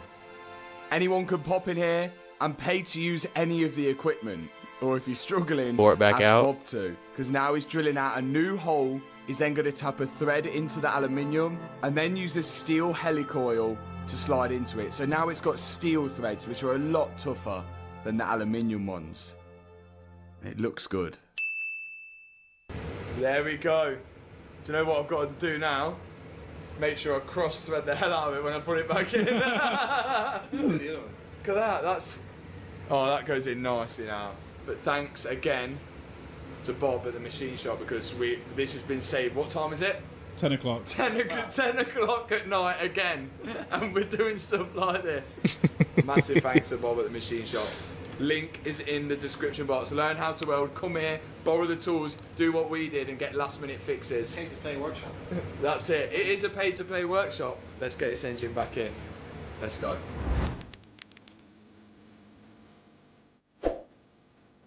The pressure's on now to get this engine back in, see if all our modifications have worked, get this car on the dyno. Get some new Valvoline in there. This 10-second quarter mile, this fitting has got to work. And we won't really know until we get the engine back in, all bolted up and then started again. You got your fingers crossed? No, I don't need to have them crossed. You think it's worked? Yeah. It's gonna work. Ready? Hannah's starting it. If it doesn't work, I don't know what we're going to do. Moment of truth. Yeah.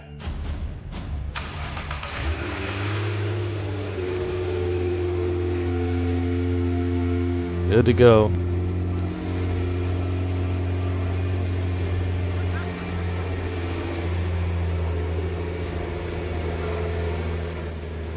It's too early to celebrate yet, but so far so good.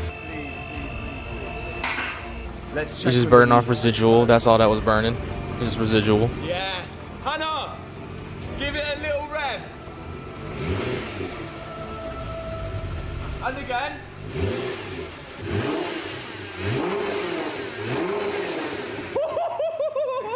Those blow valves sound sick. That sounds wicked. It was looking good. It's got like the a butterfly oil was valve. holding out, but I wanted to hear the new exhaust now.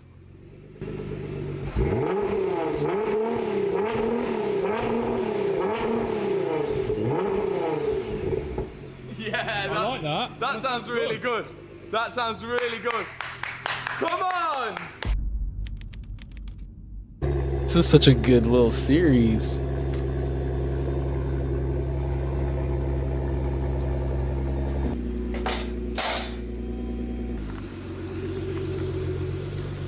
We made it to Lichfield. The GTR made it to Lichfield, and we're clearly in the right place because there is literally GTRs absolutely everywhere. Although, that might be a bad sign. So we've got loads of things to do. They're going to do health check, wheel alignment, and most importantly, the tune, which is what we need to get this car doing the 10-second quarter mile. How fast we're going to get it after the turbo upgrades and the injector stuff, I don't know, but we're about to find out. Let's get it in the workshop. Finally, we made it, but we're not across the line just yet. Firstly, my GTR is going to go in, and the guys at Lichfield are going to give it a health check. They need to make sure everything that we've done to the car is safe before it goes on the dyno.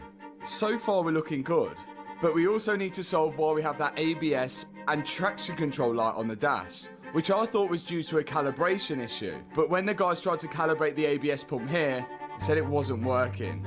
There was a problem with the pump. ABS pump has gone on this car, apparently it's quite a common problem. That's why we've got the traction control light and the ABS pump light on. We thought it might need calibrating. Doesn't need calibrating. We need a whole new ABS pump. It's common. £2,300 £300? £328 plus the VAT. Plus that.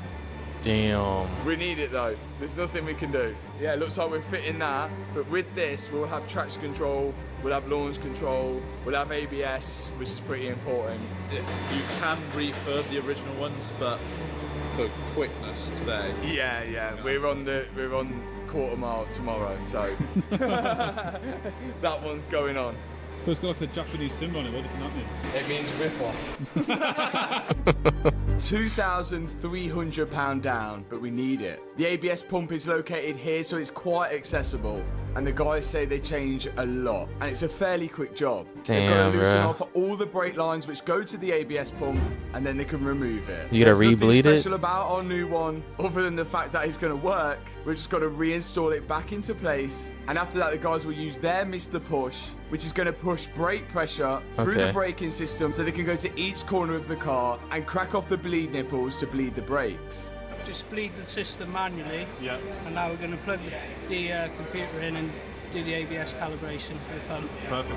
And hopefully after this calibration, we should have no warning lights. Fixed, no lights, brand new again. Brand new. Right, ABS pump in. Everything coded, calibrated.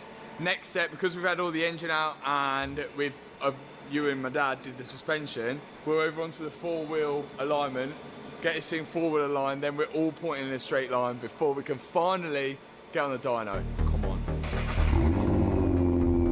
Health check passed. Now it's important that all four wheels are pointing in a straight line. The guys at Litchfield have got a laser alignment, so they attach this thing to each of the wheels, and then it uses I a missed laser that thing. to measure the wheel alignment. It's not actually that far out. It just seems to be the back left, which is a slightly out of tolerance, which is bound to happen when we've lowered a car and had the subframe off and on multiple times. But with a little adjustment, we're back into tolerance, which means we should be good for the dyno. We're good? Yeah. This is it. This is the time. This is gonna make or break it. 530 horsepower standard. I'm guessing he didn't mention anything about adjusting the boost. So if you're running stock boost on the first run, how much did he say? 500 what? Make or break it. 530 horsepower standard. 530. I think after the first dyno run, 530. It's gonna be 7. Yeah, hopefully all the oil stays in the car. This is the moment we've been waiting for. How much power have the modifications added to the GTR? These parts on the wall, I think these are going to be increased. It's a graveyard of bits, yeah. That's come off on the dyno. Litchfield have a bunch of spares. Remember when I said you can't buy any internal parts for a gearbox? Well, that's why Litchfield have a load here to strip. Let's hope we don't need any. Time for our first power run. New injectors, 2 bigger turbos, a new exhaust. He's running rich. Did you see that? Yeah, running rich. We got good flames. Yeah, good flames. 700. 637 brake. So 107. Okay, 637 brake. And flames. And flames. I reckon that's low boost. I'll From what I've heard, they can do way more. You reckon? Well, let's see. Get a tune. 637 definitely won't be enough. So they went again. This time 745. 745, bro. He upped the boost. 745. And they went again.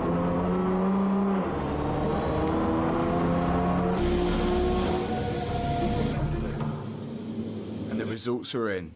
785 horsepower with 627 foot-pounds of torque. 784. Oh That car's rapid. That's a joke. That is a joke. Will this be enough? Yes. To do a 10-second quarter mile. Thanks so much, Litchfield, for hosting us and fixing all our problems. Thank you No very much. problems at all. I'm hoping we don't have to come back for the wrong reasons. 784. To Santa Pod. God damn. Santapod Raceway, the home of UK drag racing. This quarter-mile track has hosted some insane cars, and now it's about to host my GTR. Here we are back at Santapod, the place we started. To get redemption, we need to get under 11 seconds on this quarter mile. But there is a slight issue with the transmission, and it's to do with the clutches. There's two clutches inside this Nissan GTR, clutch A and clutch B. Clutch A does all the odd number gears, 1, 3 and 5, and clutch B does even number gears, 2, 4 and 6. And apparently the pressure on clutch 2, 4 and 6, clutch B, is losing pressure, and it's not doing so great. That's why we trailered the car here, and we haven't drove it since having the car tuned. Matt, you think we don't see you doing your little ad right here, bro? Hey, nothing wrong with it. But you think we don't? I'm talking to somebody. I'm just doing chat. The clutches. Clutch 1. Odd number gears, 1, 3, 5. Clutch 2. 2, 4, 6. Bro. Good ad. Good sponsor. So I don't even know how this car feels or what it's like. So we are going to take it up the strip just now to see what it's like, but we need to use the launch control sparingly because it definitely needs a new clutch. Which would explain the transmission fault light every time I turn the car back on after a hard drive. And with the new power, I don't think it's going to help it. We were just going to have a little, go. We're not going to launch, we're not going to launch. Okay.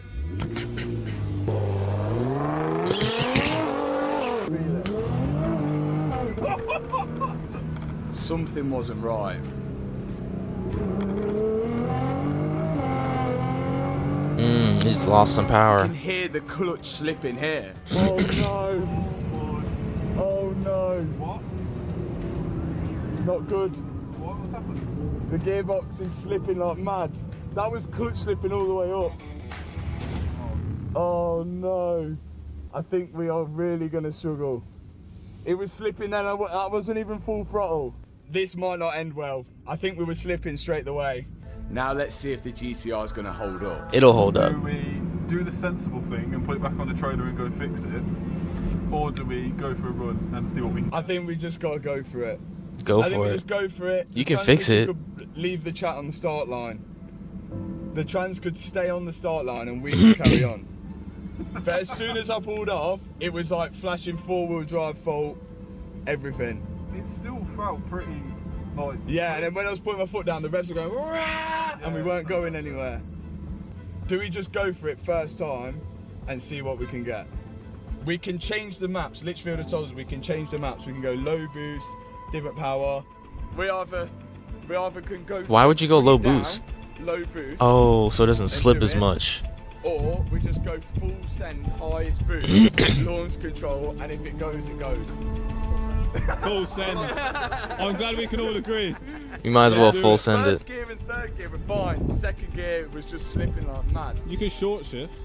Yeah, can't you short shift it into third? But I thought it was going full send. Okay, yeah, full send. Yeah. So we're going to make a decision to go full send. Why not? This is it. The past 7 days have led up to this moment. Anything under 11 seconds is a win.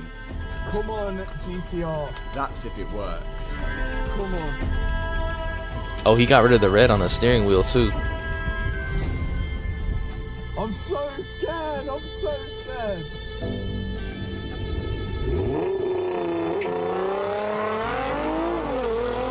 It held up. It actually held up. The launch was good. It actually held up. So far, so good. It held up.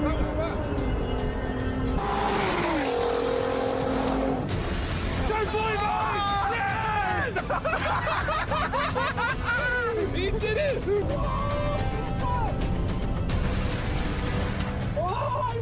What did we do it in? Whoa. That was so good. Was it 9.5?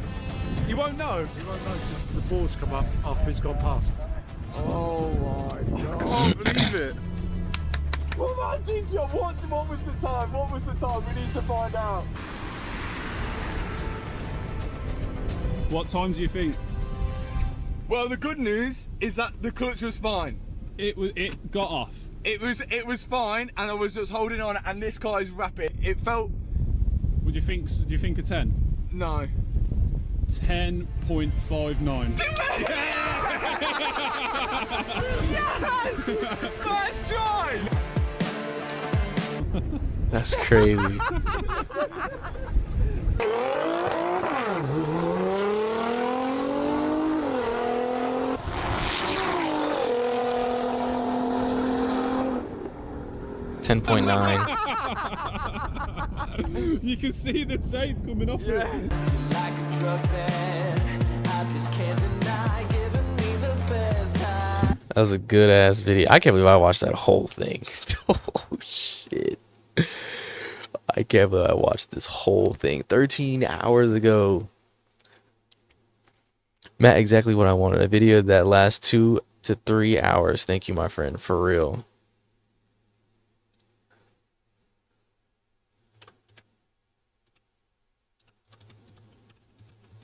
Oh.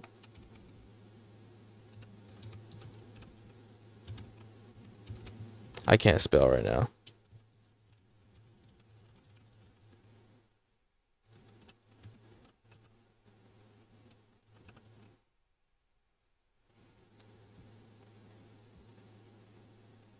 Nah. I gotta write something else. Nah. Let me see. What a blessing you can work with your dad. Never take that for granted. I said the same thing.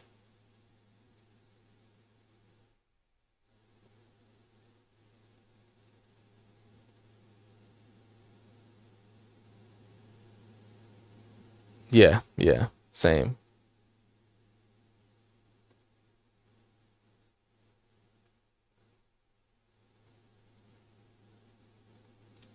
That's crazy. That is crazy.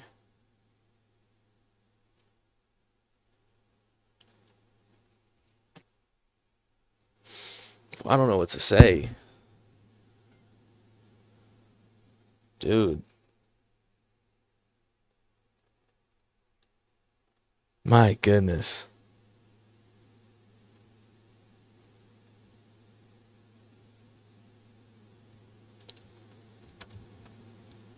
Okay.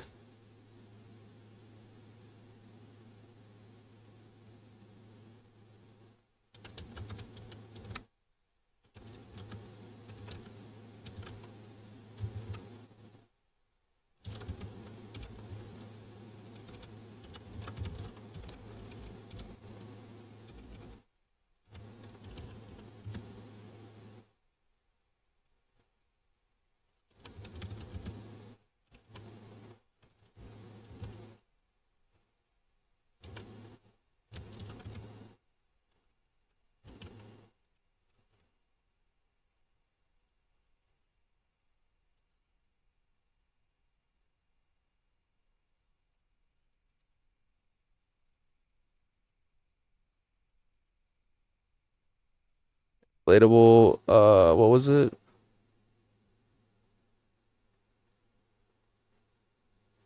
Inflatable.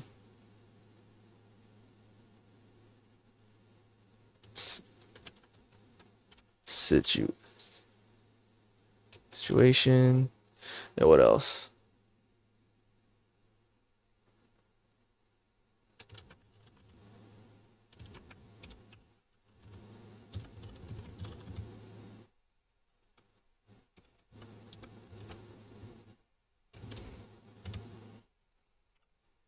Just keeping it like that. It was actually insane, from the prep work to the hilarious inflatable situation and the repairs before the dyno. Yeah, that shit was.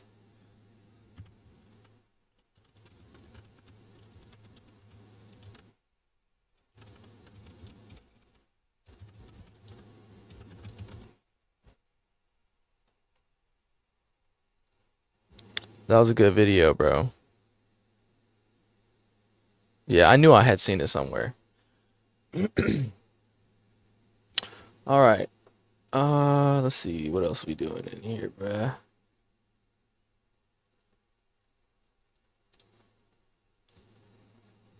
All right. I'm kind of hungry, bro. I kind of want some food.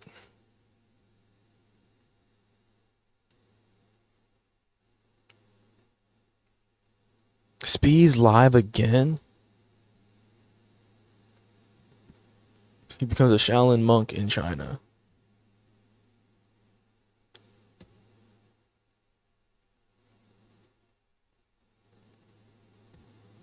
Okay, okay, okay, okay. Okay, okay, okay.